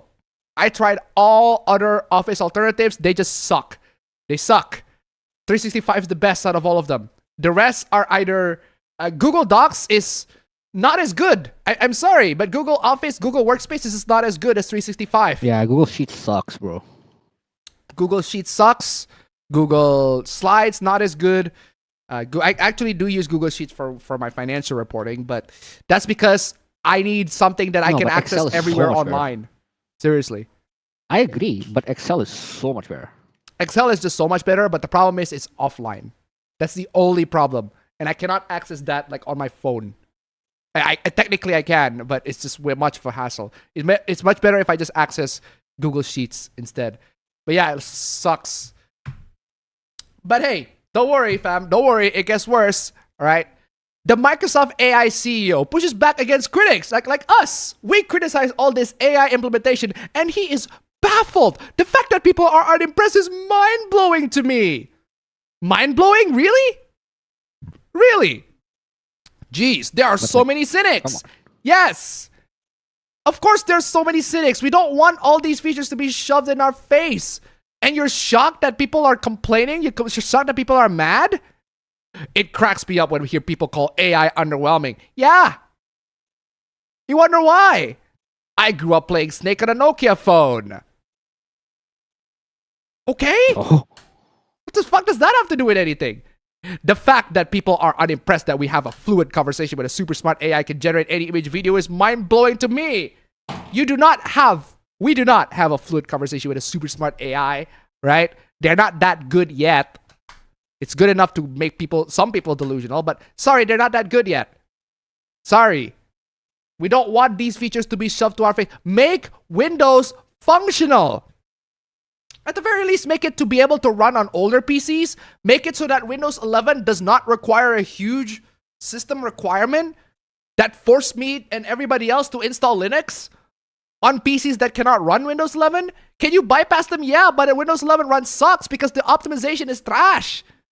Because it sucks. The optimization of Windows 11 is non-existent. I had to manually optimize Windows 11 for every PC that I installed it in. They're just gonna shove AI everywhere. Oh, don't worry, fam. We got a solution for that, fam. Do you know how File Explorer can load very, very slowly? Don't worry. Microsoft has a solution. It will preload Windows File Explorer in the background while you're doing other stuff. Even when you don't actually need it. But it'll preload it anyway. The same way it'll preload Edge before you even need it. By the way, check your startup menu. Check your task manager. I'm not even kidding. Go ahead and check out your task manager. If you're running Windows right now, check your task manager and check your startup. Maybe Microsoft Edge might be in there. Running in the background, running when it starts, you don't even realize it. I disabled it immediately when I realized, oh, gee, I don't actually need Microsoft Edge to run because I have Firefox running here. Seriously. Absolutely crazy. Keep it sanity, tip 2 Canadian. I also played Snake on my parents' Nokia brick, so I don't know what that guy's point even is, but thank you so much for the donation. Keep them coming. Microsoft admitted that File Explorer is slow and can take longer than usual to load. Yeah, maybe fix that instead of having it preload. That'll solve everything, right? This shouldn't be visible to you outside of File Explorer, hopefully launching faster when you need to use it. If you don't want Windows 11 to preload File Explorer, you can uncheck the option called Enable Windows Preloading for faster launch times. My fucking god. Hey, if Microsoft is screwing things over, here are options for you to unscrew it. How about you don't screw it? How about you don't screw it over in the first place? Just fix it first instead of adding this dumbass solution. Oh my god. Seriously, so many Microsoft failures this last week. Crazy. You know what else fails? Cloudflare. Fam, I don't know if you've been using, I don't know if you've been to this, fam, but maybe you've encountered at one point where the internet or some website just straight up down for some reason and you don't know why. Apparently it's because Cloudflare got outed. Also, you missed some chats, I think. Oh yeah, there you go. I think I do miss some chats. I'm sorry. I missed this one. Oh, this was a lot of donation. This was 5 Canadian. I missed your 5 Canadian donation. I'm sorry. It's a good thing he got arrested. Now he has an excuse not to show his face around at school again. Anyway, StreamElements is not working for me. I don't know why it isn't. Thank you so much for the donation. Keep them coming. Rapid Kirby 3K tip $1. Hey, Copilot, what the hell are you doing? Having fun? Would you stop messing with the controllers? You're gonna crash the bus. Oh god, pull up, Copilot. What? I don't know what I just doing. But what is the I might as well play this. Nothing beats a Jet2 holiday. And right now, you can save up to £240 for a family of 4. Still love that. But anyway, let's talk about the Cloudflare outage. What do we know about the outage so far? Well, I do know that I got a donation from Angel Torrent at $1. I'm getting so close to the point of installing Linux OS. Fuck Microsoft. Seriously, just Fuck Microsoft! Thank you so much for the donation. Keep them coming. So what do we know about the outage so far? Yeah, apparently in November 18, 2025, outage lasted about 3 hours and disrupted major sites like X, Twitter X, ChatGPT, Shopify, and a couple of pirate sites that I actually go to. I want to watch a movie and I realized, oh shit, Cloudflare is down and I cannot watch the site. I cannot watch the movie because it's down. Yeah. The root cause was a misconfigured database permission that generated an oversized feature file for Cloudflare technical stuff, but basically file error that generated a whole ass issue. And apparently it takes 3 hours for it to fix.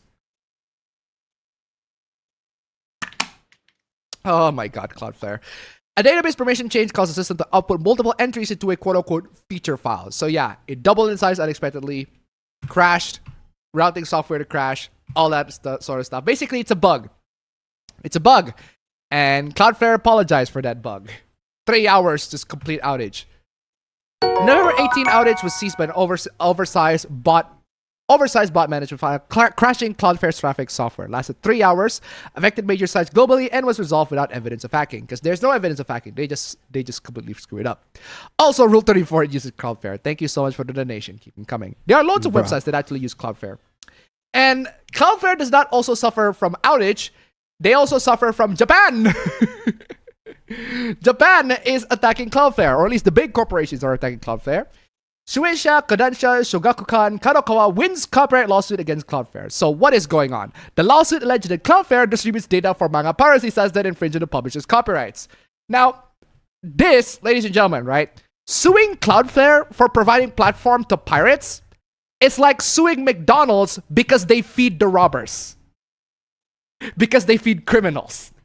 Like, what the fuck is McDonald's supposed to do? Not feed them? Seriously. Cloudflare has been ordered by the Tokyo District Court to pay nearly 500 million or 3.3 million yen. It's $3.3 million, 500 million yen in damages to Japan's 4 biggest manga publishers. This is chump to Cloudflare, considering that they have major internet everywhere. This is basically just chump change. And it's not like they're gonna stop access to all those websites anytime soon. They just paid the damages and they continue to host them. It's not like they're going to it's not like they're going to block the access to those sites, if I recall correctly. I don't think so. They're just gonna pay the damages. Okay, here's $3.3 million. Bye-bye. Fuck off. And that apparently fixes everything. I don't think they're gonna shut down the piracy sites anytime soon. And even if they're gonna shut down the piracy sites, those piracy sites can move to any other cloud content distribution services other than Cloudflare. Seriously. The lawsuit was filed in 2022.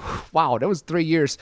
Content delivery network services were used by 2 massive manga piracy sites that illegally distributed over 4,000 manga titles and attracted 300 million views per month. The publishers argued that Cloudflare knowingly facilitated piracy. Again, this is like suing McDonald's because they feed criminals. The fuck are they supposed to do? Like, that's their job. They're supposed to give content delivery. They're supposed to feed people who pays. They're supposed to give the services to those who pay, and these pirates pay. The Tokyo District Court ruled that Cloudflare is liable for damages because of course they did, because they're boomers. But since only part of those damages were directly linked to Cloudflare, they were only ordered to pay $3.3 million, which is again in Cloudflare's like overall. This is basically just, it's like paying the Japanese tax. This is not much money for them, but whatever, right? It's a landmark case in holding content delivery networks providers accountable for piracy. They shouldn't be accountable for piracy. They shouldn't. They shouldn't. Are car manufacturers accountable for bank robbers providing transportation for their escape? No, they're not. Because that's what Japan is suggesting. Japan is suggesting that services that help the pirates in some way or another, even though they are legal services, that somehow contributes to their piracy. Like, they're not. They're not. Again, this is like suing Colgate because some criminals brush their teeth. That's not how it fucking works. It's a landmark issue in Japan because they never encountered this. Japan's being boomer. That's just how it is. Japan's being boomer. Oh, by the way, I love this graph so much, fam. Look at this modern infrastructure, right? All the things happening in the web, this infrastructure is being like built in Cloudflare, Amazon Web Services, and unpaid open source developer. And then fucking Whatever Microsoft is doing. Whatever Microsoft is Genuinely, doing. bro. It's just fucking Angry Birds going to the Fuck Microsoft! That's a fucking hilarious. That is amazing. That is actually amazing. I give kudos to that one. That is hilarious. Seriously, Microsoft, what are you doing? So yeah, all this is built on like small foundation. Linux. Yeah, Linux did host a lot of the operating systems for servers. And then the cable that's like built the foundation for internet in general. It's like the cable underwater got bitten by sharks or whatever. And then it just crashed the whole thing. Then Framework, Apple, Lenovo, all the big corporations, computer manufacturers, chip manufacturers, TSMC, the manufacturer of chips, Samsung, Intel as well. And then, oh my god, there's so many. And of course, the money. So yeah, this is accurate. If any of these crumbles, the whole thing would crumble, I'm telling you. Ugh, good lord. And Microsoft, this is what you are doing, just completely destroying that fucking infrastructure. Oh, don't worry, Cloudflare's joining the team of fighting. Indonesia is joining the team of going against Cloudflare. OpenAI, Duolingo, Cloudflare listed as Indonesia's warning notice. So apparently, the Ministry of Communication and Digital Affairs, ComDigi, requires all digital platforms operating in the country to register. And if you don't register, if Cloudflare, OpenAI, ChatGPT, Dropbox, Shutterstock, and Getty Images, all of these fail to register, guess what? They're gonna block their access. Indonesia's gonna block access to Cloudflare if Cloudflare does not register. So they're gonna basically block 90% of the internet. They're gonna block access to pretty much like 90 to 99% of the internet. So This is so fucking dumb. Congratulations, you played yourself. Yeah, so they're gonna block access to Cloudflare, which hosts like most websites on the internet. Oh, by the way, the Cloudflare content delivery service also hosts the online gambling sites that Indonesia loves. The Indonesian government loves to participate in. Online gambling sites that Indonesia just refused to block. They host them. So if you block Cloudflare, you block all of them. So you're hurting your own money with this one. Losing access to Cloudflare would disrupt many websites, including online gambling websites. So please do that. That would be very, very, very, very funny. Please do that. Seriously, this is the meme, fam. Komdigi blocking online gambling. Nah, we're not gonna block some online gambling, but we're gonna block Cloudflare, which hosts online gambling that. too. So Fuck them. accurate. Yeah. Yeah. And moving on to one Indonesian who play.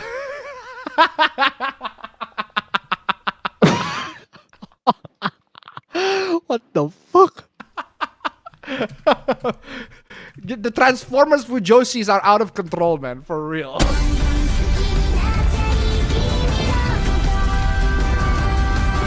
All right, ladies and gentlemen. So this is a Transformers Fujoshi. And you are seeing either either Megatron is at the top of Optimus Prime or Optimus Prime is topping Megatron. And Megatron is apparently really, really enjoying Optimus being at the top, I guess.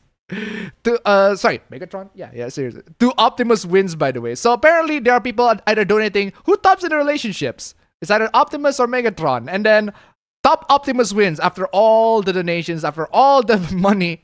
Look at this Indonesian money. Yeah, these are Indonesian money. Indonesian money. And apparently people voted Optimus being the top. I guess. Apparently this is the Transformers 1 real ending. For real. But that's not the reason why this Supla is here. This Supla is very funny. Transformers Fujoshis. I didn't expect Transformers Fujoshis. Indonesian Transformers Fujoshis to be here. But it's not the reason why this is here. The reason why this is here is this comment. Why is there a 100k bill? What kind of hyperinflated currency is that? Well, hard talk life here, man. It do be like that here in Indonesia.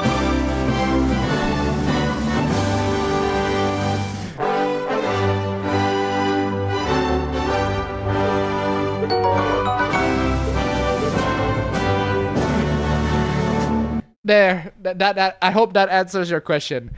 The reason why we have a 100,000 rupiah is because the inflation is worth that $10. is that bad.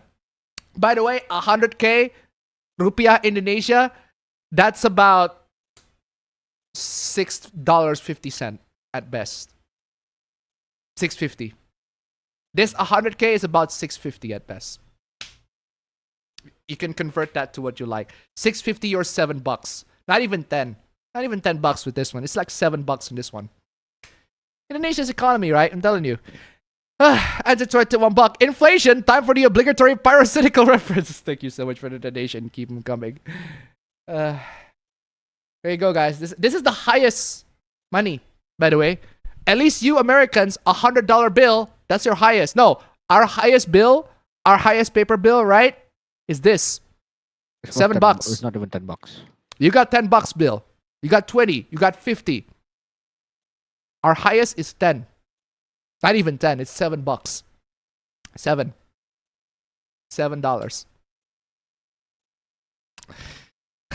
Why do you make us Indonesians so? I hate to face the reality that we're a bunch of poor countries, and that's why, guys. This is just an excuse for me to ask for donations, guys. Seriously, we almost made it to Super Chats. We almost made it to Stream Elements. Come on, y'all. 60%, 40% more Stream Elements. $12 more on Stream Elements. And in Super Chats, we $7 more. $7 more in Super Chats. Come on, y'all. Stream Elements, Super Chats, links below. Help out poor guy here. I'm telling you, Indonesian, we're screwed here. Now the Pablo is gonna get an internship. He's gonna earn some big bucks. Not here. I'm earning the fucking little bucks. I'm telling you. Yeah, but I'm spending big bucks too. What are you talking about? Yeah, you're spending big bucks, but you're gonna earn big bucks. You will. You're gonna get a fucking job. What the fuck? What? Yang. Minum dari sini ya.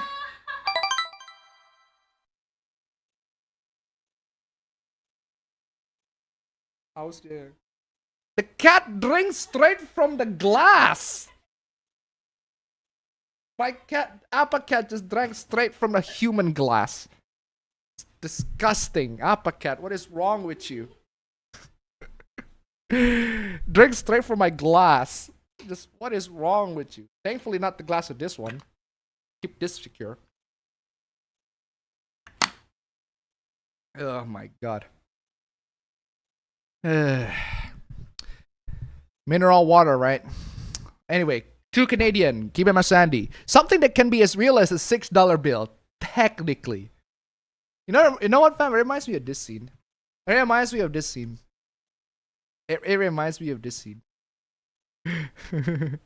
Oh man, it reminds me of this scene. I'm gonna play this scene. Just for real. It's this scene. It's this. Maybe they'll make you a metaphysical Hamlin ride. Wait. I think you have $200. Rupees. Which is? Buck and a half. that. I feel it. I feel that. I fucking feel that. Oh man. $1.50 indeed, right? Moving on. What is this? One downside of China spending decades protecting itself from the global internet is that its propaganda shit posters have absolutely no idea how not to look incredibly cringe. I'm not too sure about that, but okay. The most popular video games are Chinese. Are they? I don't know how you define popular, but okay. I mean, there are the Impact series are pretty popular. There are plenty of popular Chinese games, but I don't think most popular is very subjective, regardless. All right. The most successful movie of the year is Chinese. Now, that one is definitely not true. The most successful movie of this year is, ironically, Demon Slayer Infinity Castle. Like, that is... I'm not even joking. That movie if you think breaks that is records. Chinese, then something's wrong with you, bro. Bro, I'm not Right. even joking, bro. That Demon Slayer Infinity Castle is straight up one of the most successful movies of this year. Like, it's straight up. It breaks box office records. The amount of records that it breaks is crazy. The fact that we still don't get a copy, a streaming copy to this day, and the fact that there are movies that got their streaming version like 3 months after release is crazy. But hey, there's that. China's soft power is fine. Okay. PUBG, Final Fantasy, Wukong. I'm sorry, are you calling PUBG, Final Fantasy, Wukong Chinese? Okay, Wukong is true. Wukong is a Chinese game. But PUBG? PUBG, believe it or not, PUBG used to be Irish. PUBG used to be Irish. PUBG used to be an Irish game. Because the player unknown is literally Irish. And then it got sold to Krafton and Tencent. And now PUBG is, well, either Korean or Chinese, depending on which region or which version that you're talking about. But yeah, used to be Irish, because PlayerUnknown is actually Irish. But yeah, it is sold to Krafton, Korean, and then Tencent, Chinese. So PUBG, fine. I'll give you PUBG on that one. But PUBG is not Chinese. It's originally Irish. But Final Fantasy, I actually look it up. It's like, maybe we're talking about like a mobile spin-off of Final Fantasy that's made by Chinese developers. Maybe there is a mobile spin-off of Final Fantasy that I missed. I look it up, and there are no games from Final Fantasy, the series, that are made by Chinese developers. None.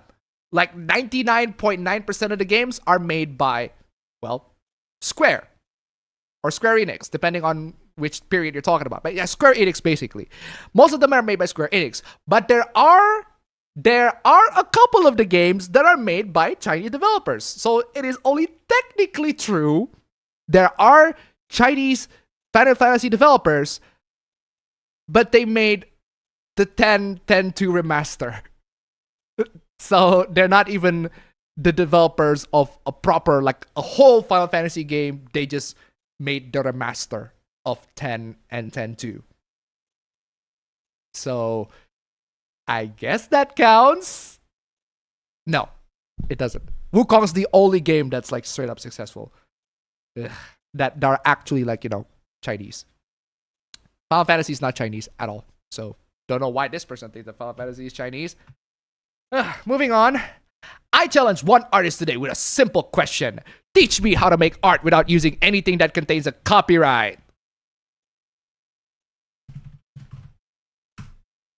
Step away from the screen, go outside, get some fresh air. Literally, go outside. Literally, go outside. Go outside. Get some fresh air. Literally, go outside. Get some fresh air. You can make art from stones. You carve it on the street. You can literally, that's the Mother Nature owns all that. You don't need to buy camera. You don't need to buy lens. No paint brand, no brush brand, software, paper, book, tutorial, museum. The goddamn freaking caveman, from fucking prehistoric, this Stone Age, the fucking caveman era, figured out that you can make art with fucking cave wall paintings, motherfucker. It's not that hard. People have done this since the fucking caveman ages. They have. Teach me how to make art without using anything. Just go to the cave and scribble some shit like the cavemen. That's how you fucking do it. Software, paper, book, tutorial, museum, reference image, past artwork by any... Bro, reference image? Apparently, animals are copyrighted now? Nature is copyrighted? What? No past artwork by anyone, no history of art, no visual culture. Apparently, all these things are copyrighted. First off, I think you confuse products that you buy with copyright. Yes, camera. I have a camera. It's owned by Sony. Yes, camera is owned by Sony. Sony produced that camera, but I bought it. So I own that camera. I use that camera to produce the stuff that I want to produce. The same with the lens. Same with paint brand. Like if I buy a paint, that's mine. It's produced by companies, granted, but the products that are a result of that, right, is mine. Unless I pirate it, in which case it's not mine. Actually, it's still mine. I don't care. It's still mine. But regardless, it's still mine. No brush brand, no software. Bro, no software. Well, to be fair, we are living in the subscription era where you don't actually own the software that you subscribe to. You wonder why I sell the C's, right? Ugh. No paper, no book, no tutorial, no museum, no reference images, no past artwork by anyone. Bro. Yes, absolutely, Sony did copyright the camera. They are the only ones that can make the camera. That's copyright by definition. They are the only ones who can reproduce that camera. The same way, if I... it's my business. Hold on, give me a minute.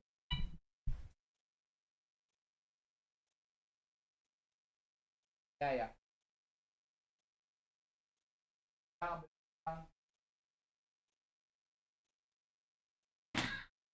Ya, jualannya gede udah habis.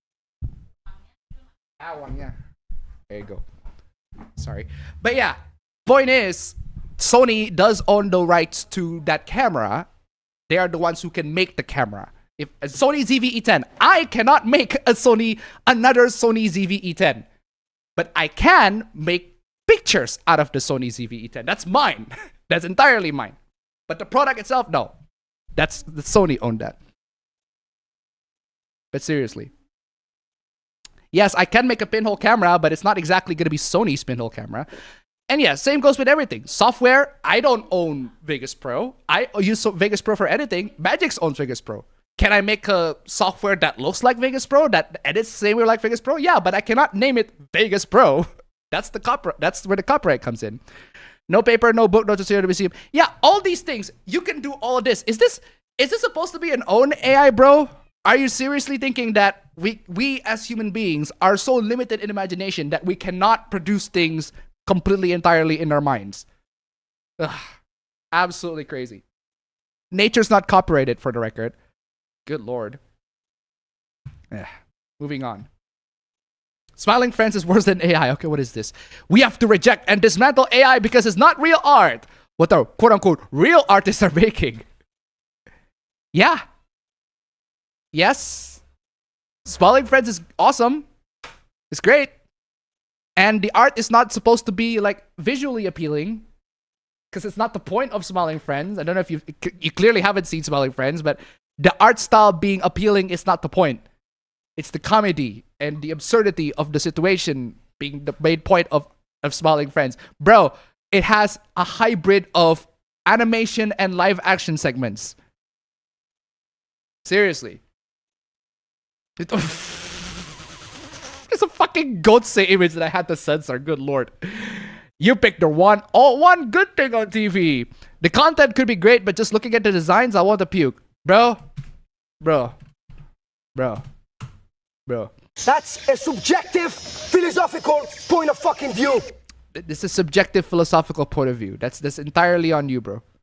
And that's just goatse. That's the literal goatse image that I have to censor, unfortunately. But hey, if you want to see it, look up this guy's Twitter, I guess. Oh, this hoopla is hilarious, fam. Hey, remember how I talk about One Punch Man Season 3 and how the animation is really, really bad?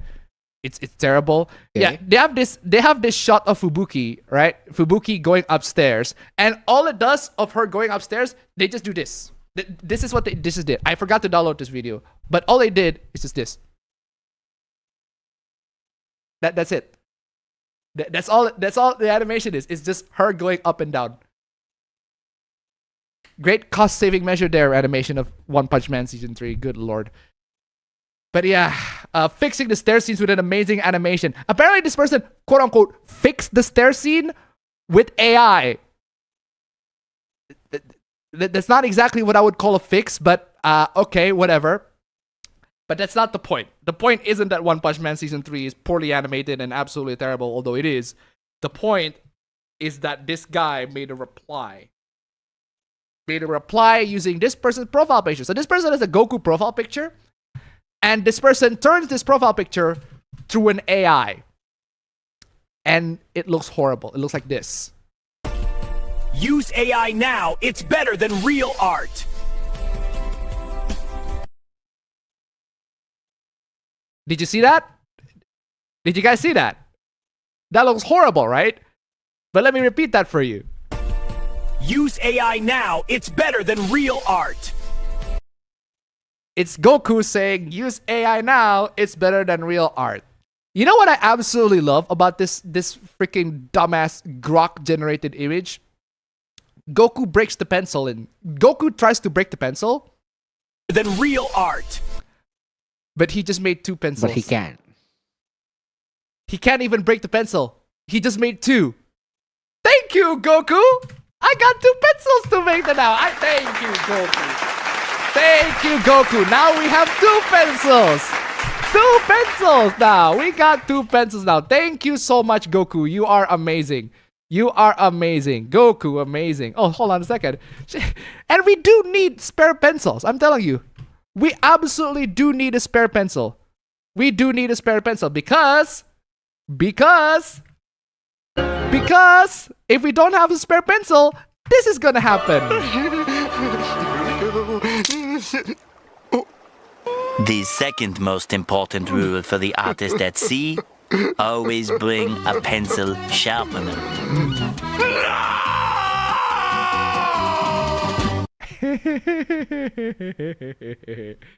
Classic. Classic. That is amazing. But seriously, yeah, thank you, Goku, for making 2 pencils instead of 1. So freaking dumb. But yeah, so this person replied with a very wholesome Superman picture. Like, actually genuinely wholesome. Take the pencil, learn how to draw, trust me, it's never hard as it seems. You're much more talented than you think. Base. Thank you, Superman. Thank you, Superman. Base. Thank you, Superman. Base. Absolutely base. Thank you, Superman. Yes, I absolutely need that goddamn pencil. Amazing. Looks cool, right? Amazing, right? Wholesome art. Let's ruin that, shall we? This guy puts through the Superman art through AI again. Use AI and break the pencil. It's Oh my god, look at the text. It's AI business with can't even read it. Completely unintelligible. and break the pencil. It's And ladies and gentlemen, let's see the AI. Let's see the AI Superman break the pencil. Look at this. Look at this amazing thing that Superman does. way better than normal art. Don't let them limit your imagination. Damn, that's some Jesus Christ shit, man. What the fuck? Ladies and gentlemen, once again, Goku and Superman just produced 2 pencils. Amazing!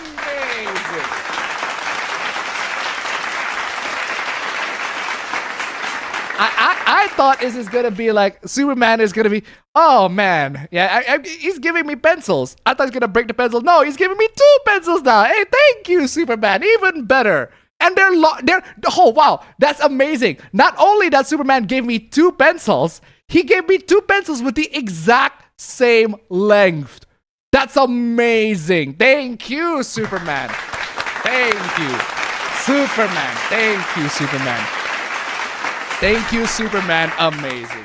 Amazing. I didn't know that you got 2 pencils this whole time. You break it, you got 2 pencils. Thank you so much, Superman. You are amazing. Seriously, like, bro, if you're going to own people with AI, at least double check your work and make sure that the work does not go against you. Don't let them limit your imagination. Bro, you're not even using your imagination. You're letting the AI to do the work for you. You don't even check your work. Seriously. You retards just say shit, because AI is 1,000 times over way better and less restrictive than drawn art, bro. Bro. Less restrictive than drawn art, bro. Bro, come on, bro. Come on, y'all. Come on, let's be real here, y'all. Come on, y'all. Let's be fucking real here. What is wrong with you? More, oh my god. I'm telling you, man. I'm telling you. You could literally type what you want and you get it. No, I cannot. I've tried AI art plenty of times. I've tried typing what I want. And it just doesn't work. And it just doesn't give me the one that I gave. As with drawn art, you'll have a lot of headaches finding ideas and then sticking to it for the hours it takes. Bro, at best, if you're gonna use AI art, at best, it's a reference. At best. If you genuinely need some creativity, fine, you can use AI art to, I don't know, refresh your creativity a little bit. Maybe introduce some ideas. Fine, go ahead and use it that way, but don't use it as the final product. Don't. At best, use it as a reference. And even then, there are better ways for you to find references. There are better ways for you to get new ideas. But sure, you can do it. But to say that it's better, ugh. Good lord. Okay, moving on from AI hoopla, we got this dumb hoopla. So, there's a game called Sora, and this game apologized to a lot of users. Why? Because of a specific motion. Now, what is this specific motion? Right, so apparently there's a motion where the characters do that are horrible. It's this one. Did you see that?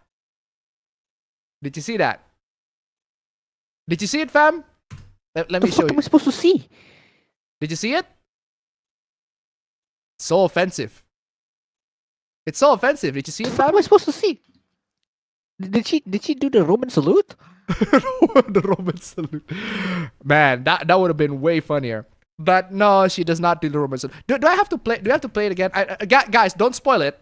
Just let the Pablo figure it out. Just let the Palmer figure it out. Just did you see it, fam? Did you see it? Oh wait, I think I remember seeing this on Twitter. Was it because she's just saying that it's small? Yes. I remember that. That's stupid, bro. Yeah, that's pretty much the only reason why people are outraged by that. It's because she made a gesture. It's because she made this gesture. It's because she made the small gesture. I literally made that small gesture. Hold on a second. I want to find the Shinji profile picture that I have. I used a Shinji profile picture a while back where Shinji Ikari just goes like this. It's still one of the funniest profile pictures that I have. But where the fuck is it? It's still one of the funniest profile pictures that I've had. I don't know why I don't have it. Where is it? I need to find the original on that one. Is it? No. I don't have it, even though it's a fucking funny. It's a fucking hilarious profile picture. But regardless, yeah, it's basically this gesture. Let me play that again to you guys so you can see it. There, that's it. That's the one. That's the one that got a lot of people outraged for some stupid reason. I don't know why they're outraged by this. They really shouldn't be outraged by this, but they are. They are outraged by it anyway. And they can't exactly like, what the fuck am I supposed to do? They just got outraged by the dumbest shit, I'm telling you. I'm telling you, they just got outraged by the dumbest shit. You know, the funny thing is, right? This is my... Can I get this profile picture real quick? There you go.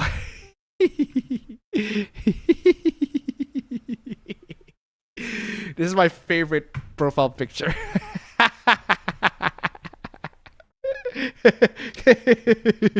This still is like, I used to use this profile picture when I was not on YouTube. I just find it very, very funny.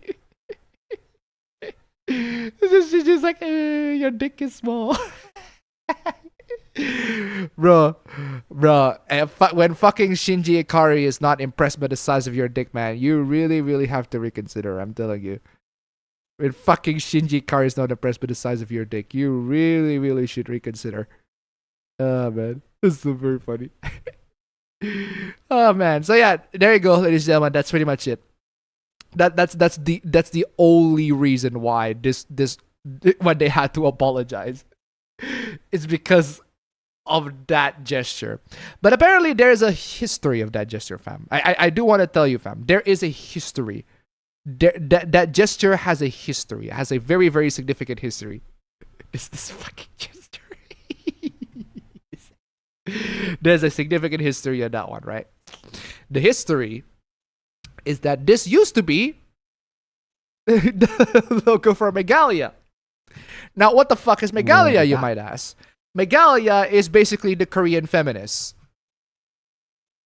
South Korean feminist movement. And also, I love the fact that the Wikipedia article says that it was a feminist movement. It was. It was. And I'm like, wait, it was? So, past tense? Not present tense? So it's no longer a thing anymore? Apparently, it's still a thing. It's just not. It's just on a different form. But hey, that doesn't dismiss the fact that there are conspiracy theories on it. It's an anti-feminist conspiracy theory that originated in South Korea. Apparently, there's a deliberate plot to spread and promote misandry through hand gestures. Ladies and gentlemen, apparently I am promoting misandry by just this. Look at evil Shinji Ikari promoting misandry by just going this. How dare? How dare they, right? How dare?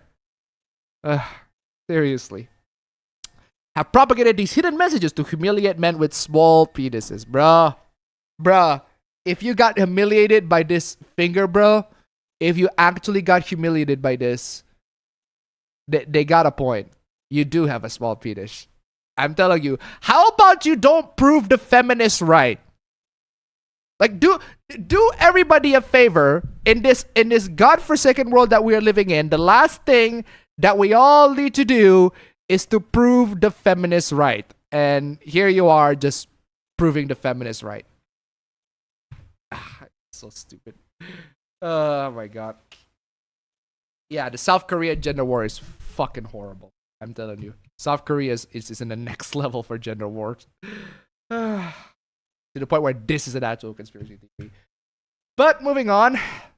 I hate anime cliches. For example, Persona 3 is mostly some Japanese bullshit. Fam. Apparently Persona 3 is mostly Japanese bullshit. Well, this guy's not wrong. Bruh. Persona 3 is mostly Japanese, so they're not wrong on that.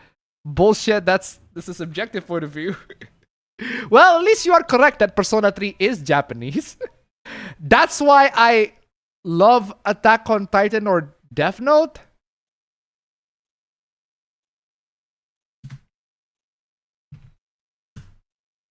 I fail to recognize the correlation.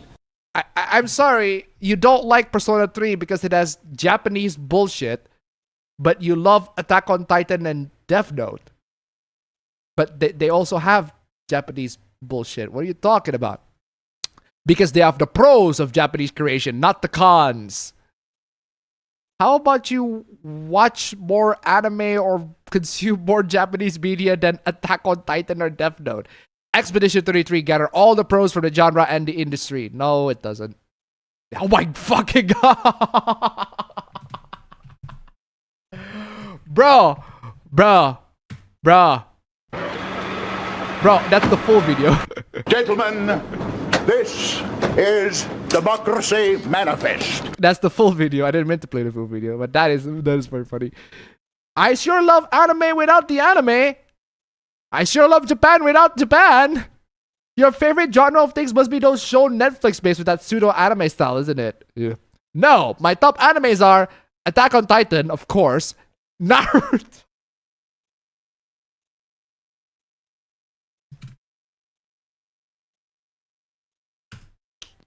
I couldn't understand. I couldn't believe. I didn't understand. I didn't understand. I never understood. I didn't know. I didn't understand. I never understood. I couldn't believe. I never understood. I couldn't believe it. I had no. This coconut. I didn't understand. I couldn't believe. I didn't know. I didn't understand. I couldn't believe. This fucking brain rot, I'm telling you. Death Note, Nanatsu no Taizai. Really? Nanatsu no Taizai? That's 7 Deadly Sins. That has way more anime BS than Persona 3. The 7 Deadly Sins. That has way more anime BS, Japanese BS than Persona 3. But okay, whatever. I guess you love that. Code Geass, same. Great Teacher Nezuka. Okay, that one is good. That one is good. No, that's pretty good. Hunter x Hunter. That's pretty good as well. But seriously, like, you love all these anime, but you don't like Persona 3 because of quote-unquote Japanese BS? What the hell are you talking about? The Japanese BS in the first place. What is wrong with you? But these are pretty good. You know what this reminds me of, fam? You know what this reminds me of? This reminds me of when it was like, you're talking about, what is your favorite? Remember that moment when Chris Pratt and Charlie Day was talking about their favorite games of all time? I remember, it reminds me of this. It's hard to pick. It's like, what's the best? What's the best song of all time, right? It's like, it's impossible to say, but I don't think it's Super Mario 64. What would you say is The best video game of all time? some example? The Last of Us has been thrown out there. Tony Hawk's Pro Skater 2. That's pretty good. Oh man, that was good. That was good. That was really good. Not wrong. Not wrong. not wrong. That was pretty good. Also, Gentlemen, this is Democracy Manifest. Democracy manifested on that one. Seriously. Good lord. Good lord. Good lord. Attack on Titan is so bad I dropped it after 3 chapters. Bruh. Wow, what do you say after that one? Brutal, savage, wrecked. Absolutely taken down. That is so funny. You missed the best story of all times, bro. I seriously doubt it. Huh, that's actually a new clip. I forgot to play. I've never actually played that. I seriously doubt it. The best story of all time, sure. 20. I do not. That's an entirely different language. I don't know. But seriously, what? And thumbnail hoopla. There's so much glazing on Expedition 33, which I love Expedition 33. It's a great game. I love this game. But my god, the amount of fanboys that this game has is freaking crazy. Guys, chill out. It's just a video game. No exaggeration. Expedition 33 is the kind of masterpiece that's gonna be impossible to ignore in any future discussion about games. Chill, bro. It's not that deep. Chill out. Dickwad. Chill, bro. It's not that deep. For gamers, it's basically mandatory education and core curriculum. No. Chill out. Chill out. Dickwad. Bro, chill out, bro. It's not. It's not that deep. Person who has never played a JRPG. Wow, this French RPG made as a love letter to Japanese RPG has completely redefined Japanese RPGs. Unfortunately, it's sold even less in Japan and Forspoken. That's crazy. That's true. Japan usually has shit taste. Wow.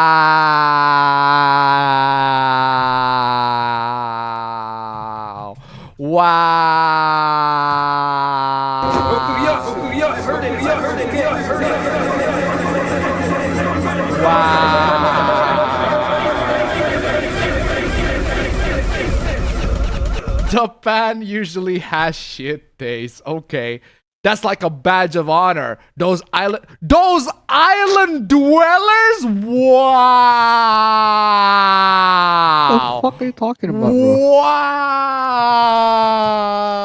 Wakakule! Wakakule! Wakakule! Wakakule! Kule! Kule! Kule! Kule! Wakakule! Wakakule! Wakakule! Wakakule! Those island dwellers only like moe shit. The fuck is wrong with moe shit, bro? Those island dwellers, good lord. Man, you hate this game so much. You love this game so much. You hate JRPGs so much, you have to glaze on Expedition 33 so much. You have to straight up blatant racism, bro. What is wrong with you? Also, democracy. Look at the racism. Gentlemen, this is Democracy Manifest. Ugh, good lord.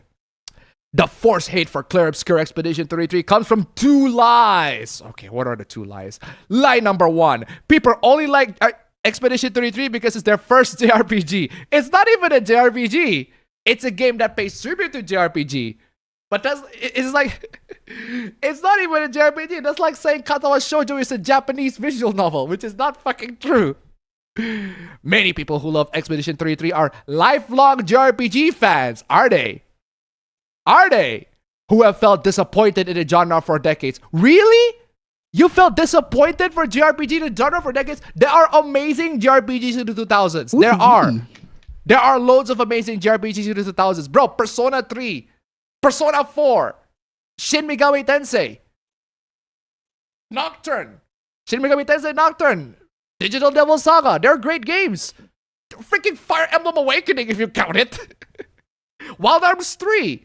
Oh my god, there's so many amazing, great JRPGs in the 2000s, and then you're telling me you're disappointed by that? But don't worry, guys. There is a reason why.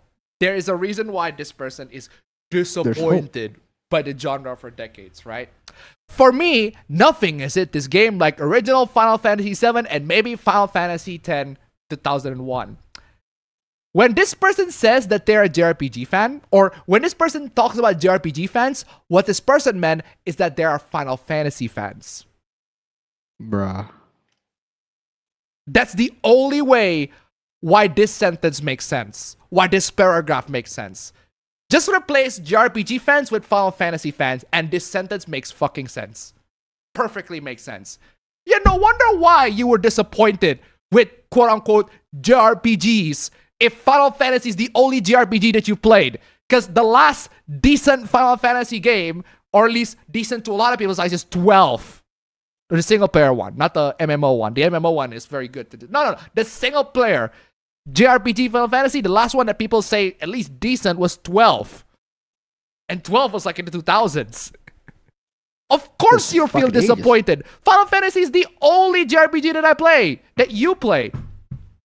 Bro, not even Persona 5 fans. Okay, fine. I'll give you that. But seriously, for many people, this is the first in ages they felt the rush of a new game hitting with that old game magic. Maybe because Final Fantasy is the only JRPG that you play. How about you play any other JRPGs other than Final Fantasy? Maybe that will solve your issue pretty well. Expedition 33 also destroyed every issue, bro. Seriously, Expedition 33 also destroyed the lie that turn-based combat would not look good in realistic graphics. Bro, who the fuck says that? Who says that? Who? Hold on, who is it?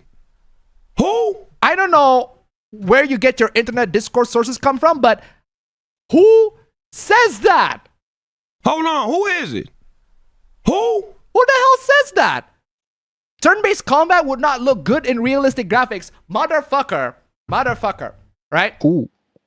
One of the games. Who's we? Fam, I'm telling you, fam. I'm getting you this because this is the game that because the director of the game literally mentioned it, I had to look up the game. One of the games that the director mentioned, that the director said, you know what, this game deserves a fucking remaster, and you know what, he's right. This game deserves a fucking remaster. Because the game is only available on Xbox 360. And that game is Lost Odyssey. That game is Lost Odyssey. If you've seen the gameplay of Lost Odyssey, like, this game proper actually has turn-based combat and, let's say, semi-realistic graphics. I've been watching the Let's Play for the long play for this, like 32 hours, good lord. This looks cool. This actually looks cool. Traditional turn-based, I would say at least tries to be realistic. Not exactly super realistic, but at least tries to be semi-realistic for its time. Xbox 360 era, at least. But yeah, this looks fucking cool. Shame that this game is only available on Xbox 360 and not in any other platforms. The director of the game literally says, you know what? That game should be everywhere else. He's right. Classic. But yeah, turn-based combat would not look good in realistic graphics. There's Yakuza Like a Dragon as well. That's quote-unquote realistic graphics. Resonance of Fate, that's realistic, quote-unquote realistic graphics. Actually, cutting-edge graphics too. Final Fantasy 13. Like, say what you want about Final Fantasy 13. Like, the combat's not exactly great, gameplay's not great, story's a bit of a mixed bag, but it does look pretty. It does look really, really cool. And if the combat is just not shit, it can actually work. For a long time, Final Fantasy fan... See? Like I said, a baseless excuse made for Final Fantasy for years. Bro, you are not a JRPG fan. You are a Final Fantasy fan. Final Fantasy is the only JRPG that you play. How about you literally play anything else? Play something else, good lord. Lie number 2. People who love Expedition 33 have never heard of Bravely Default, Dragon Quest, Octopath Traveler, Persona, etc. Yes! Yes! Yes! Yes! Yes, yes, yes, yes. Yes! Yes, yes, yes, Yes! yes, yes. Yes, yes, Yes! yes, yes, yes, yes, yes, yes, yes, yes, yes, yes, yes, yes, yes, yes, yes, yes. What's your excuse now? Pixel, anime, low poly 3D games do not have the same mainstream appeal. Final Fantasy VII is low poly. 10 is even, like, you could even consider 10 low poly, depending on your standards of graphics at the time. 12 even. Actually, no, 10 and 12 is not exactly low poly, but not exactly realistic cutting edge graphics in the PS2 at the time. But still, they have a lot of anime tropes. They just don't look anime. Actually, hold on a second. No, never mind. Final Fantasy X looks pretty anime-esque. 3D anime still, but pretty anime. Pretty Japanese game.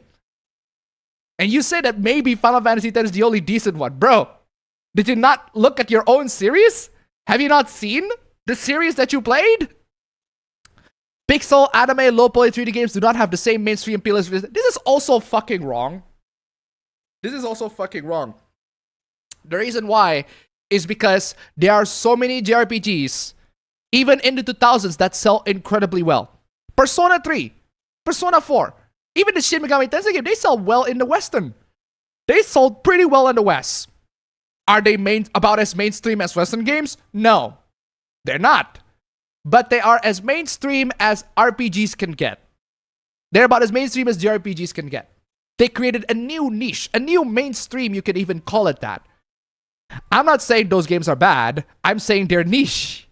So, in other words, you have no authority on talking about JRPGs because you never played them. Because you said they quote-unquote don't appeal to you. They do not have the same mainstream appeal. Just completely reinforces my belief that this guy is not a JRPG fan. This guy is a Final Fantasy fan because this person thinks that Final Fantasy is like the cutting edge of JRPGs, like the best of the best JRPGs, like the mainstream JRPG, which is not wrong. Final Fantasy is mainstream JRPG, but you can't say that you are a JRPG fan if you only play Final Fantasy.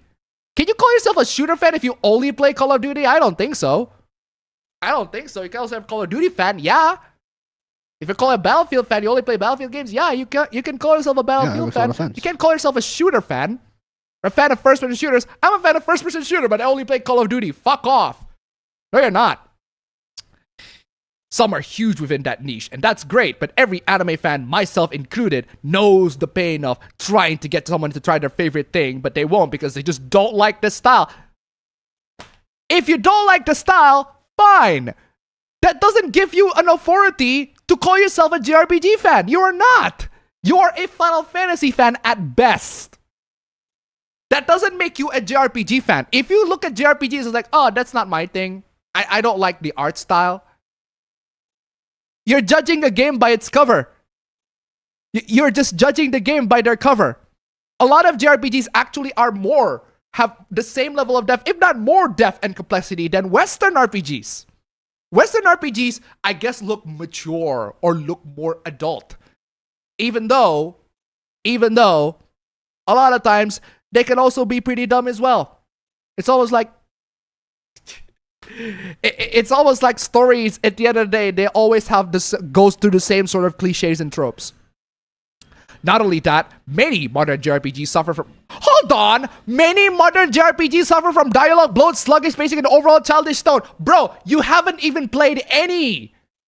Have you played any JRPG other than Final Fantasy? Because it seems like you are describing the recent Final Fantasy issues. Because they do have dialogue bloat and sluggish pacing and an overall... Actually, no, they don't have an overall childish tone. This is modern Final Fantasy. They do have all those issues. Because you're a Final Fantasy fan... But you're not a JRPG fan, which don't have all those issues. You don't play JRPGs. How do you know that they have all those issues when you don't even play them? You might be okay with it, but those are deal breakers for many people. Bro, have you even played them? Have you even played them? Because you clearly have not. There's a saying, we grew up. What do you mean? There's a saying, we grew up, but the games didn't?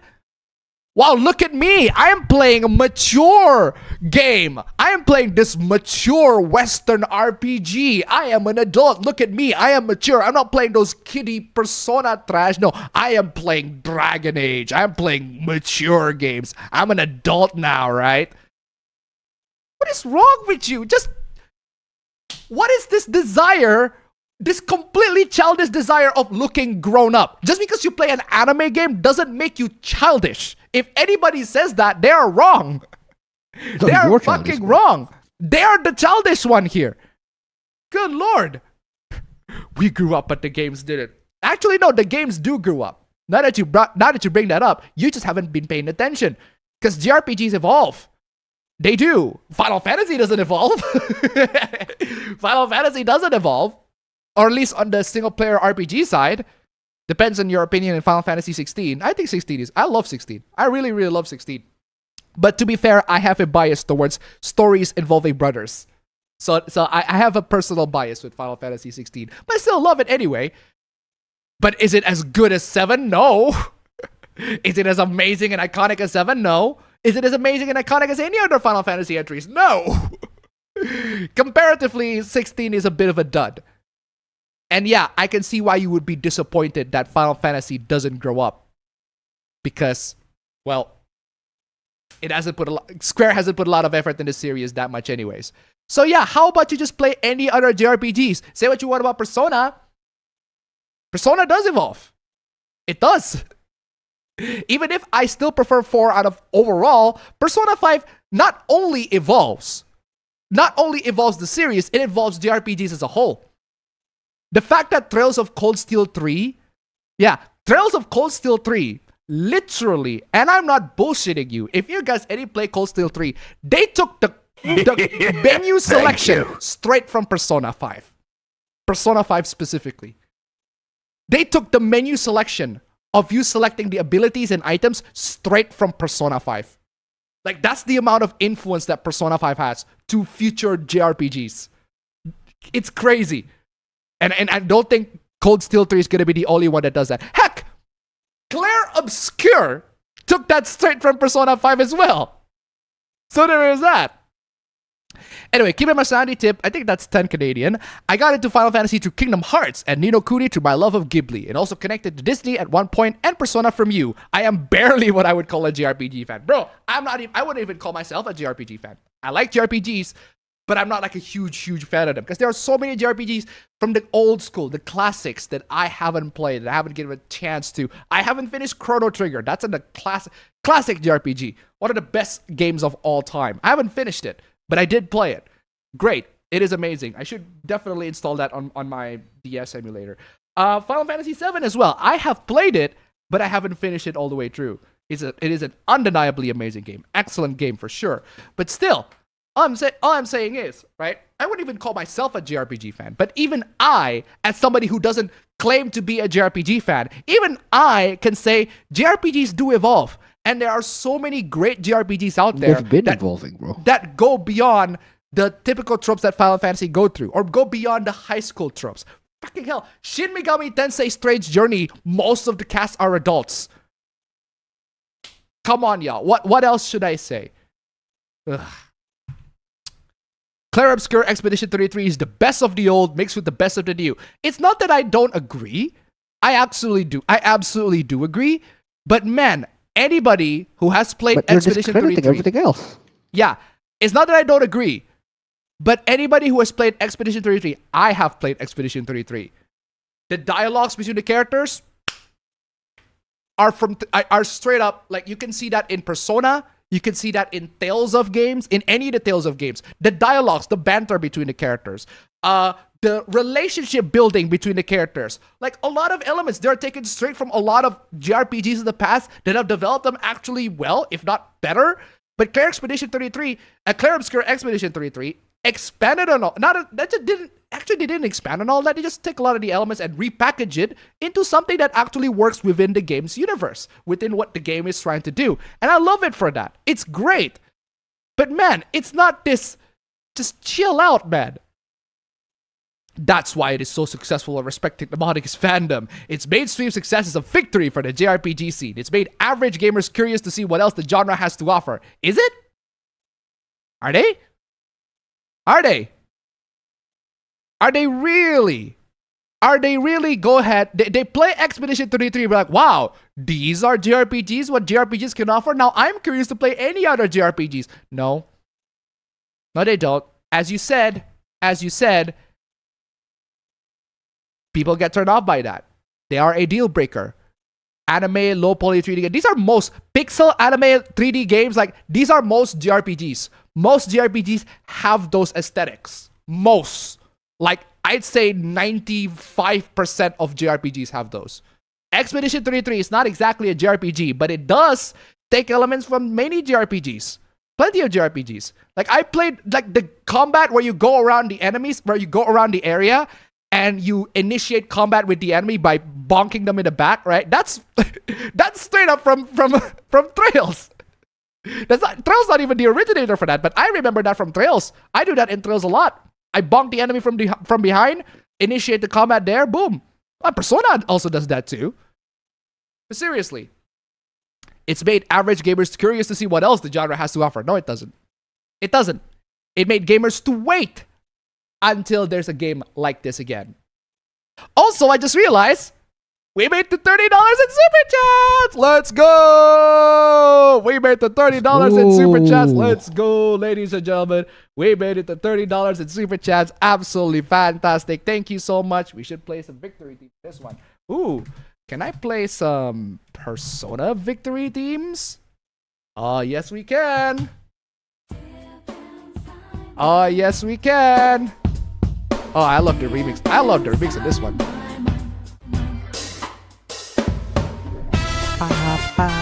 Hey, let's go. Let's go. We made it, guys. Thank you so much, guys, for the $30 donations, guys, for the super chats. Let's see if we can make it on Stream Elements. Come on, y'all. $12 more. $12 more in Stream Elements. Come on, y'all. That's one $12 donation, $6, two $6 donations, three $4 donations, four $3 donations, six $2 donations, and 12 $1 donations. Come on, y'all. Factorial shit. I'm telling you. Quick maps. Factorial shit. I'm telling you. Thank you so much for the donations, guys. Let's see if we can make it the nice, actually not nice number one, $30 of super chats. Come on, y'all. That'd be great.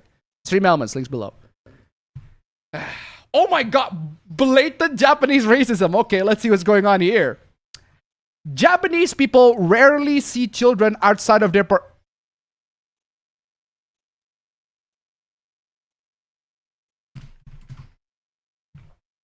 What are you talking about, bro?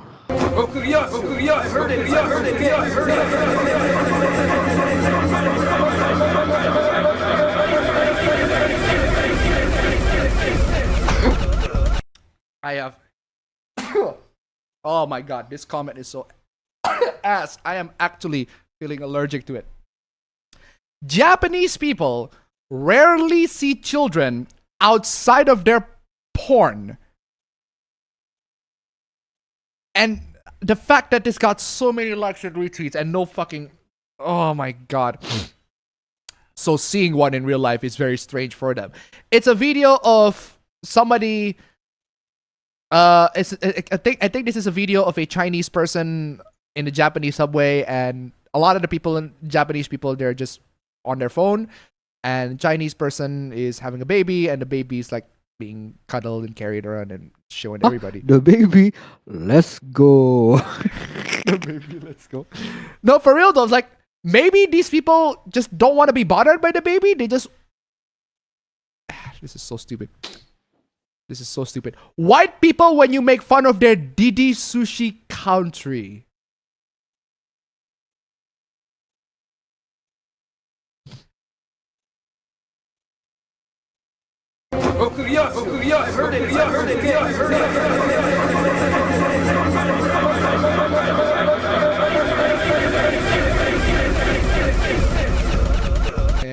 I love the fact that this person has a GIF from the Naruto opening. I love that this person has a GIF from the Naruto opening that coincidentally, fam, coincidentally, do you know which Naruto opening this is? No. You don't. You really do not. Really? No. Really, you do not. Are you for real? Are you for real? I don't. You really do not. I'm sorry, it's been a while since I Oh watched my Naruto, god, man. I need to take your Naruto cred away from you. It's this one. This.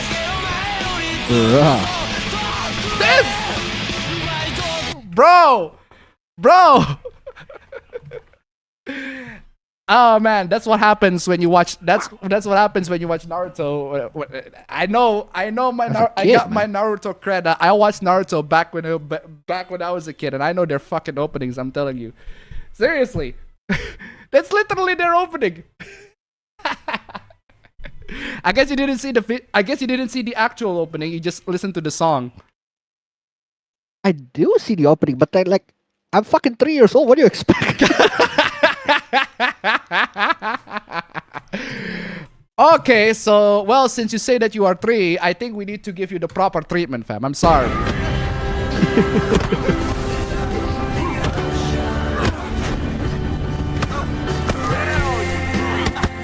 I'm telling you. Oh my goodness. It's such a stupid point. Oh my god. JRPG fans get really defensive when people like genuinely good games like Final Fantasy VII instead of Fantasia of the Diddy Blood. What the fuck is... Why are there so many of these people make P. Diddy jokes? Why are these so many people make P Diddy jokes to insinuate or to say pedophilia? I'm playing this. You know what's very funny, fam? You know what's very, very funny about the P Diddy one? You know the Kesha song TikTok? And how it begins with "Wake up in the morning feeling like P Diddy." Yeah. The only reason why I know the song is because of Blindness. No, fam. The funny thing about that song is that Kesha changed the lyrics. Good. She just says, "Wake up in the morning," says "fuck P Diddy." Just wake up in the morning, said "fuck P Diddy." Well, thank you, Kesha, for updating the lyrics so that it's more appropriate for today. Good on you, Kesha. Good on you. But seriously, Final Fantasy VII instead of Fantasia, the Diddy Blood that came out in 2003 for the PS3 Slim. PS3 Slim? Why specifically the PS3 Slim? You can play any PS3 game on any version of the PS3, but whatever. But was only available every Tuesday if it was ready. It was only available every Tuesday if it was ready. It's a Persona reference. It's a fucking Persona reference. It's a fucking Persona reference. You know how in Persona, how certain items are only available if it's raining? Bruh. It's a fucking Persona reference. Watch 14.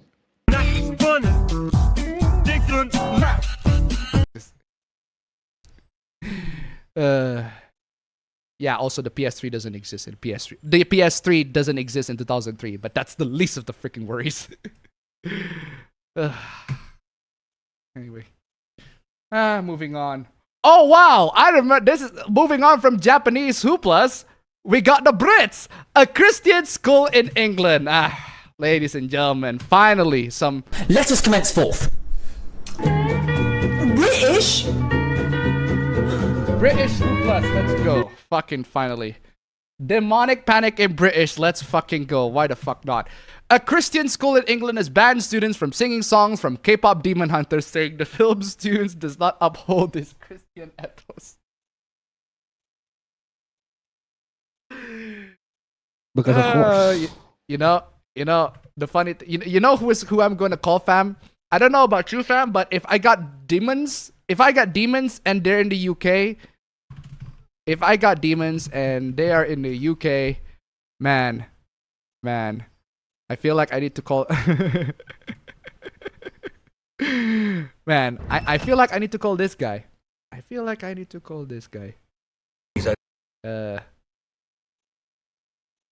Oh man. I am so playing this. I'm so playing this scene because I still remember this one. This one. This one. You know, this one. Apologies, I didn't have time to translate that from its original Aramaic. You know, if I knew you were surrounded by so many pretty girls, Oliver, I would have stopped by sooner.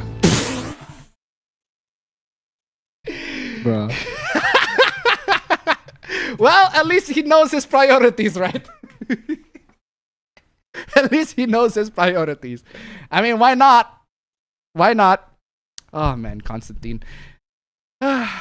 K-pop demon hunter saying the film's tunes does not uphold the Christian ethos. Really, staff said the themes are linked to spiritual forces opposed to God and goodness. Hey, to be fair, the K-pop demon hunters are a bunch of pretty girls. So hey, let's call up John Constantine. Hey, let's call up John Constantine. He should probably deal with the demonic forces of this scary thing. Anyway, so Lilliput Church of England Infant School in Poole, Dorset. It's the British. Let us commence forth. British? Dorset. Oh my god. Has banned pupils from singing songs from the K-pop Netflix animated film K-pop Demon Hunters. If you ask me, if they banned them singing Golden, I would perfectly agree with that. Free. Just sing Free. Free is a way better song anyway. That's just me. Citing concerns that the lyrics and themes conflict with its Christian ethos. Staff explained that the references to demons are associated with spiritual forces to good and goodness. Keep him sanity to $1. $2. I understand if they're cat, loads of demons there. Thank you so much for the donation. Keep them coming. Which some parents and community members found deeply uncomfortable. Well, if you don't find it comfortable with that, then just fuck off and... This is so stupid. The ban was announced in mid-November after parents raised concerns about children singing songs from K-pop demon hunters in school. It's been a long time since I heard Golden. But what are the lyrics for Golden, right? What are the K-pop demon hunters? What are the K-pop demon hunters songs? I want to see the one from Golden. What are the lyrics? I want to see if there are any horrible lyrics there. I was a ghost, I was alone, given. Okay. I'm done hiding, now I'm shining like I'm born to be. We dreaming hard, we came far, now I believe. We're going up, it's our moment. You know, together we're glowing. Gotta be golden. Up, up, up with a voice, and I gotta be golden. I'm hiding, now I'm shining like I'm born to be. No fears, no lies, that's who we're born to be. Ooh, scary, demonic lyrics. Like, I'm shining. Break these walls down. No more hiding. I'll be shining. Ooh, horrible, demonic lyrics.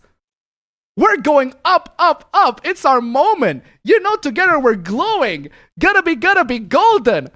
Oh, oh, up, up, up with our voices. Ooh, horrible lyrics. Scary, demonic, awful. Oh my god. The film, a PG rated. Yeah, we know the film. Great film, by the way. If you haven't seen it, great. Definitely give that a watch. Staff said the film's references to demons are linked to spiritual forces opposed to God and goodness. Ooh, spooky, right? Spooky. Spooky. I want to see my favorite track. My favorite song is free. It's free, so. Why does it feel like every time I let you in? Why does it feel right every time I let you in? Why does it feel like I can tell you anything? All the secrets that keep me in chains and all the damage that make me dangerous. You got a dark side, guess you're not the only one. What if we both tried fighting what we're running from? We can't fix it if we never face it. What if we find a way to escape it? Okay, you know what? I see what we're talking about. I see what they're talking about. I see. I guess the free song is too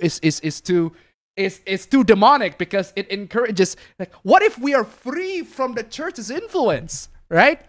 What if we free? What if we are free from the church's influence? We got a dark side. Oh, we got a dark side. We have to embrace it. Like that's demonic, fam. That's demonic, opposed to God, because people got dark side. We got a dark side. Got to embrace that. What if we both tried fighting what we're running from? Why we can't just face our dark side? Good Lord. Oh no. But clearly Golden is about achieving orgasm. Sin. Thank you so much for the donation. Keep them coming. Keep them, Master Andy. Two Canadian. The school emphasizes duty to uphold the Christian ethos and be mindful of families who find such themes troubling, while acknowledging that some parents saw positive messages in the song, because there are. It's a PG rated. The schools decided to err on the side of caution. Listen to the songs, ladies, or whoever is in the church here. Just listen to the goddamn songs. They are good songs, but good Lord. Some parents supported the ban because they're dumbasses, saying it respected religious sensitivities. Did you not listen to this? Whatever. Others argued the songs are harmless and even uplifting because they are. Because this film center team is about fighting evil. This is so stupid.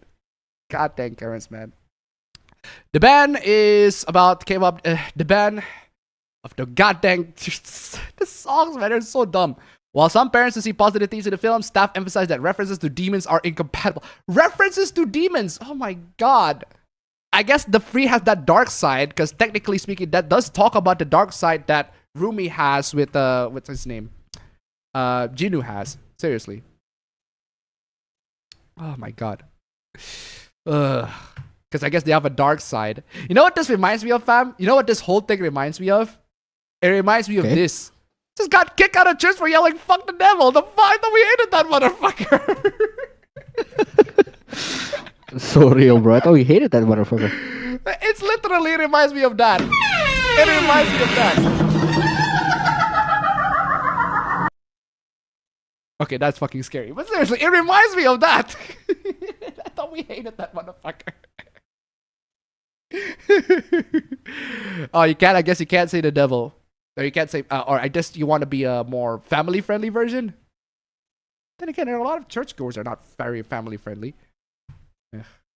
Oh my god, this fucking article. Man-keeping. You know manspreading, right, fam? You know manspreading? Now we got man-keeping. Man-keeping is man-keeping, bro. Is why more and more women are done with dating. Managing his stress, interpreting his moods, holding his hands through feelings he won't share with anyone else, all of it unpaid, unacknowledged, and often unreciprocated. Is it any wonder women are fed up? This fucking article. Okay, so this is an actual fucking Vice article that talks about man-keeping. What the fuck is man-keeping? What are you talking about, bro? Man-keeping is apparently a term coined by researchers and popularized in a Vice article to describe the unpaid emotional labor women often perform in heterosexual relationships. So, basically work. Remember how I said relationship is a lot of work? These women are just basically, oh my god, relationship is a lot of work. I have to check my men's bullshit. Yeah. True. Look at your mans, bro. Yeah, the same we have to check on your bullshit. You think we're not keeping with your bullshit too? That's why relationship is a lot of work, right? Because you have to put up with your partner's bullshit. But your partner also have to put up with your bullshit. That's what makes relationships a lot of work. What makes it work? If you don't want to be in that, and perfectly understandable if you don't want to be in that, be single. Just be single if you think that's too much of a hassle. Do you not want to deal with your partner's bullshit and you don't want your partner to deal with your bullshit? Well, there you go. Then just be single. Do not be in a relationship. These ladies, so basically man-keeping is ladies complaining that they have to work in a relationship. How dare you? Oh no, I have to actually work? Ugh. Essentially acting as their partner's support system, therapist and life manager. Yeah, because only women do that, right? Because only the women that do that, right? The men have never been a support system, the therapist and the life manager of the women, right? That's never happened to the men, right? The article, Man-keeping is why women are done with dating. Man-keeping is why women are done with dating? Not the fact that they're men, whatever. Explains that man-keeping goes beyond typical relationship tasks like remembering birthdays or planning dates. Do you seriously think? Wow. Do you actually in your think? mind, those are the only things that matter in a relationship? Those are not relationship tasks. Those are not. No wonder you're relationship fucking tasks. single, bro. That is not a relationship fucking task, bro. Those are just appointments. Those are relationship appointments. If you don't remember that, then you're the fucking idiot. Good fucking lord. It refers to women being expected to manage their partner's stress, interpret moods and emotions, provide constant emotional support, and handle responsibilities their partners neglects. This is every relationship ever. Congratulations. Welcome to every relationship ever. This is not just happening to women. Men also have to deal with women's bullshit. Women also have to deal with men's bullshit. In a heterosexual relationship. In a homosexual relationship, men have to deal with their partner's men's bullshit. And women have to deal with other women's bullshit. Speaking of that, did you know, I have to bring this up, fam. I have to bring this up, but did you know that statistically speaking, right, the domestic abuse cases for homosexual men are very little, but homosexual women, there are loads and loads of domestic abuse cases. It's disproportionate. It's crazy. Lesbians be wildin'. I'm not even bullshitting you. That's not a homophobic, that's not homophobia. That's like genuine statistics. Lesbians are actually way more abusive than gays. It's weird. Not saying that there aren't any wholesome lesbians. Not saying that it is impossible for lesbians to be wholesome, but it is disproportionately reported that there are loads of lesbians that are incredibly abusive. There are lots of domestic violence in it. It's absolutely crazy. I'm not homophobia, straight up statistics. Lesbians be wildin', I'm telling you. This work is unpaid.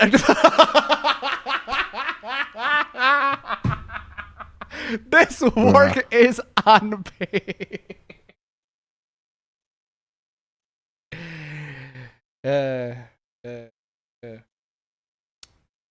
Right, guys, I'm gonna give you some wisdom, right? I'm gonna give you some wisdom, okay? All right, here's the law, okay? Here's the law that when you have to deal with women, right? Okay, hold on a second. Where's that? Where's that? Where's the? I need to get that. I forgot that video. Remember that video of the husband that basically explains if it's the husband's fault. If it's the husband's fault, but it's not the wife's fault, then it's the husband's fault. But if it's the wife's fault, it's still the husband's fault. If it's nobody's fault, it's still the husband's fault. Or something along those lines. Yeah, it's basically that. It's basically that. I'm just telling you guys. Or in other words, give me no say.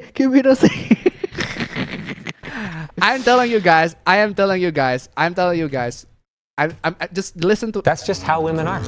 Just listen to Linus there. That's just how women are. All right. I'm telling you, guys are gonna take a lot of burden, unpaid, unacknowledged, and often unreciprocated burden of dealing with women's BS. I'm telling you. That's just how women are. That's just how women are. That's just how women are. Well, I suppose I get paid with sex, but that's pretty much it. The term was introduced in academic research from Stanford University Clayman Institute for Gender Research. You know, the funny thing about gender research, right? Or just basically any gender studies any gender studies, right? The funny thing about all those is that they're biased towards women. Very, very biased. And when I say that they're biased towards women, I mean, if there are genuine issues between the genders, the conclusion is always, it's men's fault. Bruh. It's men's fault. It's quite literally this scene. How do you write women so well? I think of a man, and I take away reason and accountability. It's literally that scene. Not even bullshitting you. It's quite literally that scene. It builds on the idea of emotional labor, but specifically highlights how women disproportionately shoulder the burden of maintaining men's emotional well-being. That's right, guys. Both people, men and women, men and women have to work in relationships, women most affected. Researchers link it to the male loneliness epidemic. This has nothing to do with the male loneliness epidemic. What the fuck does that have to do with the male loneliness epidemic? They don't have partners. Women don't have to take care of the emotional well-being of lonely men. They don't have partners by definition. They are lonely. Where men often lack strong social support networks outside of romantic relationships. Hold on. Men often lack strong social support networks outside of romantic relationships? No. What? It's a lot easier for men to make friends with other men. Or even just be with their family members compared to romantic relationships. In fact, a lot of times, men will vent out their emotional frustration not to their romantic partners. That's just to be expected. That is how it is. But okay, you're going to correlate that. But why it matters, all right? Many women report that dating feels like a full-time job. Yes. Because it is. Because it is. I'm sorry that you feel that way, but I'm sorry to tell you, because it is. You're complaining that dating relationship is like a job. Yeah, because you have to deal with that other person's bullshit. The same way that person also has to deal with your bullshit. It contributes to burnout and frustration. Then be single then, if that actually contributes. Just be fucking single. Good. Some women step away from dating. Bye-bye, bitch. Bye. The concept resonates wildly because it names a pattern that has long been experienced but not formally recognized. Bro, it has been formally recognized. It's called emotional fucking burnout. It's called emotional responsibility. This is not a new concept. This is a genderless concept, but you make it gendered, implying that women are the emotionally responsible. I can't.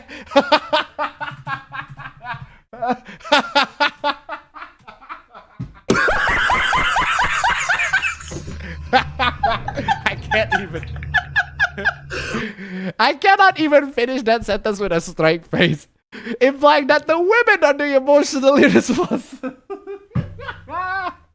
I cannot even finish that sentence, man. I cannot. How do you write women so well?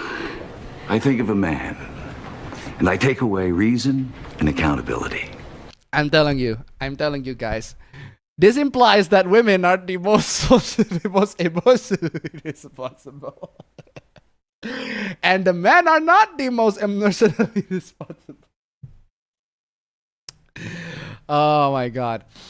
Naming man-keeping helps validate women's experiences. In other words, it helps women to shift the blame to men. Good lord. Yeah, the Vice article explains man-keeping as the emotional labor women perform to manage men's lives. Emotional labor. What is that? This article implies that man-keeping is that emotional labor is exclusively a woman-to-man thing. And that men do not have to endure the emotional labor of taking care of women. Men don't have to endure the emotions that women have. That never happens at all. That is not a responsibility that men have to take care of, right? Real fam.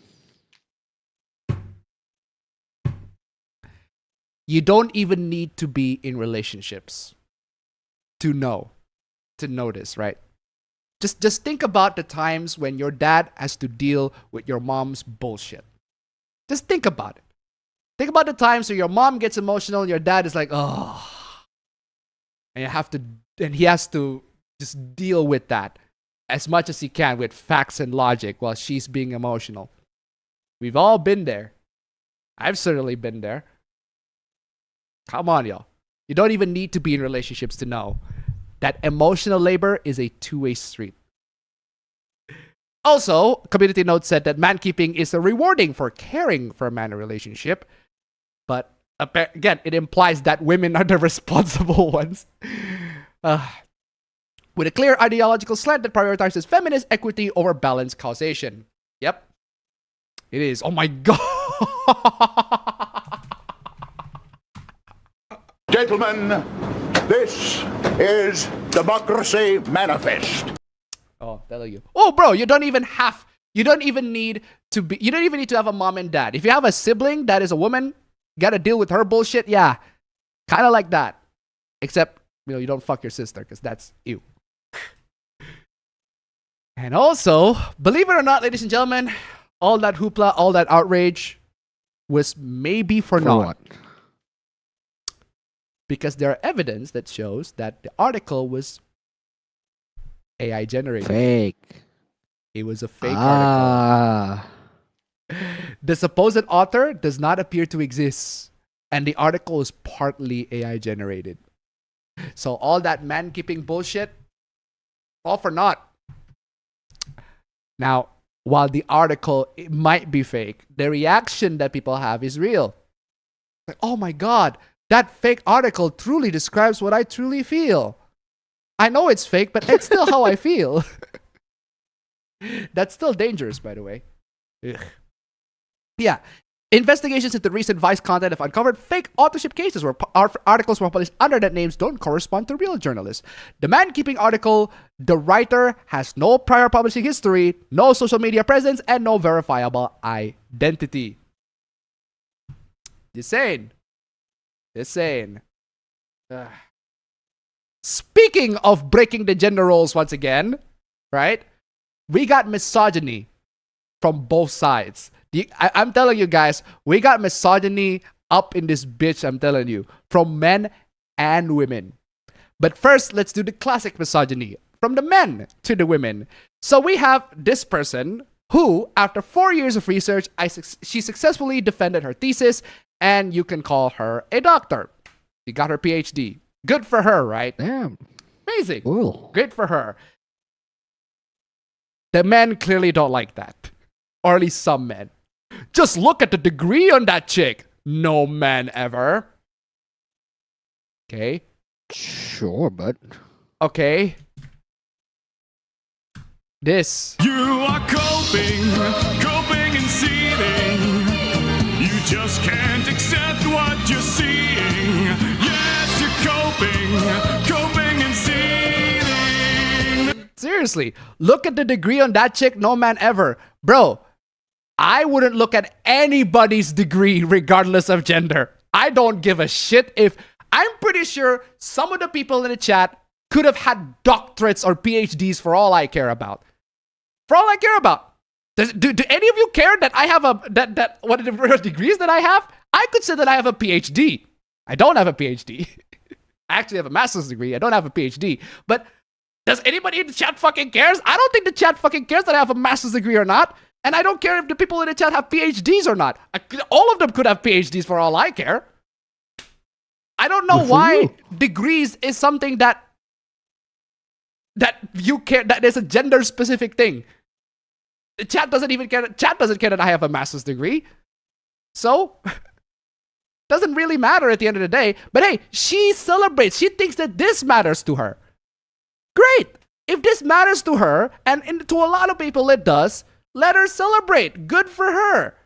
I don't personally think it matters, but hey, she celebrates it. She thinks it matters. And hey, if she thinks that it absolutely matters, congratulations. I'm not going to step on her. I'm not going to stomp on her parade just because I don't think degrees matter that much. Let her be. Good Lord. They just handing doctorates to anyone now, huh? No, they don't just hand doctorates to anyone. You actually need to defend your dissertation. I don't know why she says thesis, but whatever. Dissertation. You actually have to defend your dissertation in front of a lot of academics to make sure that you got graduated. I know, because I'm literally an academic. I've been through this twice lately, but hey, no grandmother on their deathbed was ever asked, so what was your thesis on? Bro, I don't even care what my mom and my dad's theses are. I don't care what their theses are. But I am proud as hell that they do have them. But I celebrate the fact that they do. But I don't care. I mean, I'm glad that they did. They got their degrees. Good on them. My dad's getting his PhD or the Indonesian equivalent. But I don't care about what they're writing on their thesis. This is not a gender thing. It's not an exclusively gender thing. She celebrates the fact that she's about to get a doctorate, like a lot of people do. Good for her. One of the biggest reasons men don't value women's education. Bro, cope and fucking see. Coping and seething. You just can't accept what you're seeing. Yes, you're coping and seething. Wow, one of the biggest reasons men don't value women's education. Cope and seethe, my dude, is because they do nothing with it. I'll show you guys what this woman's education, right? What her education is. Because it's actually for something really important. Really, really important. But this guy's like, no, women never actually use their degrees. But they do, though. A lot of academics do use their degrees for good reasons, for research purposes. In fact, in Indonesia, if your job is in the academia, you have an obligation to do research, to teach, and to involve yourself in community activities. It's called Tridharma. Look it up. I know, because I am literally one. I am literally working on it. But okay then, whatever. They don't move society forward. How do you know that? How do you know that she doesn't move the society forward? They don't feed the home. How do you know that? What makes you think that they don't, quote unquote, feed the home? They don't make women benevolent. Not your benefit for sure. All your degrees, masters and PhDs do is make you think you can be like men. No. That would imply that men have PhDs. That would imply that most men have PhDs. Or that they have master's degrees. Or degrees at all. She's not trying to be you. She's better than you. And here you are, coping and seething. You are coping and seething. You just can't accept what you're seeing. Again, there are loads of bullshit degrees out there, for sure. The gender studies one, bullshit degree. Absolute trash degree. Garbage degree. Because it teaches... It's basically a propaganda, an anti-men propaganda. It's like, hey, you know all these problems that society has? It's men's fault. There, I summarized gender studies for you. All the society's problem, men's fault. That's gender studies for you. But hey, continue. If you happen to earn some change from them, all you do is selflessly spend on it on yourself and yourself alone. Wait, hold on. If you happen to earn some change from them, all you do is selfishly spend it on yourself and yourself alone. I don't know about you guys, but if I got money and the money is meant for me, I'm not going to spend it for you. I'm not going to spend that money for your benefit. Who the fuck are you? I'm going to spend that money for me, for my benefit. If people donate money in the chat, I'm not going to give it that money back. I'm going to buy it. If people donate money, I'm not going to give that money back. What the fuck is wrong with you? It's like, what? you got fucking... Bro! You are coping and seething. You just can't accept what you're seeing. Seriously, what? All you do is selfishly spend it on yourself and yourself alone? Yes? Of course I will use it selfishly to spend it on myself and myself alone. Who the fuck else am gonna spend it to? A pop, bro? Bruh. No, for real though. For real though, god dang. Just, oh wait, that's just the previous comment. You could have had 4 babies in that time. Why would anybody have 4 babies? Why? 2 is already pretty demanding. Why would anybody want to have 4? For one, why would anybody want to have 4? And 2, who's going to take care of those babies? Last time I checked, she's not exactly... She doesn't have anybody. Pretty sexist of you to think that a woman's job is to have babies and that's it. Yeah, apparently women's job is to have babies, which is pretty sexist thing to do, thing to think about. So I'm playing this too. Okuyasu, I heard it as clear as day. I just remembered I have a meeting at 8:30. Racist! Ah shit, I am legally forced to share my money to a Pablo. That's not legally forced, fam. It's legally binding, fam. Legally binding. Anyway. Hey, Jules, only academia cares. Enjoy your cats, though.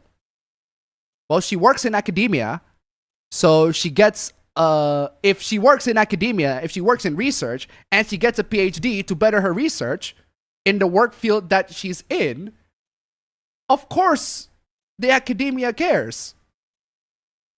Duh. What is this dude's point? Only academia cares. Yeah. Yeah, that's the place where she works at. Of course they care. What are you talking about? Anyway. Them eggs aren't getting any younger. Yeah, another misogynistic take. It's like, yeah, women's only purpose is to draw eggs, is to have babies, right? It's to just be that's the only women's purpose. Just to have babies and take care of babies. That's it. Like, that's a misogynistic point of view. Like, actually misogynistic point of view. Like, I'm pretty sure women have way more purposes than, you know, just taking care of babies, taking care of you. Yeah, imagine, fam. Imagine, fam. I'm telling you, fam. I personally wouldn't want to be dependent on women. I personally wouldn't. Because if women's only duty is to have babies and take care of babies, then they have a duty to take care of men. Some men are babies too. Some men used to be babies too. And their duty is to take care of them. I personally would not want to be dependent on women. But hey, that's just how it is, right? Listen, there are people out there with real PhDs for doing real research. Hold on. What makes you think that her research is not important? Her PhD is not important. There are PhDs that are bullshit. Don't get me wrong. There are absolutely horrible PhDs with fucking phony-ass classes and phony-ass lessons. Don't get me wrong. But what makes you think that her PhD is, not real? Or not real research? Don't cheapen the title with trash. It's the only good title we have left in this decrepit society. PhD is a good title that we have in this decrepit society? Really? Really? Really? Really? Really? Really? Really? PhD is the only good title we have in this decrepit society. Are you sure about that, dude? Are you sure? You spent your entire adult life trying to impress men. No. What are you talking about? And the institutions men build. Are you saying that academia is mostly men? I mean, even if it is, that's not the reason why she's there. She's there to defend her thesis, not to defend her rights to be validated as a woman in front of men. You answered their test questions the way they trained you, and you submitted your thesis for their approval. Yeah, because those men are lecturers and she's a student for her topic. What are you talking about? Also, the men could certify you're acceptable with their piece of paper. Yeah, because they are the fucking professors of the university. They are the ones who get the right to give you the diploma that you want or not. The diploma that you deserve. If you successfully defended your thesis or your dissertation, then you get the diploma. That's how it works. That's not a men thing. That's not a men thing. In fact, the university that I went to, a lot of the university that I went to, the one that I go studies with, right? The one that I go to studies with, a lot of the head deans, a lot of the vice deans are women. So it's not exactly a men-women thingy. I don't know why you're making this whole thing gendered, which is ironic because that's what the gender studies programs are doing. They're making this whole thing about men or women when it's not. Empty egg carton. I don't think she's interested in reproduction, and if she is interested in reproduction, actually, hold on. Why do you care that her only purpose is reproduction? If her egg carton is quote unquote empty, then she's worthless. Then you shouldn't really care. You shouldn't even comment. But the fact that you are commenting on this is just you coping and seething. So cope and seethe. You are coping and seething. You just can't accept what you're seeing. Straight up. In academic circles, no one takes anyone seriously with a PhD. Hold on! In academic circles, no one takes anyone seriously with a PhD? Are you fucking mad? Are you mad? Are you fucking mad? Are you mad? Are you fucking mad? No one takes anyone seriously with a PhD. Are you mad? Are you mad? Are you fucking mad? What makes you think that no one's gonna be taken seriously when they have a fucking PhD? Bro, even in my university, most of the graduates are master's degrees. It's very little that they have PhDs there. Are you fucking out of your mind? If they ask or expect to be called doctor, that's reserved for...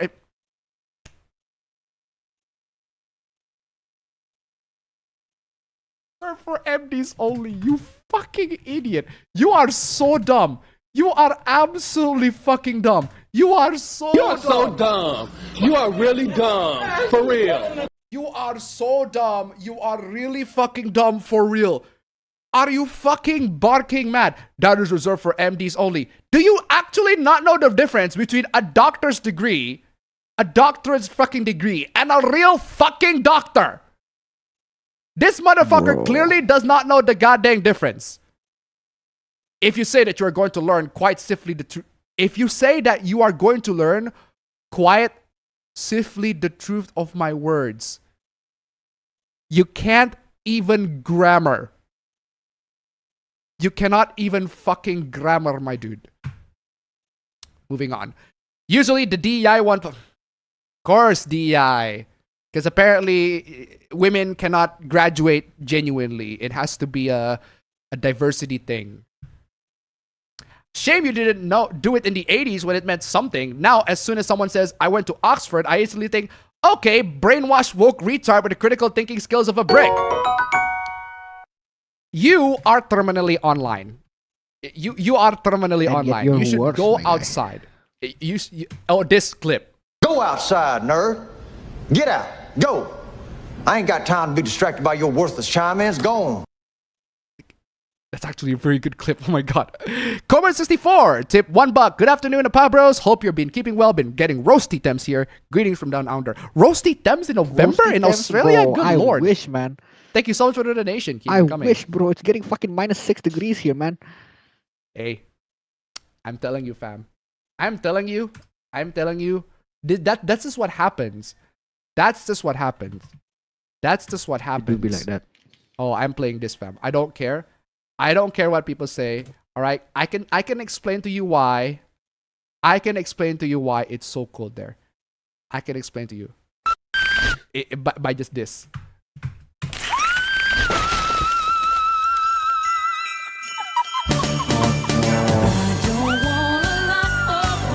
No. She breaks containment. She breaks containment, and she's making everything goddamn cold. God dang you, Mariah Carey. God dang you. Seriously. Okay, brainwash woke retard with the critical thinking skills of a brick. Yeah, if you talk about the gender studies, yes, but there are many genuinely useful degrees if you went to Harvard or Oxford. Come on, y'all. Why do young PhDs take selfies and spam everyone with them? Oh, gee, I don't know. Maybe because they're proud that they have a PhD? Gee, who would have thought? Every legit PhD I've ever met would never do such a thing. Lie. Fucking lie. Bro, why are you lying? You are actually lying. Bro, you are fucking lying. Why do you lie? What is that bullshit, bro? Yeah, but like, even if it is true, bro, why do you care? Bro, my mom took pictures when she's had a PhD. One of them is literally hanging in the walls of our house. Motherfucker, I am literally there. I'm literally there. They were happy to be. They aren't looking for props for the masses. They were happy to be accepted to the faculty. These people are silly. Oh, these people are silly that they celebrate getting their PhDs. What comes first, your baby or your career? Why are you so salty, bro? She clearly chose career over baby, and if she's gonna choose baby, she's definitely not gonna choose you. She's not gonna fuck you, bro. One thing men can't do in place of women is have the kid. Okay, then the law of psychological ownership kicks in and you think the baby is yours, which makes you the best one to take care of it. Statistically, yeah. Sorry to say this, but statistically, women are the best caretakers for babies. But okay, whatever. I will call you Dr. Turner in bed.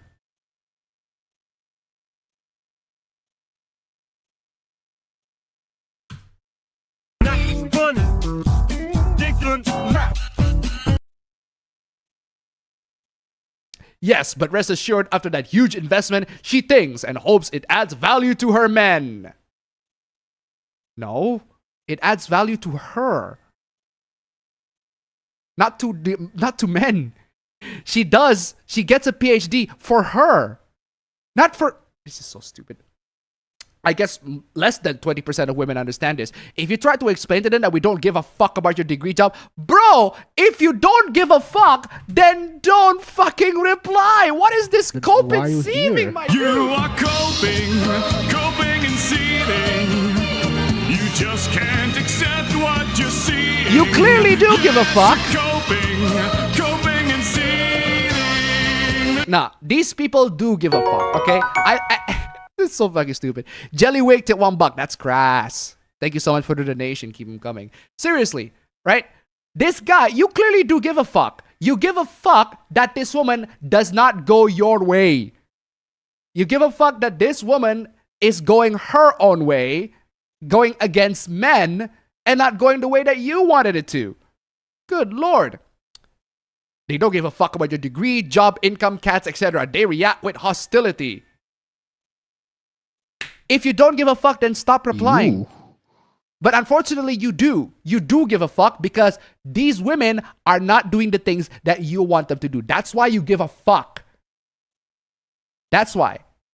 The reason why retards are so proud of finishing PhDs. Bro, they finish PhD. They are not retards by definition. You are the retard here. Because they are such a pointless, anachronistic waste of time.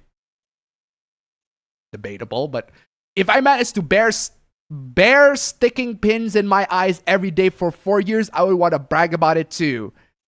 Except you don't bear sticking pins in your eyes for 4 years. You learn. You do research. You contribute to knowledge when you're pursuing a PhD. You don't stick pins in your eyes for 4 years. Funnily enough, people like Einstein concentrate on the actual work and not the titles. That implies that she doesn't concentrate on the actual work. What makes you think that? Just because she celebrates her PhD? God forbid she celebrates her PhD once, right? Tell me you don't know jack shit about academia. The only person that you can say is fucking Einstein. Oh my god. Congrats on successfully becoming a biologist but failing at biology. Wait, what?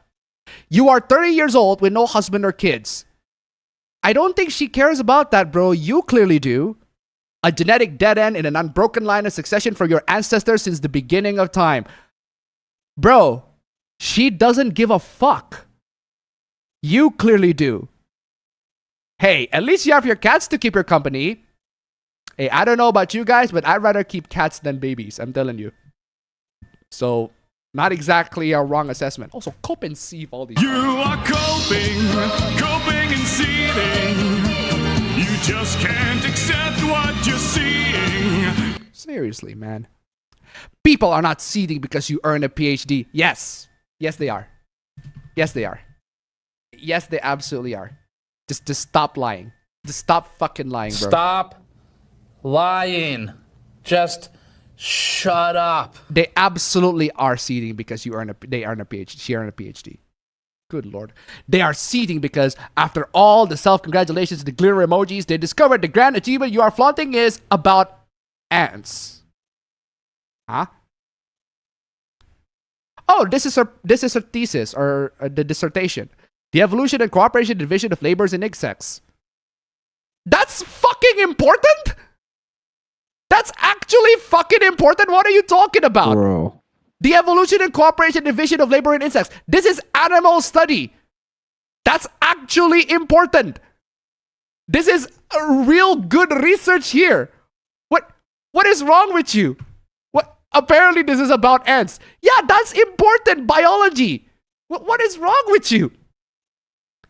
Most people can accept someone celebrating medical research. Oh no, this person is doing research on things that I don't care about, that I don't think important. Fuck off, dude. How about you do the research on those things that you think are important? Celebrating medical research, engineering breakthroughs, or something that clearly improves the world. Yeah, apparently studying ants is not going to improve the world. It's not like studying animal behavior is going to improve the world, right? It's not like studying how animals behave and how they do stuff is not going to enhance our understanding about them, right? What is wrong with you? Because ants are just pointless creatures, right? But when they see someone behaving as though they have unlocked the secrets of the universe only for the punchline to be, I studied ant chores, it lands very differently. Did you just seriously minimize her whole research? Yeah, I'm just studying ant behavior, ant chores, right? Sorry to say this to you, bro. Just because you think that ant chores are not important doesn't mean that it isn't important. It absolutely is. Like, factually speaking, like, even as somebody who doesn't even study ants, like, in the field of biology, studying ant behavior is pretty fucking significant. Like, it's a breakthrough revelation right there. Good fucking lord. It feels less like academics, excellence, and more like elite insulation. Bro, just because she studies on things you don't care about doesn't mean the study is not valid. I don't care about stem cells research, but they're perfectly valid. I don't care about research. I personally do not care or even know about research on how to cure. Oh, let me name one particularly rare disease. I don't know. I would say autism is a disease, but I don't particularly care about cancer research. But they are very important. Ordinary people are drowning under rent, tax, debt, and collapsing public services, and then they watch an Oxford biologist triumphantly posting about insect labor division while describing their quote-unquote beautiful office. What the fuck is she supposed to do? What the fuck do you want her to do? Not post online?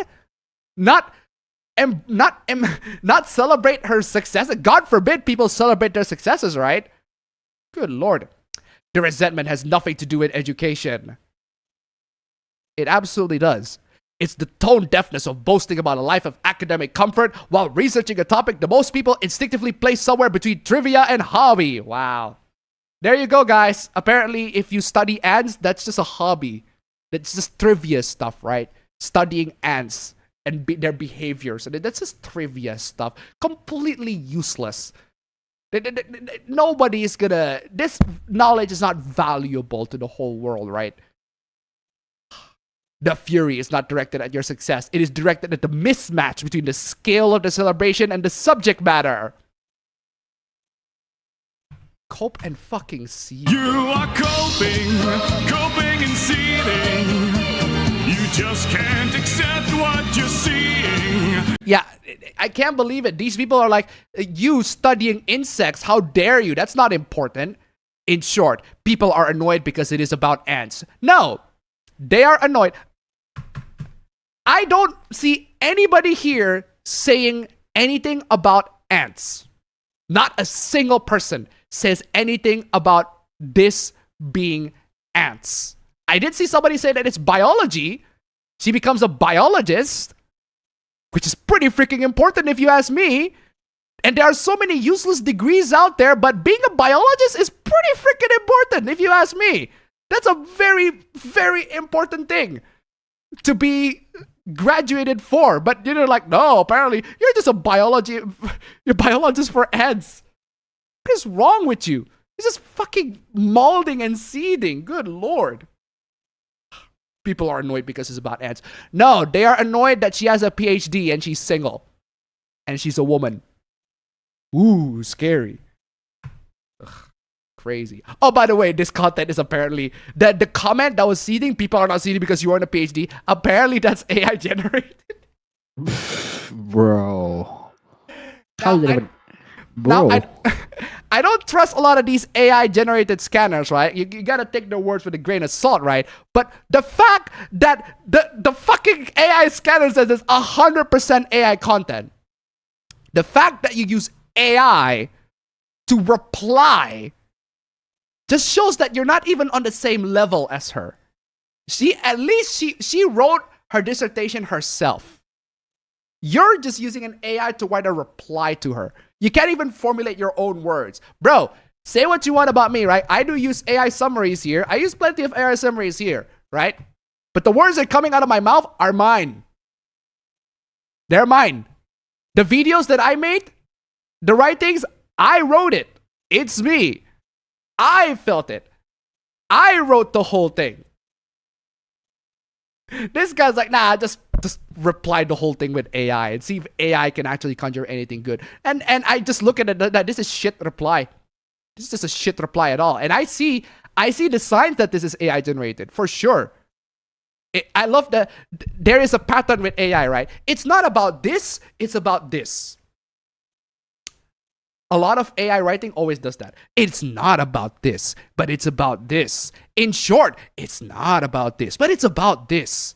It's not about this. You are mistaken. It is not this. It is that. It is not A, but it is B. AI writing does that a lot. If you see words or tones that are similar to that, chances are it's AI. So it's just like this. People are not seeding because you are the PhD. They are seeding because of this. They're not seeding because of A. They're seeding because of B.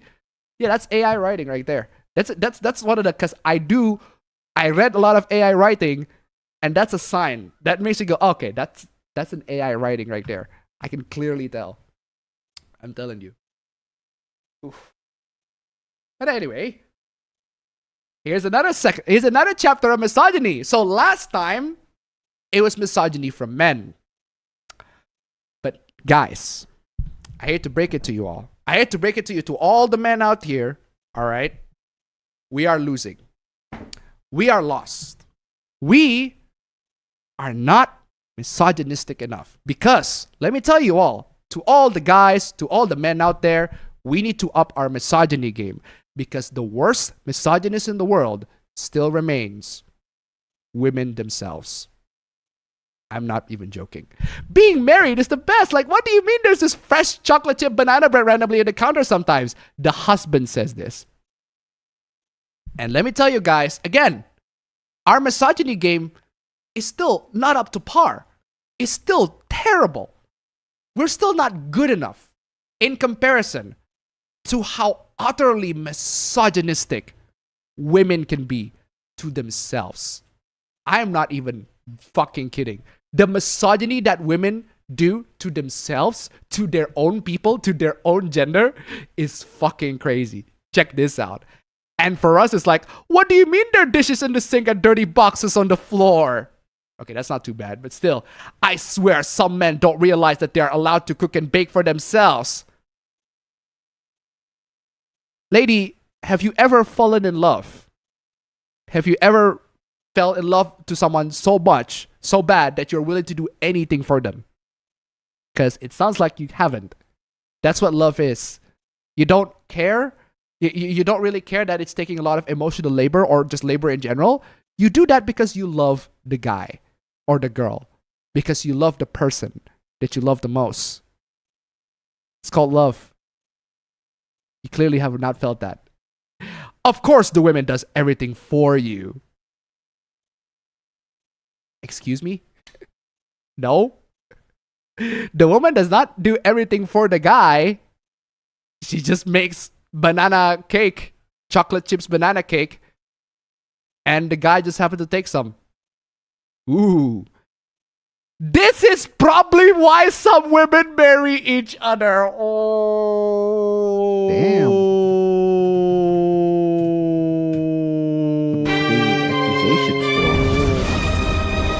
Rest in peace,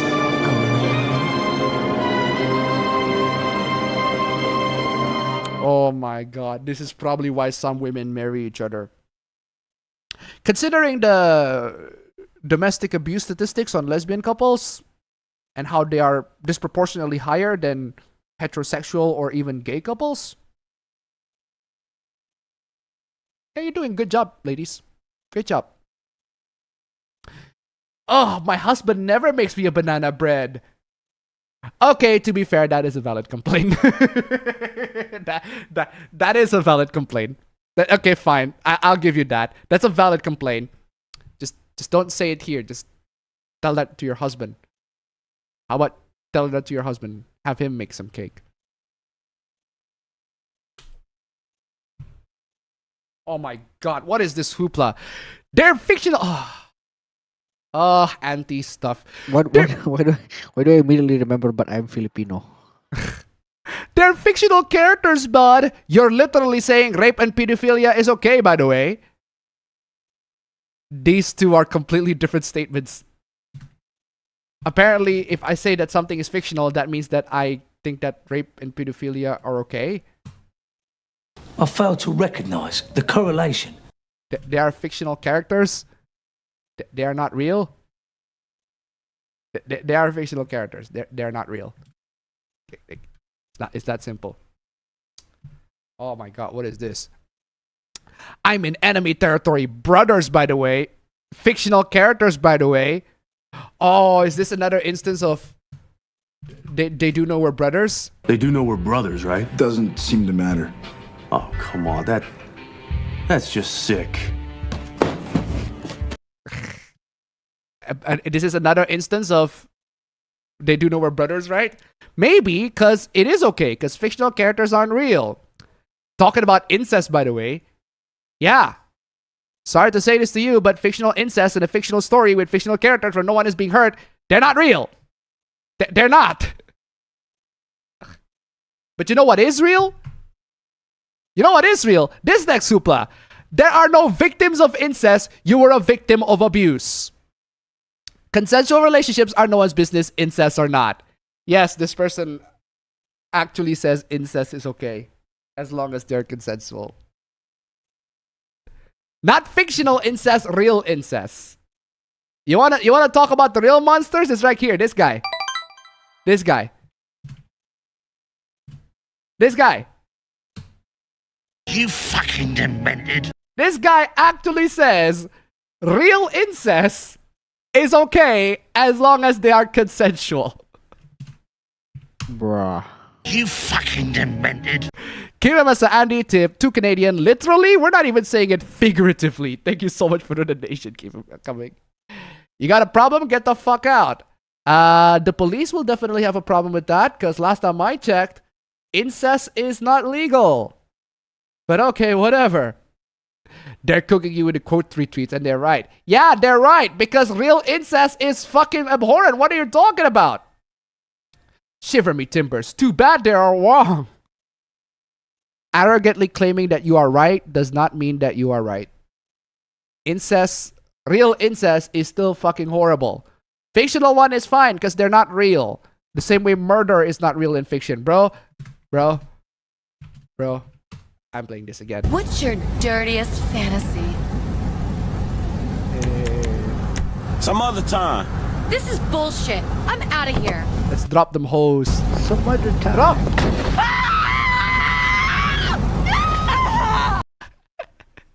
Drop them hoes indeed. Oh my god, ladies and gentlemen. This is a sad but very, very funny hoopla. This is a sad but also very, very funny hoopla. So, there's this great fan art, right? There's this fan art from this artist right here. Now, you might notice, weirdly, that her skin is green. Now, that's a bit weird.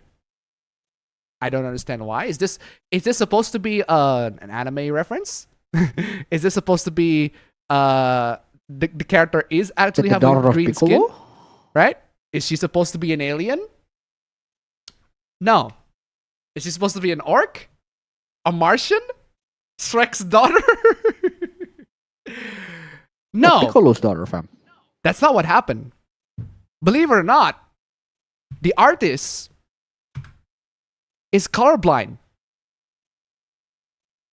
But the artist doesn't know that they're colorblind. And people are like, whoa, hold on. It's cute. This might be a very rude question, but your skin color looks very green and has a unique hue. So is that the kind of character you are? I'm very sorry for such an impolite question. Does this look green to you? That's weird. I'll try verifying when I get home. Yeah. I have mild color blindness, but I'd expected. I definitely set the base color to yellow. Yes, this artist found out that they're colorblind because they drew a character's skin green. And people notice that it's green. That's... Damn. That's actually crazy. What a way. That's actually crazy. What a way. What a way to find yourself that you are colorblind, right? You would think, I mean, you would think that if somebody is colorblind, they would like know about it. But to have an artist be like, yo, to have your art be criticized because the color of the skin is wrong, and then to be like, wait, the color of the skin is wrong? I thought that's not green. And then it turns out that you actually do have color blindness. That's crazy. That is actually crazy. Just violin for the artist. Genuine violin. Oh, man. Man. I feel bad for this artist figuring out that they're colorblind just because of that art. But hey, hopefully it's not the end of the world. There are loads of people that are colorblind and still survive and all that sort of stuff. They just couldn't see colors correctly. Fortunately, I am not colorblind. I don't recall my family being colorblind, but unfortunately, colorblindness is a genetic thing. So, yeah. Not something that is easy to fix, last time I checked, if I recall correctly. And, ladies and gentlemen, those are all the hooplas for today. It is what it is. It is what it is. Wait, that's not the one that I want to play. Ladies and gentlemen, those are all the hooplas for today. And unlike last week, we made it to $30 on Super Chats. We didn't make it to Stream Elements again, but hey, Super Chats, we make it on Stream Elements. Super Chats, we made it. That's good enough for me. And $20 on Stream Elements. Thank you guys so much. You guys are fantastic. Thank you. You guys are absolutely fantastic. Thank you so much for joining in the stream. I will see you all once again on the next APB show. Next episode. Next episode. See you guys next week. Oh shit. Man, Luna is so hot. Seriously. Good lord. Top tier Expedition 33 waifus. Wash your ass. Wash your ass indeed. I'm gonna need something to eat. I'm hungry as fuck. Gonna eat some breast. Alhamdulillah.